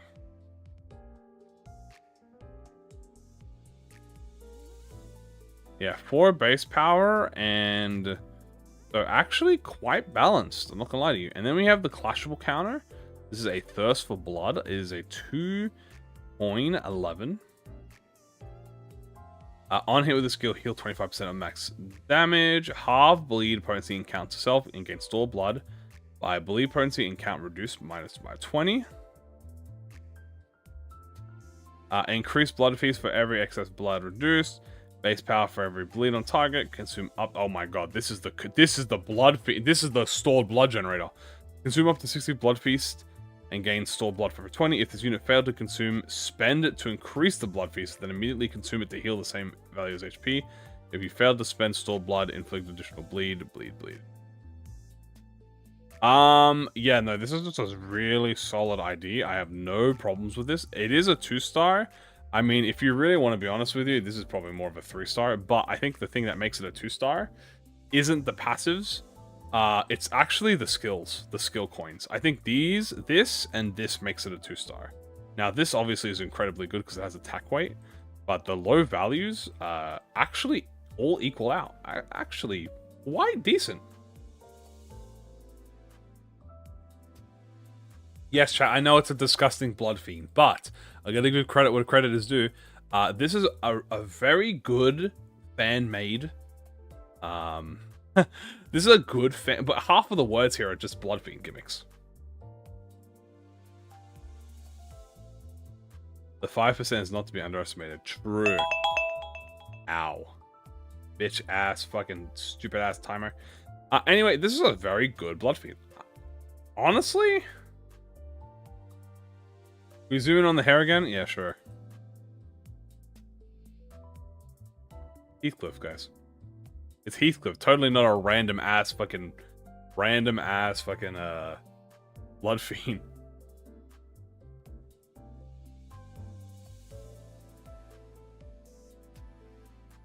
Now, where do I think it goes? I actually think it goes in top contender. I think it goes in top contender. I think it's actually really good. I think it's a great 2-star. I don't really have any problems with it. Good balance. Good gimmick.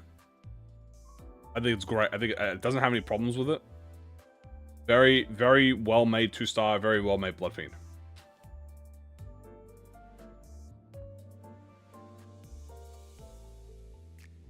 Show us the remix and rule breakers. I'm pretty sure they're coming up. Next ID that is happening is the Reverberation Ensemble Puppeteer Honglu. Okay, we have our first ensemble member, chat. Ooh, our first ensemble member. Okay, let's have a look here. Alright, let's start the timer. Boom, let's enter. 2 to 7 speed. Oh my god, atrocious speed. 220 HP is very tanky.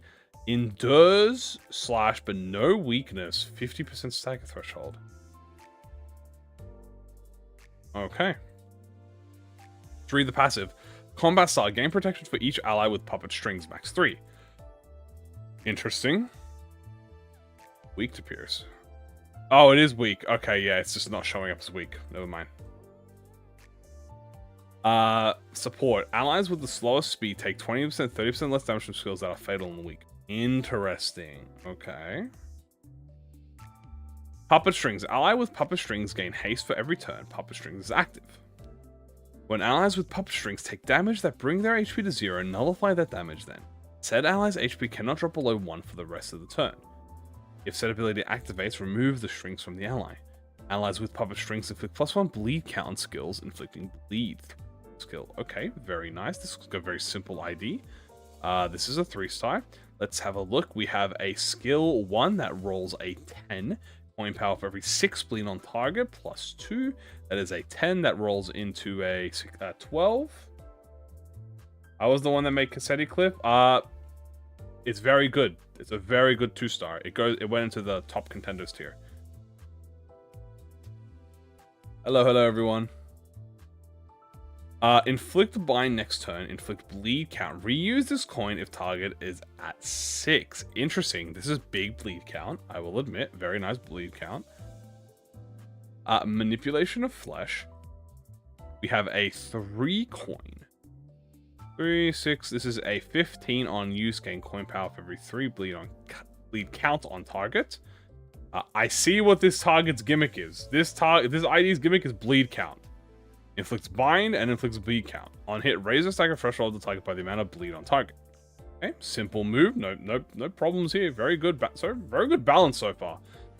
The final skill is the skill 3. This is a 8-4-4-4. This is a 20. Apply puppet string to an adjacent ally. Prioritize reverb members. On use, gain coin power for every 3 bleed on target. Inflict bind. Bleed potency. Inflict bind. Apply puppet strings to the lowest HP ally once per turn. On kill. Okay. And we have block as a 14 clashable guard. 23 gain 2 defense power up next turn. Inflict attack power down on next target. Unbreakable coin. So I thought this would be OP. Right? But puppet strings is only applicable on the skill 3. And it only applies to adjacent allies plus unkill. And considering this unit is very slow, most likely that they're going to probably go last. I actually think this is quite balanced. Actually, I have no stress with this. Pure bleed count. Like, if that's going to be your gimmick, bleed count and bind, go nuts. Good coins, like no bad coin powers, good coin conditionals. Not too hard to get. This is obviously an ID. You mix this with other Reverberation members.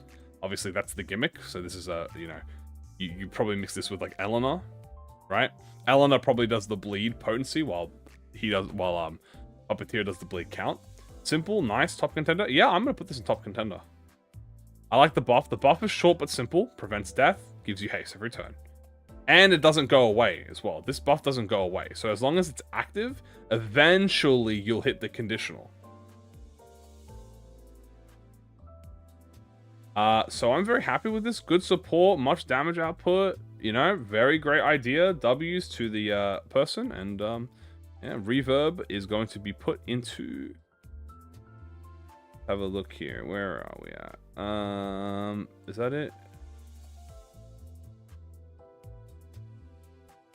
The hell is it? Ah, there it is. Puppeteer Honglu. In the top contenders it goes. Yes, S3 for, yeah, he gets it forever.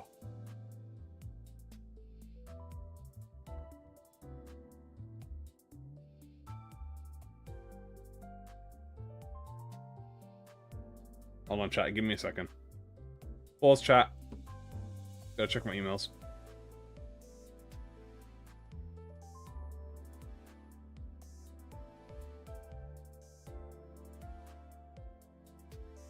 Please give me but a moment.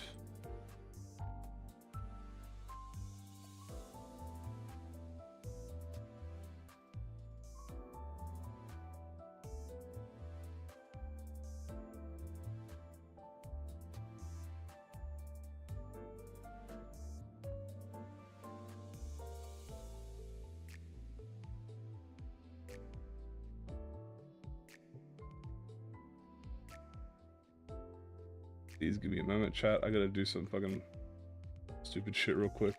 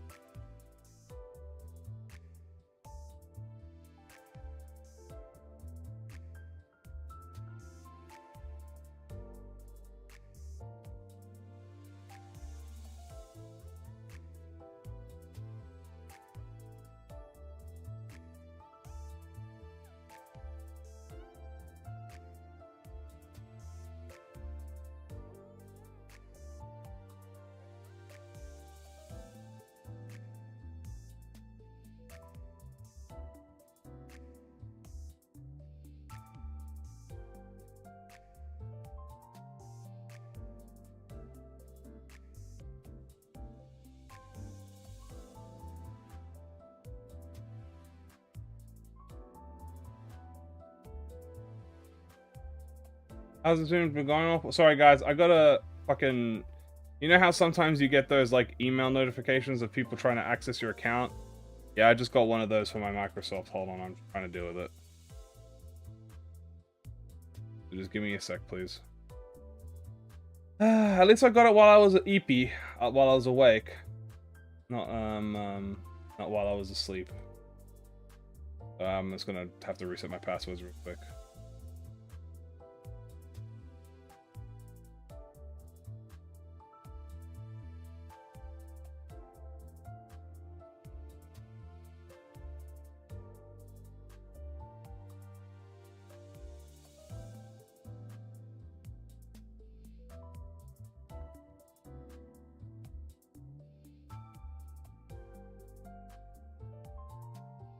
That should be good now.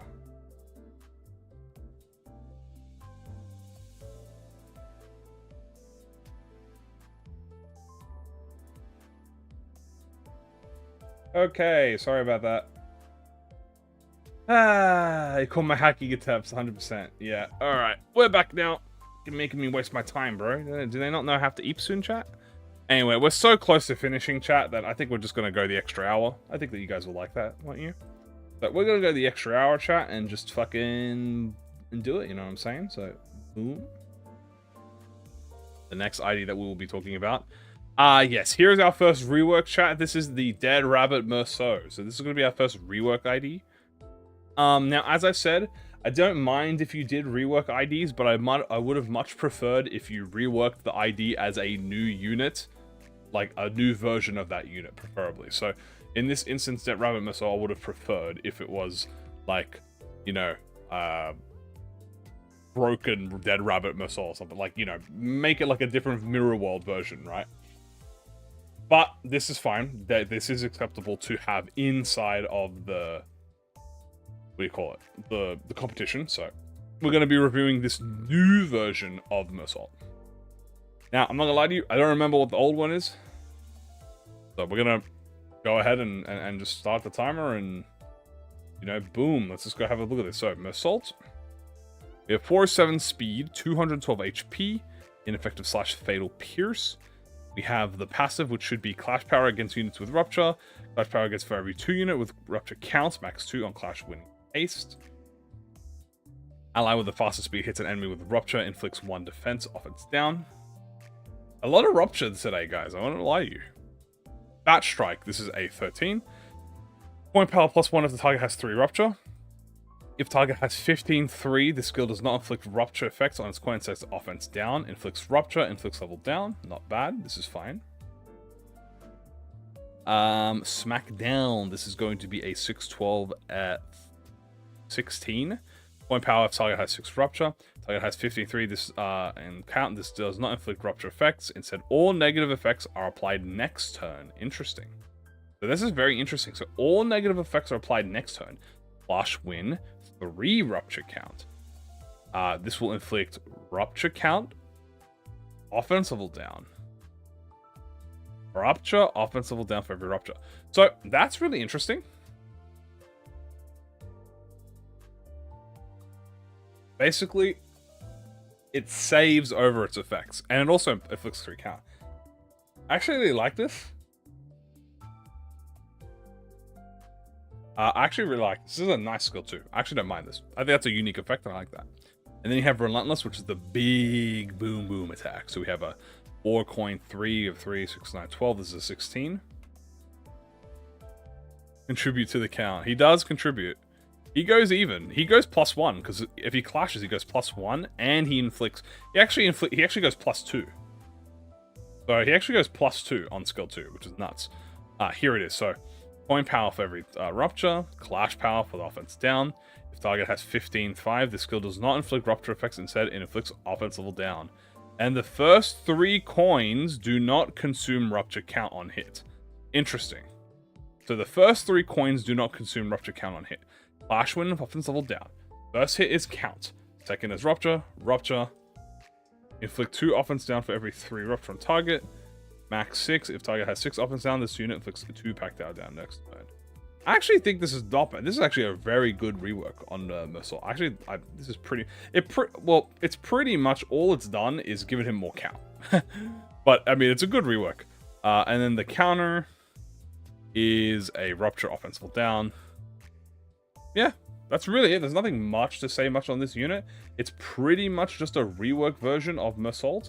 And, you know, for that, it goes in the rework tier. It is a much more playable Merceau. If we had this Merceau, I would be happy.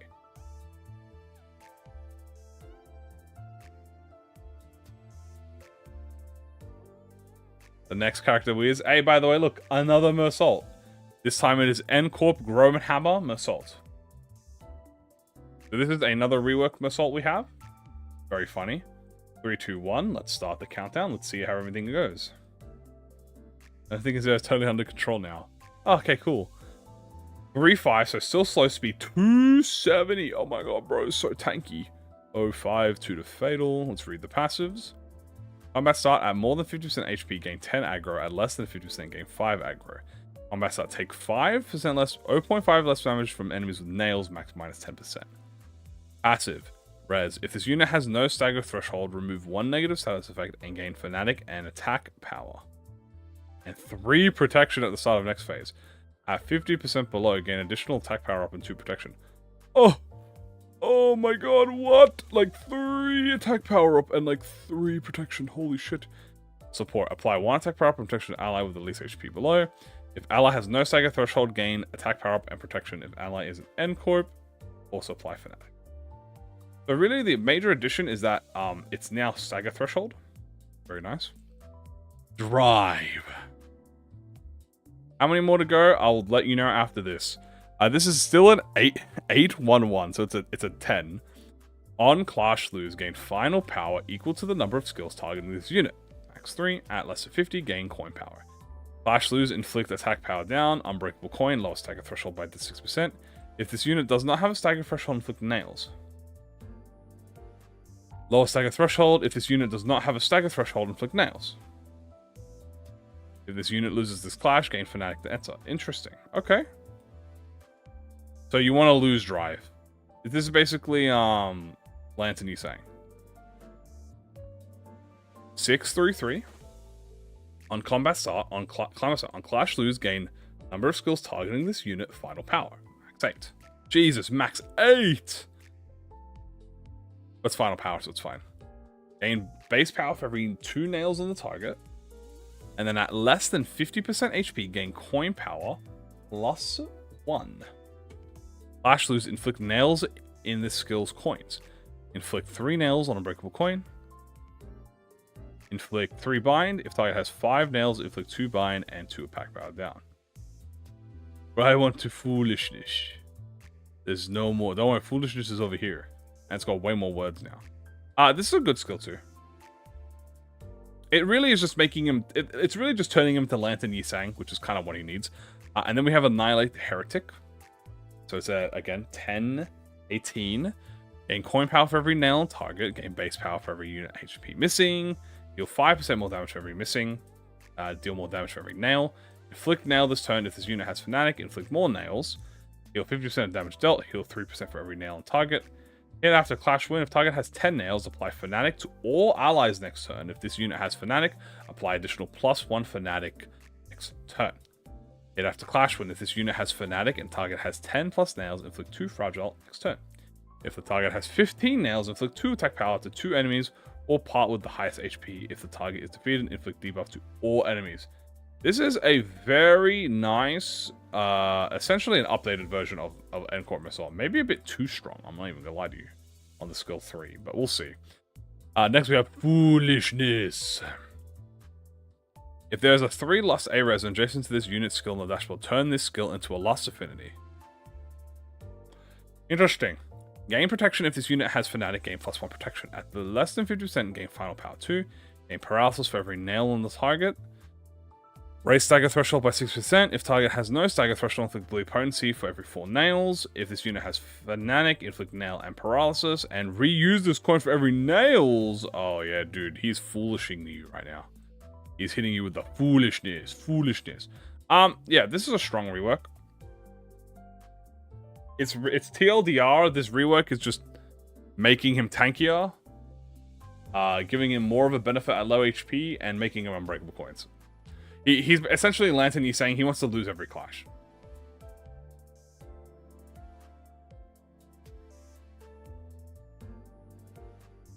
So, it is good. And because it is a good rework, it goes in the rework. Basically, yeah, yeah, if you want a Whispers, do that. Also, I'm going to move this. This is not going to be no lore anymore. I'm just going to put remakes. I'm going to put rule breakers / no lore. There you go. Make sure. We haven't had any rule breakers yet, but there could be. You never know. Alright, then we only have... Oh yeah, by the way, the amount of IDs, we have 1, 2, 3, 4, 5, and 6 IDs left, chat. We have 6 IDs left, and we have 45 minutes before I lose all my sanity. What are the rules? The rules were as follow. It has to be an existing sinner. You have to try and keep your ID balanced to the best of your ability. You have to write lore if it's a custom creation. It has to have 6 unique skills. You have to always credit your artist. And you can only do 1 submission. Completely wins the game. True. Okay. Thank you, Merceau. It's time for the only Rodion ID in this entire run. 7 Association North Section 3 Rodion. Crazy the Rodion disrespect I've been hearing in chat right now. No more Rodion disrespect will be here now. Now that the 7 Association North Section Rodion is here. I'm surprised many of them are playing along with the rules. Well, they better have. Well, they ain't gonna be in the. They're not gonna be in the video. At least she got one. Yeah, at least she got one, chat. Rodion's finally hitting the fat W. Anyway, 3, 2, 1. Review this ID.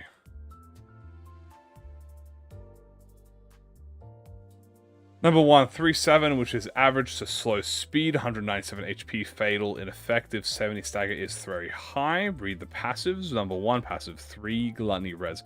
When inflicting weakness analyzed, if the target already has weakness analyzed, inflict 2 fragile. When attacking a target with 3 or more fragile or blunt fragility combined, inflict +1 more rupture count with skill effects. Then you have support. When inflicting rupture, if target has 15 rupture potency and 3 rupture count, inflict 15 defense level down. There is a Yisang ID in this, so he will be here. When targeted by an enemy skill, all heads hit, all tails hits effects become on hit, and all clash when effects become on use. I'm still up, crazy. I am. Reduced by 1 at the end of turn, counts as weakness analyzed for skills and passive effects. I'm fucking sorry, what is this? When the target by an enemy skill, all head hit or tails hits effects become on hit and clash win. That's nutty? Okay, let's have a read here then.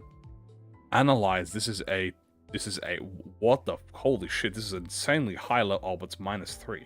This is an insanely high level skill 1. This is a 13 skill 1 with a clash win, blunt fragility, rupture count, and then heads hit. If target has 5 rupture, inflict weakness allies. We have a 3 coin, 4 power, 4, 8, 12 to 16. Gain coin power for every rupture. If target has weakness allies, clash power 2. Target has 15 rupture and 15 3 count. This skill does not inflict rupture potency or count, but does not consume rupture count on hit. Clash win, inflict fragile. Heads win, inflict rupture. If rupture was not inflicted with the skill, fragile next turn. Heads inflict rupture. If rupture was not inflicted with this coin, fragile. Holy, how much fragile? 2 fragile this turn and 2 fragile next? Inflict 2 rupture count. Rupture was not inflicted and then inflict bind. Oh my god. Oh my god.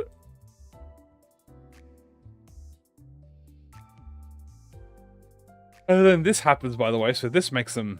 Oh my god, okay. That's a very good skill. That's probably the best skill right now. Skill 3, we have a 6, 12, 17. Point power for every 5 rupture. If target has weakness, analyze, inflict paralyze. Inflict 3 rupture count. On hit, inflict 3 rupture count. If target has weakness, analyze, inflict 2 fragile. Heads hit, inflict 2 clash power down. And then on hit, inflict the identified. Okay, so the skill 3 is the one. So basically... it turns... That is a lot of fucking rupture count. Yeah. That is a 6 rupture count, but it's -2, so it's 4 rupture count, which is still insane. Yeah, that is yeah, this is quick suppression on Seal 2 with no ammo. This is very strong. I really like this. I really like this, although I'm curious if this nerfs the effect. Well, for her only ID, it's very strong. I'm actually curious how well the identified buff actually goes. So head hit becomes on hit, and tails becomes clash win. Is there even any tails hit effects on this?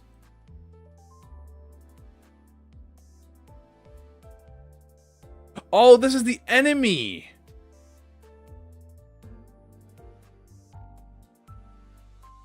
Wait, never mind. This is OP. Yeah, this is for other IDs. Wait, no, never mind. This is OP as fuck. Never mind, chat. I thought this was just for Rodion. No, this is busted as shit. Holy fuck. Never mind. She's the most broken ID in the game. This is really strong. Also, I didn't read a counter. 14 clashable counter, 3 rupture, 2 count on the head. Okay. So my one problem so far, this is so much free rupture count. That's my only issue, but to be honest with you, oh no, LC hits both heads hit and tails hit conditionals. Yeah, that's gonna be buggy. This is the count goddess, to be honest with you. It's not a bad thing. Especially because of this. I really like this passive, where if she's hacking someone with fragile. But she is insanely good. Yet again, the Rupture Savior. This is really strong. It's a good ID, though. I think it's strong. S1, I think, is fine. I think you could reduce a bit of the count. I think the problem here is, chat. I think my only issue, okay, is that you have a passive, right, that lets you inflict more count. But you already inflict such a good safe amount of count on your normal skills already. You don't really need the passive. Especially like on skill 3, bro. Skill 3, like, yes, like skill 1 is neutral with 2 rupture, and then this is plus 4 rupture count. That's not even including the passive. And then this skill is, Jesus Christ, this skill is OP in its own. I do like that the 15-3 effect though. Like, it does not consume rupture on effect. So it's like, that's the thing.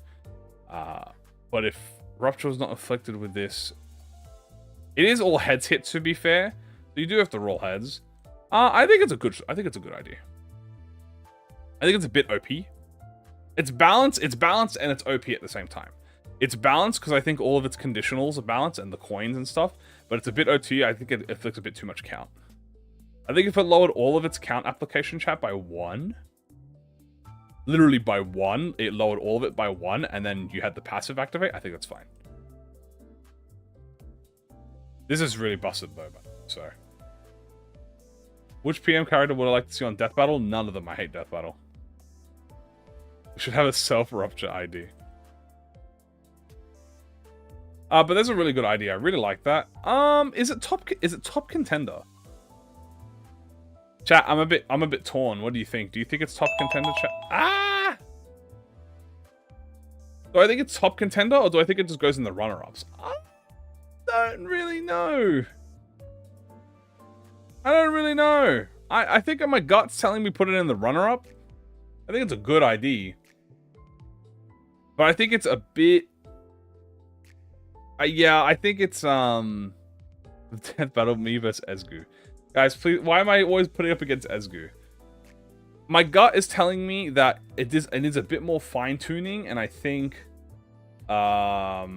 it goes perfectly into top contender. How'd yours do?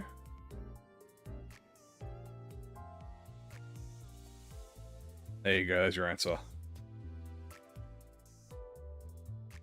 So many websites. So many. We are almost done, chat. We have, 1, 2, 3, 4, 5. We have 5 more, chat, and we'll be done. So let's get on with it, shall we? The next ID, I believe, is... Cinq Association Honglu. Ah, yeah. Alright, so... Here's, yeah. I'm not even gonna put a timer on for this one. I'm gonna review it, but, 4-9, 2-15, you know, everything seems normal here. Let's read the passives. Gain 5 oranges. Why am I gaining 5 oranges? I don't know, lol. What do you mean, I don't know, lol? Why is it a 20 base evade? What is this? For skill 1 is 9 coins. Why does it inflict poison? Why is this plus coin? Why do you gain plus coin drop? Unbreakable declared duel? Who's declared duel? This is an unmarked declared duel. Hard blood? Why are you getting hard blood? And what the fuck is this?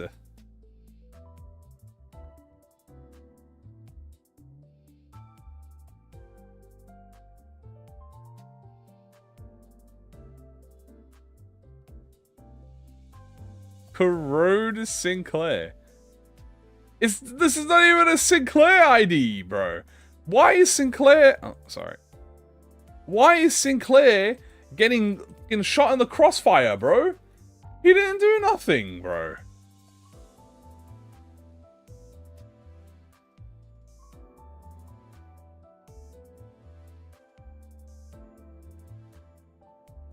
But anyway, chat, you now see what I mentioned to you about that we might have an ID that breaks the rules. That is a rule breaker, chat. That is the April Fool ID. That is the rule breaker. Sinclair is legitimately catching strays. The next ID we have, however, chat, is actually Hana Association South Director Yi Sang.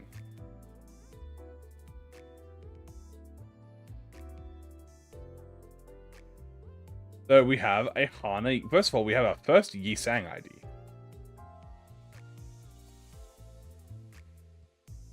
Second, it's a Hana. Very nice.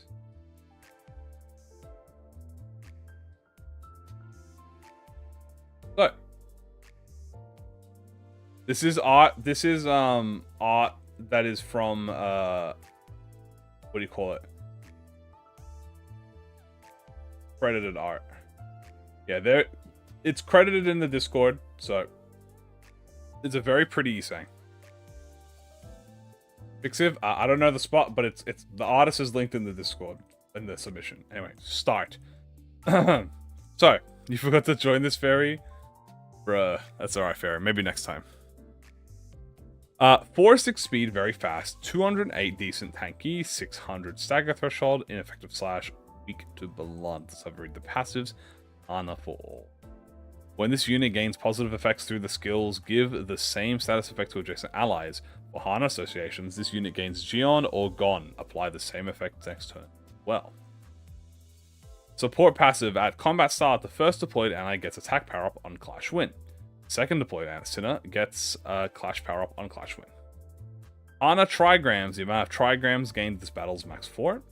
Gion. Clash power +1. Deal 10% more damage. On hit, raise the enemy's stagger threshold by 2. Expire at turn end. And Gon. Take 10% less damage. When staggered, take 20% less damage. And at final power +1 to defensive skills expires at turn end. Okay. Forward march. Let's have a look here. Or 8. This is a 12. Gain defensive power up next turn. Base power for every type of positive effect on this unit. Gain Gon next turn. So this gives you the defensive buff, I believe. Gon is the defensive one. Yep, Gon is the defensive one. Inflict attack power down for every 2 positive effects of this unit. Augury Kick. Dude, Augury Kick. It is a 15. Gain attack power up, max 2 per turn. How do you gain max 2 per turn? I guess if you slot them. Gain Gion next turn. If this user has Gon, Clash power up 1. Give 1 attack power up to adjacent allies on the dashboard next turn. And then skill 3, Divinatory Impact. Divinatory Impact is a 3/3/3. There's a 14 base power for every positive on self if the user has Gion coin power 1. The last skill of this coin does 15% more damage. The last skill of this coin does 15% more damage. If the user has Gon, lower user stagger threshold by 30% of damage gone. If the user has Gion, reuse this skill. It's a bit hard to clash with. But to be fair, positive effect on the user is pretty easy to get. It's a pretty easy base conditional. We have a lot of support identities today. Yeah, I gotta agree. We have a lot of support ones. Then we have Celestial Spear, which is a clashable counter. If this user has 4 Hana trigrams, use True Trigram Formation as counter and remove all Hana trigrams. User has 2 positive effects, coin power 3. User has Gion, additional power, Wrath equal to the skill's base power. And if this user has gone, lower user stagger threshold by 20% of damage dealt. This is a 15. And then we have true trigram formation. Yeah, it does, I believe. I believe they do. So this is a clashable guard 15. If user has Geon base power 3, use coin 1 an additional time and turn the skill into a clashable counter. If this user has gone, gain 2 protection this turn and next. Deal 30% more damage. Deal pride damage equal to the skill's base power.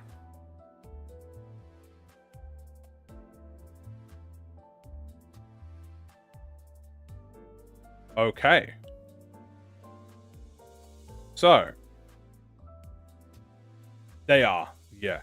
So far, no rule breakers. There's only been one rule breaker. It's a meme. So these are positive effects.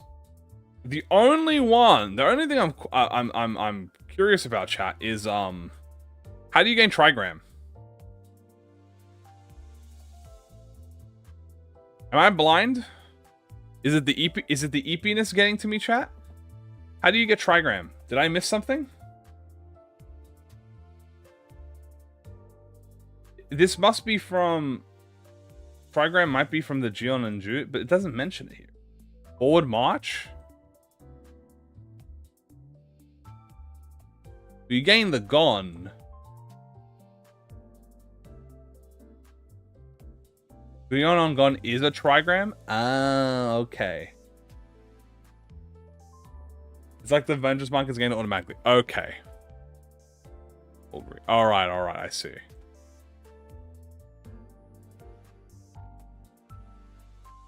Gon and Geon are trigrams. Okay. How do you get 4 trigrams then?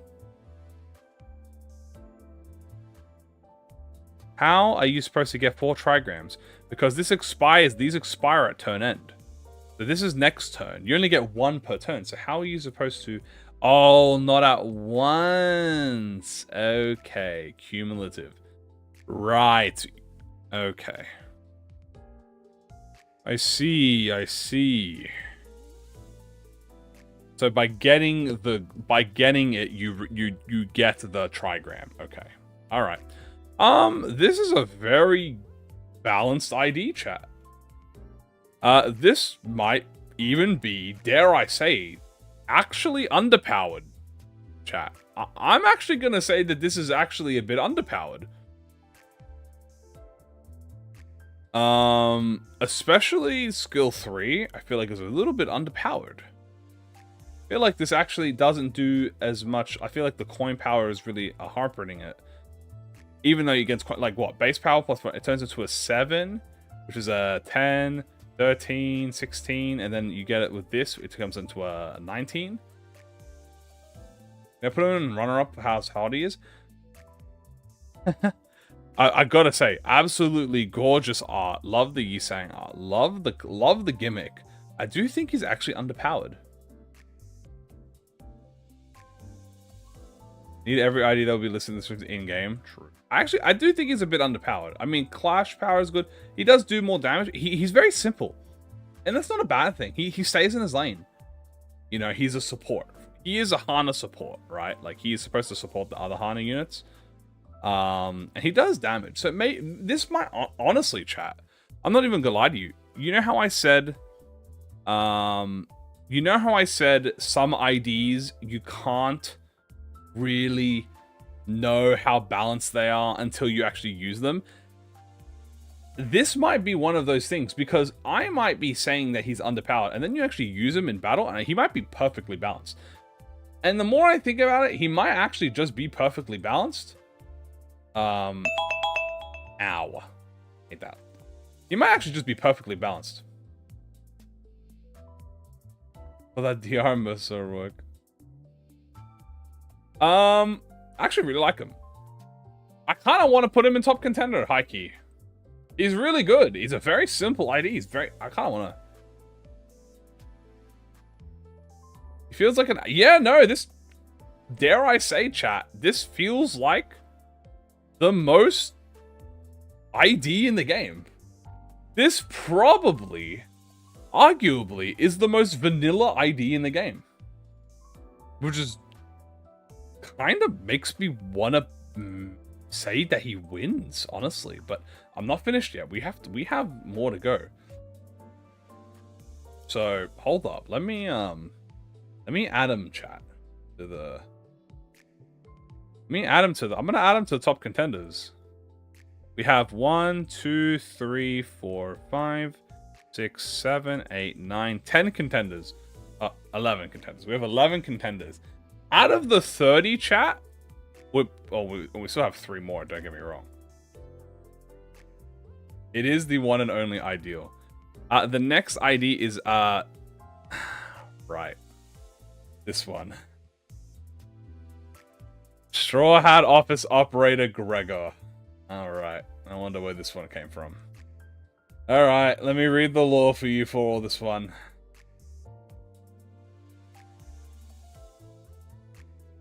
Alright, I'll read the lore. This one is peak. Yeah, okay, whatever y'all say. Ahem. Look at that. It's our own operator in the flesh. Well, not him. More like a bug in his flesh. But after Dante harnessed the spirit of gambling, Fortuna herself decided to bless Dante and decided to give him an identity that encapsulates the gambling spirit. Coming from a rundown office chilling in the middle of J-Corp's backstreets is an identity of my very own Mr. Ever. Funny how that works. Maybe stop losing so many blackjack games though, seriously. First of all, I haven't lost a single blackjack game. Second, I don't know why I'm Gregor. I should be Heathcliff. Number 3, I'm gonna review this dumb ID already. Alright, I'm gonna review this dumb ID. Bing, timer on. 4-7 speed is high. 177 HP is low. Ineffective to slash, weak to blunt. 70 stagger threshold is very high. Let's read the passive, which has no... always active. This unit cannot have more than 7 plus coin boost stacks at once. If plus coin boost stack is gained while at 7 coin boost, heal SP equal to the amount of plus coin boost this would have gained. Okay. When gaining plus coin boost, gain 1 more stack. This unit heals SP equal to the number of plus coin boosts on self at turn end. It is a res. And then support passive. At combat start, the identity highest in the deployment order gains 5 SP and 1 plus coin boost. Skill 1 is a 11 coin. This skill can only be affected by a maximum of 3 plus coin boosts. Inflicts 2 bleed. Okay, simple. Knowledgeable fumbling. Okay, it is a 2 coin, 3.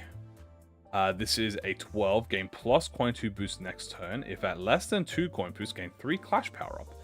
On hit, inflict 1 bleed count and 1 paralyze. And green res, another W for rupture.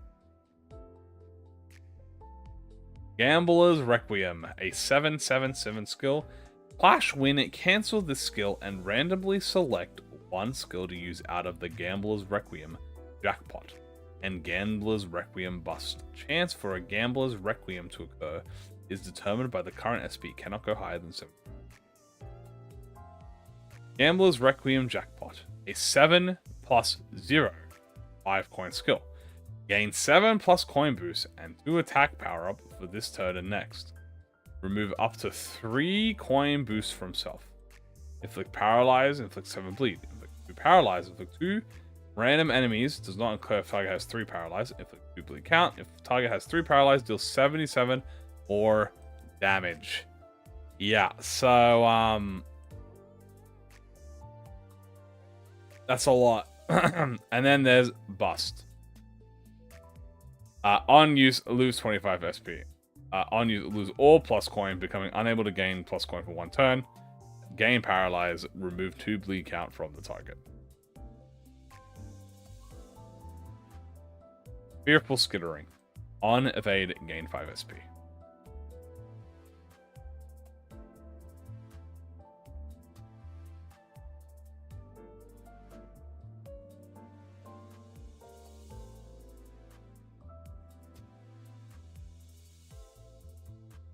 It's going in the 5 bananas tier.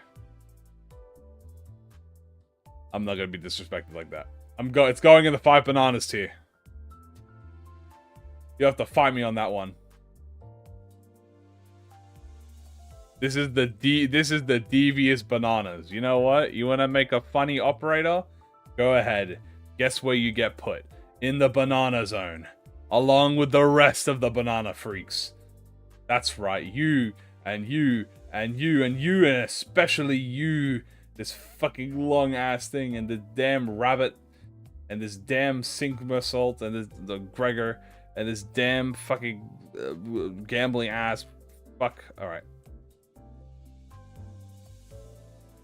Next ID. The illusionist honglu.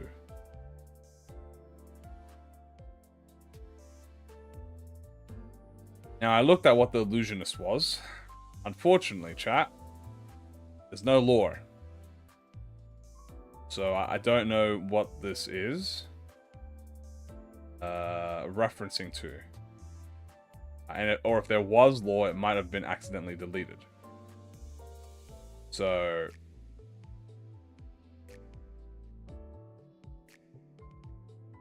is this supposed to be Sanson?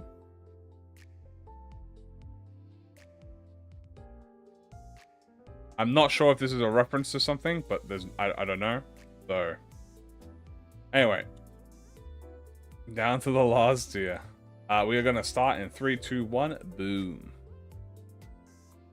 First things first. Check the stats. 4-9 insane speed, 215 HP. Like what in the?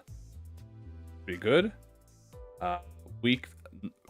Double weaknesses. That's a bit concerning, but maybe that's an error. 183 stagger threshold, so very high. Land of Illusion, that is fair. Passive, when this unit is about to die from a fatal attack or skill, status effects remove all mirror image from self and heal 4x4 mirror HP once per encounter. Passive, what the fuck is this sin recitement? After getting hit by an enemy skill, remove one mirror image and use the enemy skill against them as an unopposed attack, unless staggered or dead, without inflicting any statuses caused by the skill up to 3 times per turn. After an absolute pride resin, next turn grant 3 mirror image to every ally, including the absolute resins. After an attack, the identity with the status reuses the first skill they used without inflicting any status effects that the skill inflicts or activating any status effects. This is OP as fuck. Skill 1 is a 13 base, very high. 2 mirror image, gain 2 coin power. 8 sinking, potency on target, gain clash power. Clash win, inflict 2 paralyze and 2 sinking count to target. Clash lose, gain 2 paralyze and 5 sinking count. Sinking, inflict, on hit, inflict sinking count, and target has 5 sinking count, gain attack power up. And then inflict 4 paralysis. 4 paralysis on a skill 1! Oh my days! That's so many. It's been 4 hours already. Oh, it's about a bit more than 4 hours, dog. It's almost been 5 hours. Oh my god, chat. Okay. Fine. Very insanely strong skill 1. Skill 2 is a 3-3-3. It is a 15. On use, mirror image, gain 2 power. 2 power. Whoa, what? At 3 mirror image, gain plus 2 coin power. 2 ploying power per 3 mirror image. I don't understand what that means. At 10 sinking potency on target, gain 2 coin power. Bro, how much coin power? Clash win, inflict 3 paralysis, 3 sinking potency. Bro, how hell is that you? I am. If target has 10 sinking potency, gain clash power up. Clash lose, gain 3 paralysis. 6 sinking potency. If self has 10 sinking potency, gain attack power up. Holy shit. After attack, if the skill is reused by the mirror image, then inflict the same statuses effect it applied originally.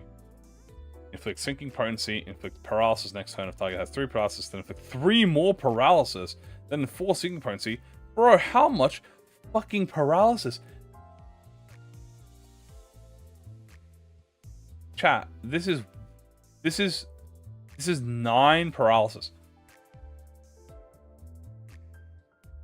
This is 9 paralysis. The paralysis ID. And then what about the shattering mirror? What's this? Before attack, absorb all paralyze on the target and reuse the 4th coin equal to the amount of paralyze absorbed. Gain coin power for every mirror image rounded up on self. Gain skill power based on sinking potency. On hit, 0 to 5 sinking potency and 0 to 5 sinking count. Is this like random? It does punish you. And then the final coin you can reuse. Inflicts 1 to sink, 3 to and 1 to sink count. If this coin is reused 6 times, inflict. Oh my fucking god, I can't try it anymore. Fucking inflict sinking deluge by die fuck. Well, I don't think Kim Ji-hoon will allow that one into the game, but Hall of Mirrors is a 6, 12, 14. This is a 16. Flashable counter gives self and 3 pride resin, -2 amount of allies, mirror image to pride res allies out of times 3. I think this is balanced. Might need to tweak this skill a little bit. Dude, I have no clue if this fucking ID is balanced or not. This sounds OP as fuck, but then you inflict a gazillion paralysis on yourself.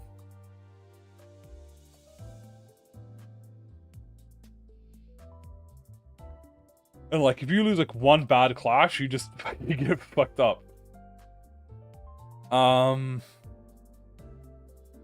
Jeez. Yeah, I'm paralyzing. The very first Clash Reliant. Yeah, the Paralyze is a little bit OP. The sinking doesn't really seem to be an issue. Yeah, sinking is just kind of sink. There's not really a sinking. Only sinking count comes from here.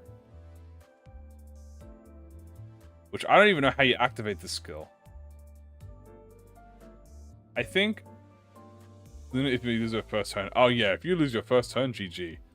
I'm not gonna lie to you, I don't even know how to activate this attack. This might be a separate attack. Oh wait, no, that's a skill 3. I'm stupid. Huh? Am I blind? Oh my god, I'm tweaking. That's a skill 3. So the gimmick is you really so this has been skill 2 this whole time. Bro, skill 2 is okay, yeah, this ID is OP as guys. This is a paralyzed sinking ID. This is the illusionist. I don't understand the reference. Some people are saying it's Kanto 8.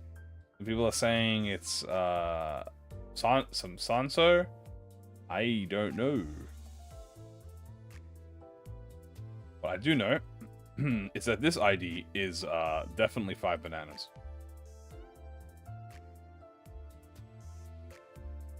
I think of Minecraft. This makes me think of this goes in the 5 bananas because I'm inflicting 5 levels of paralysis. It's 5 paralyzed bananas.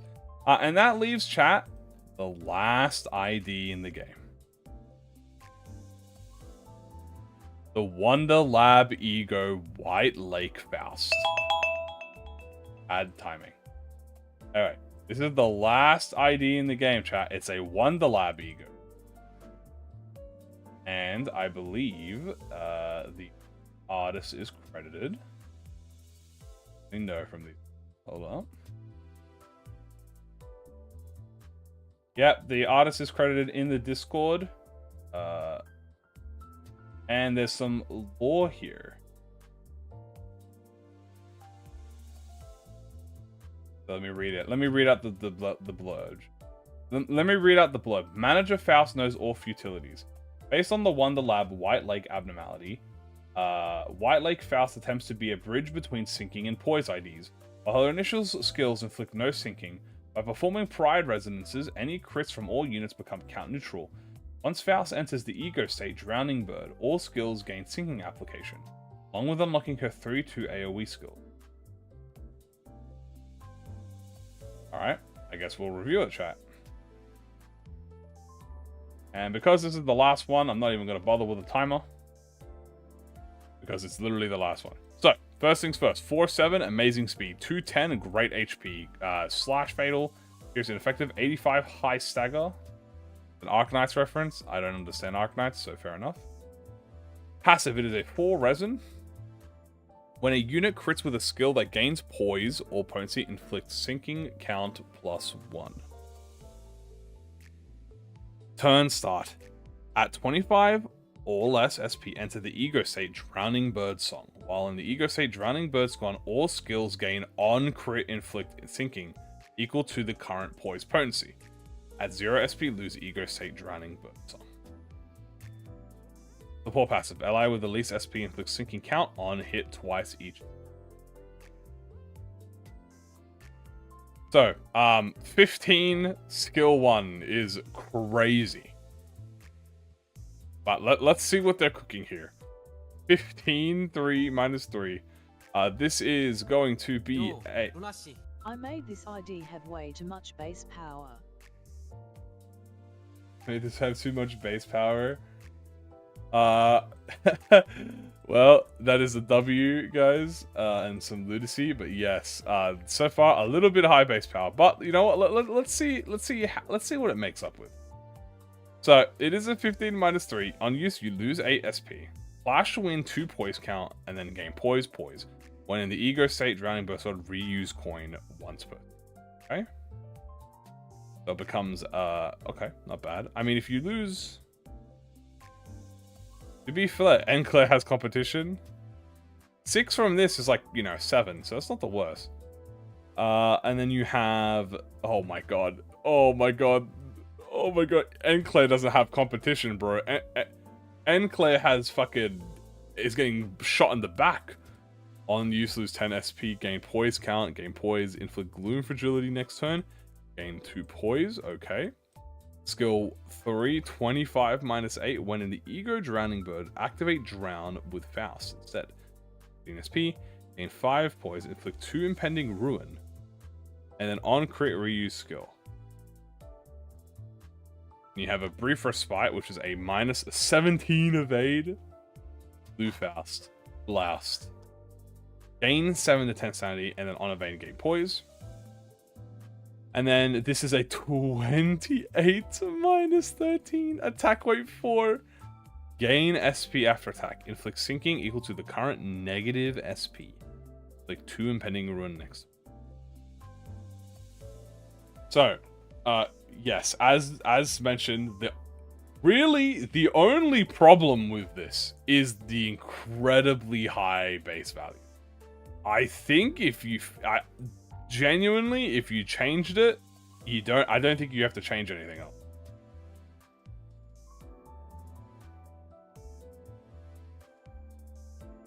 I think that's the only thing you need to... And honestly, I would only change those values for the first 2. Deadass, yeah. I think if you made this a 10, that's fine. If you make this a 12, that's cool. Or a 13. You could do 13 for skill 2. And then you can do... I mean, honestly, 15 for skill 2 is fine. 13 or 12 for skill 1 is good. This, you make it a 20. And then, honestly, keep this one. I'd say keep the Drown with Faust one, because that's like the big nuke, right? So this is your big one. Keep this one the same, but change these base one. On full stop office Heathcliff. Oh, and also the evade needs to go to like at least a 15 or something. But besides that, that's really it. Like I like this. It's a poise ID that turns into a sinking ID. Welcome back, Bola Ishmael. Yeah, no, for real. At -14s and it's still a 13 evade, so it's still cooking. That's funny.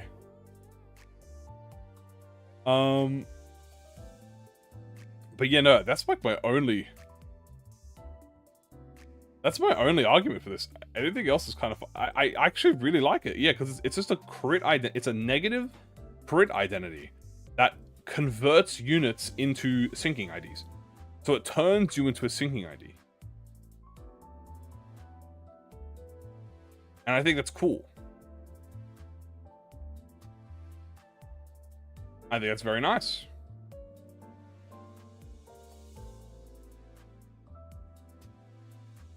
I think it does a nice spot in the runner-up.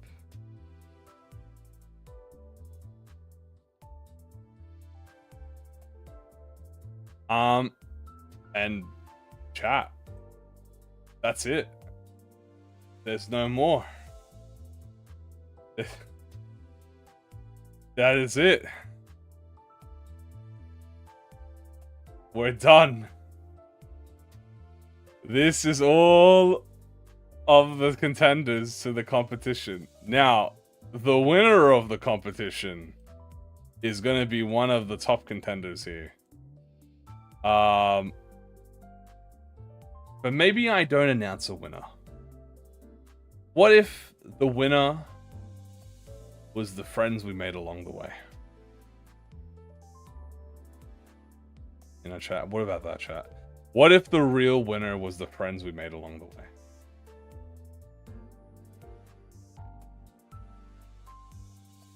Hell nah. Oh, hell nah. What if the winner was Barrel of Liquor? I'm gonna make sure Barrel of Liquor is never the winner. I'm gonna let Kim Ji-hoon decide, chat, who the winner is, and he'll get back to you guys. It's not gonna be a single winner. There's gonna be 3. I think we'll just do 3 winners. Maybe. We'll see. But you know what, chat? I don't think there needs to be a winner. I think we all learned a valuable lesson today. And it's never do this again. Or if I am going to do this again, I'm going to need a better system for that. Because, God, I just spent 5 hours. Remember how I said, chat, that if I spent 10 minutes on every single one, it would take me 5 hours? Yeah, we spent 10 minutes on every single one. I'm saying Gordon Ramsay food is equal to garbage food. Rose banner missile. I do feel like rose banner. Time for Eep. Time for Eep indeed. I'm very Eepy. I'm definitely not doing this in one sitting again. I am. Yeah. So I'll determine who the top 3 are, chat, because I think top 3 is fair. There's 1, 2, 3, 4, 5, 6, 7, 8, 9, 10, 11. There's 11 in here. So top 3, I think that's fair. And then I'll announce the top 3 contenders, the top 3 runner-ups, and the top 3 bananas. Actually, the bananas never. No, fuck the bananas. They stay in the banana tier. I'm kidding. I'll announce the top 3 in each category. All right. That's it. We're done. There's no more chat. It's over. Go home. I'm gonna play Limbus for the next 12 hours. Alright. That's it, guys. Thank you for joining. I'll see you all later. Goodbye, everyone. Kim Jae-hoon, say goodbye. He left. He left, chat. You made him leave. Now I'm never gonna get ham pang pang sandwiches.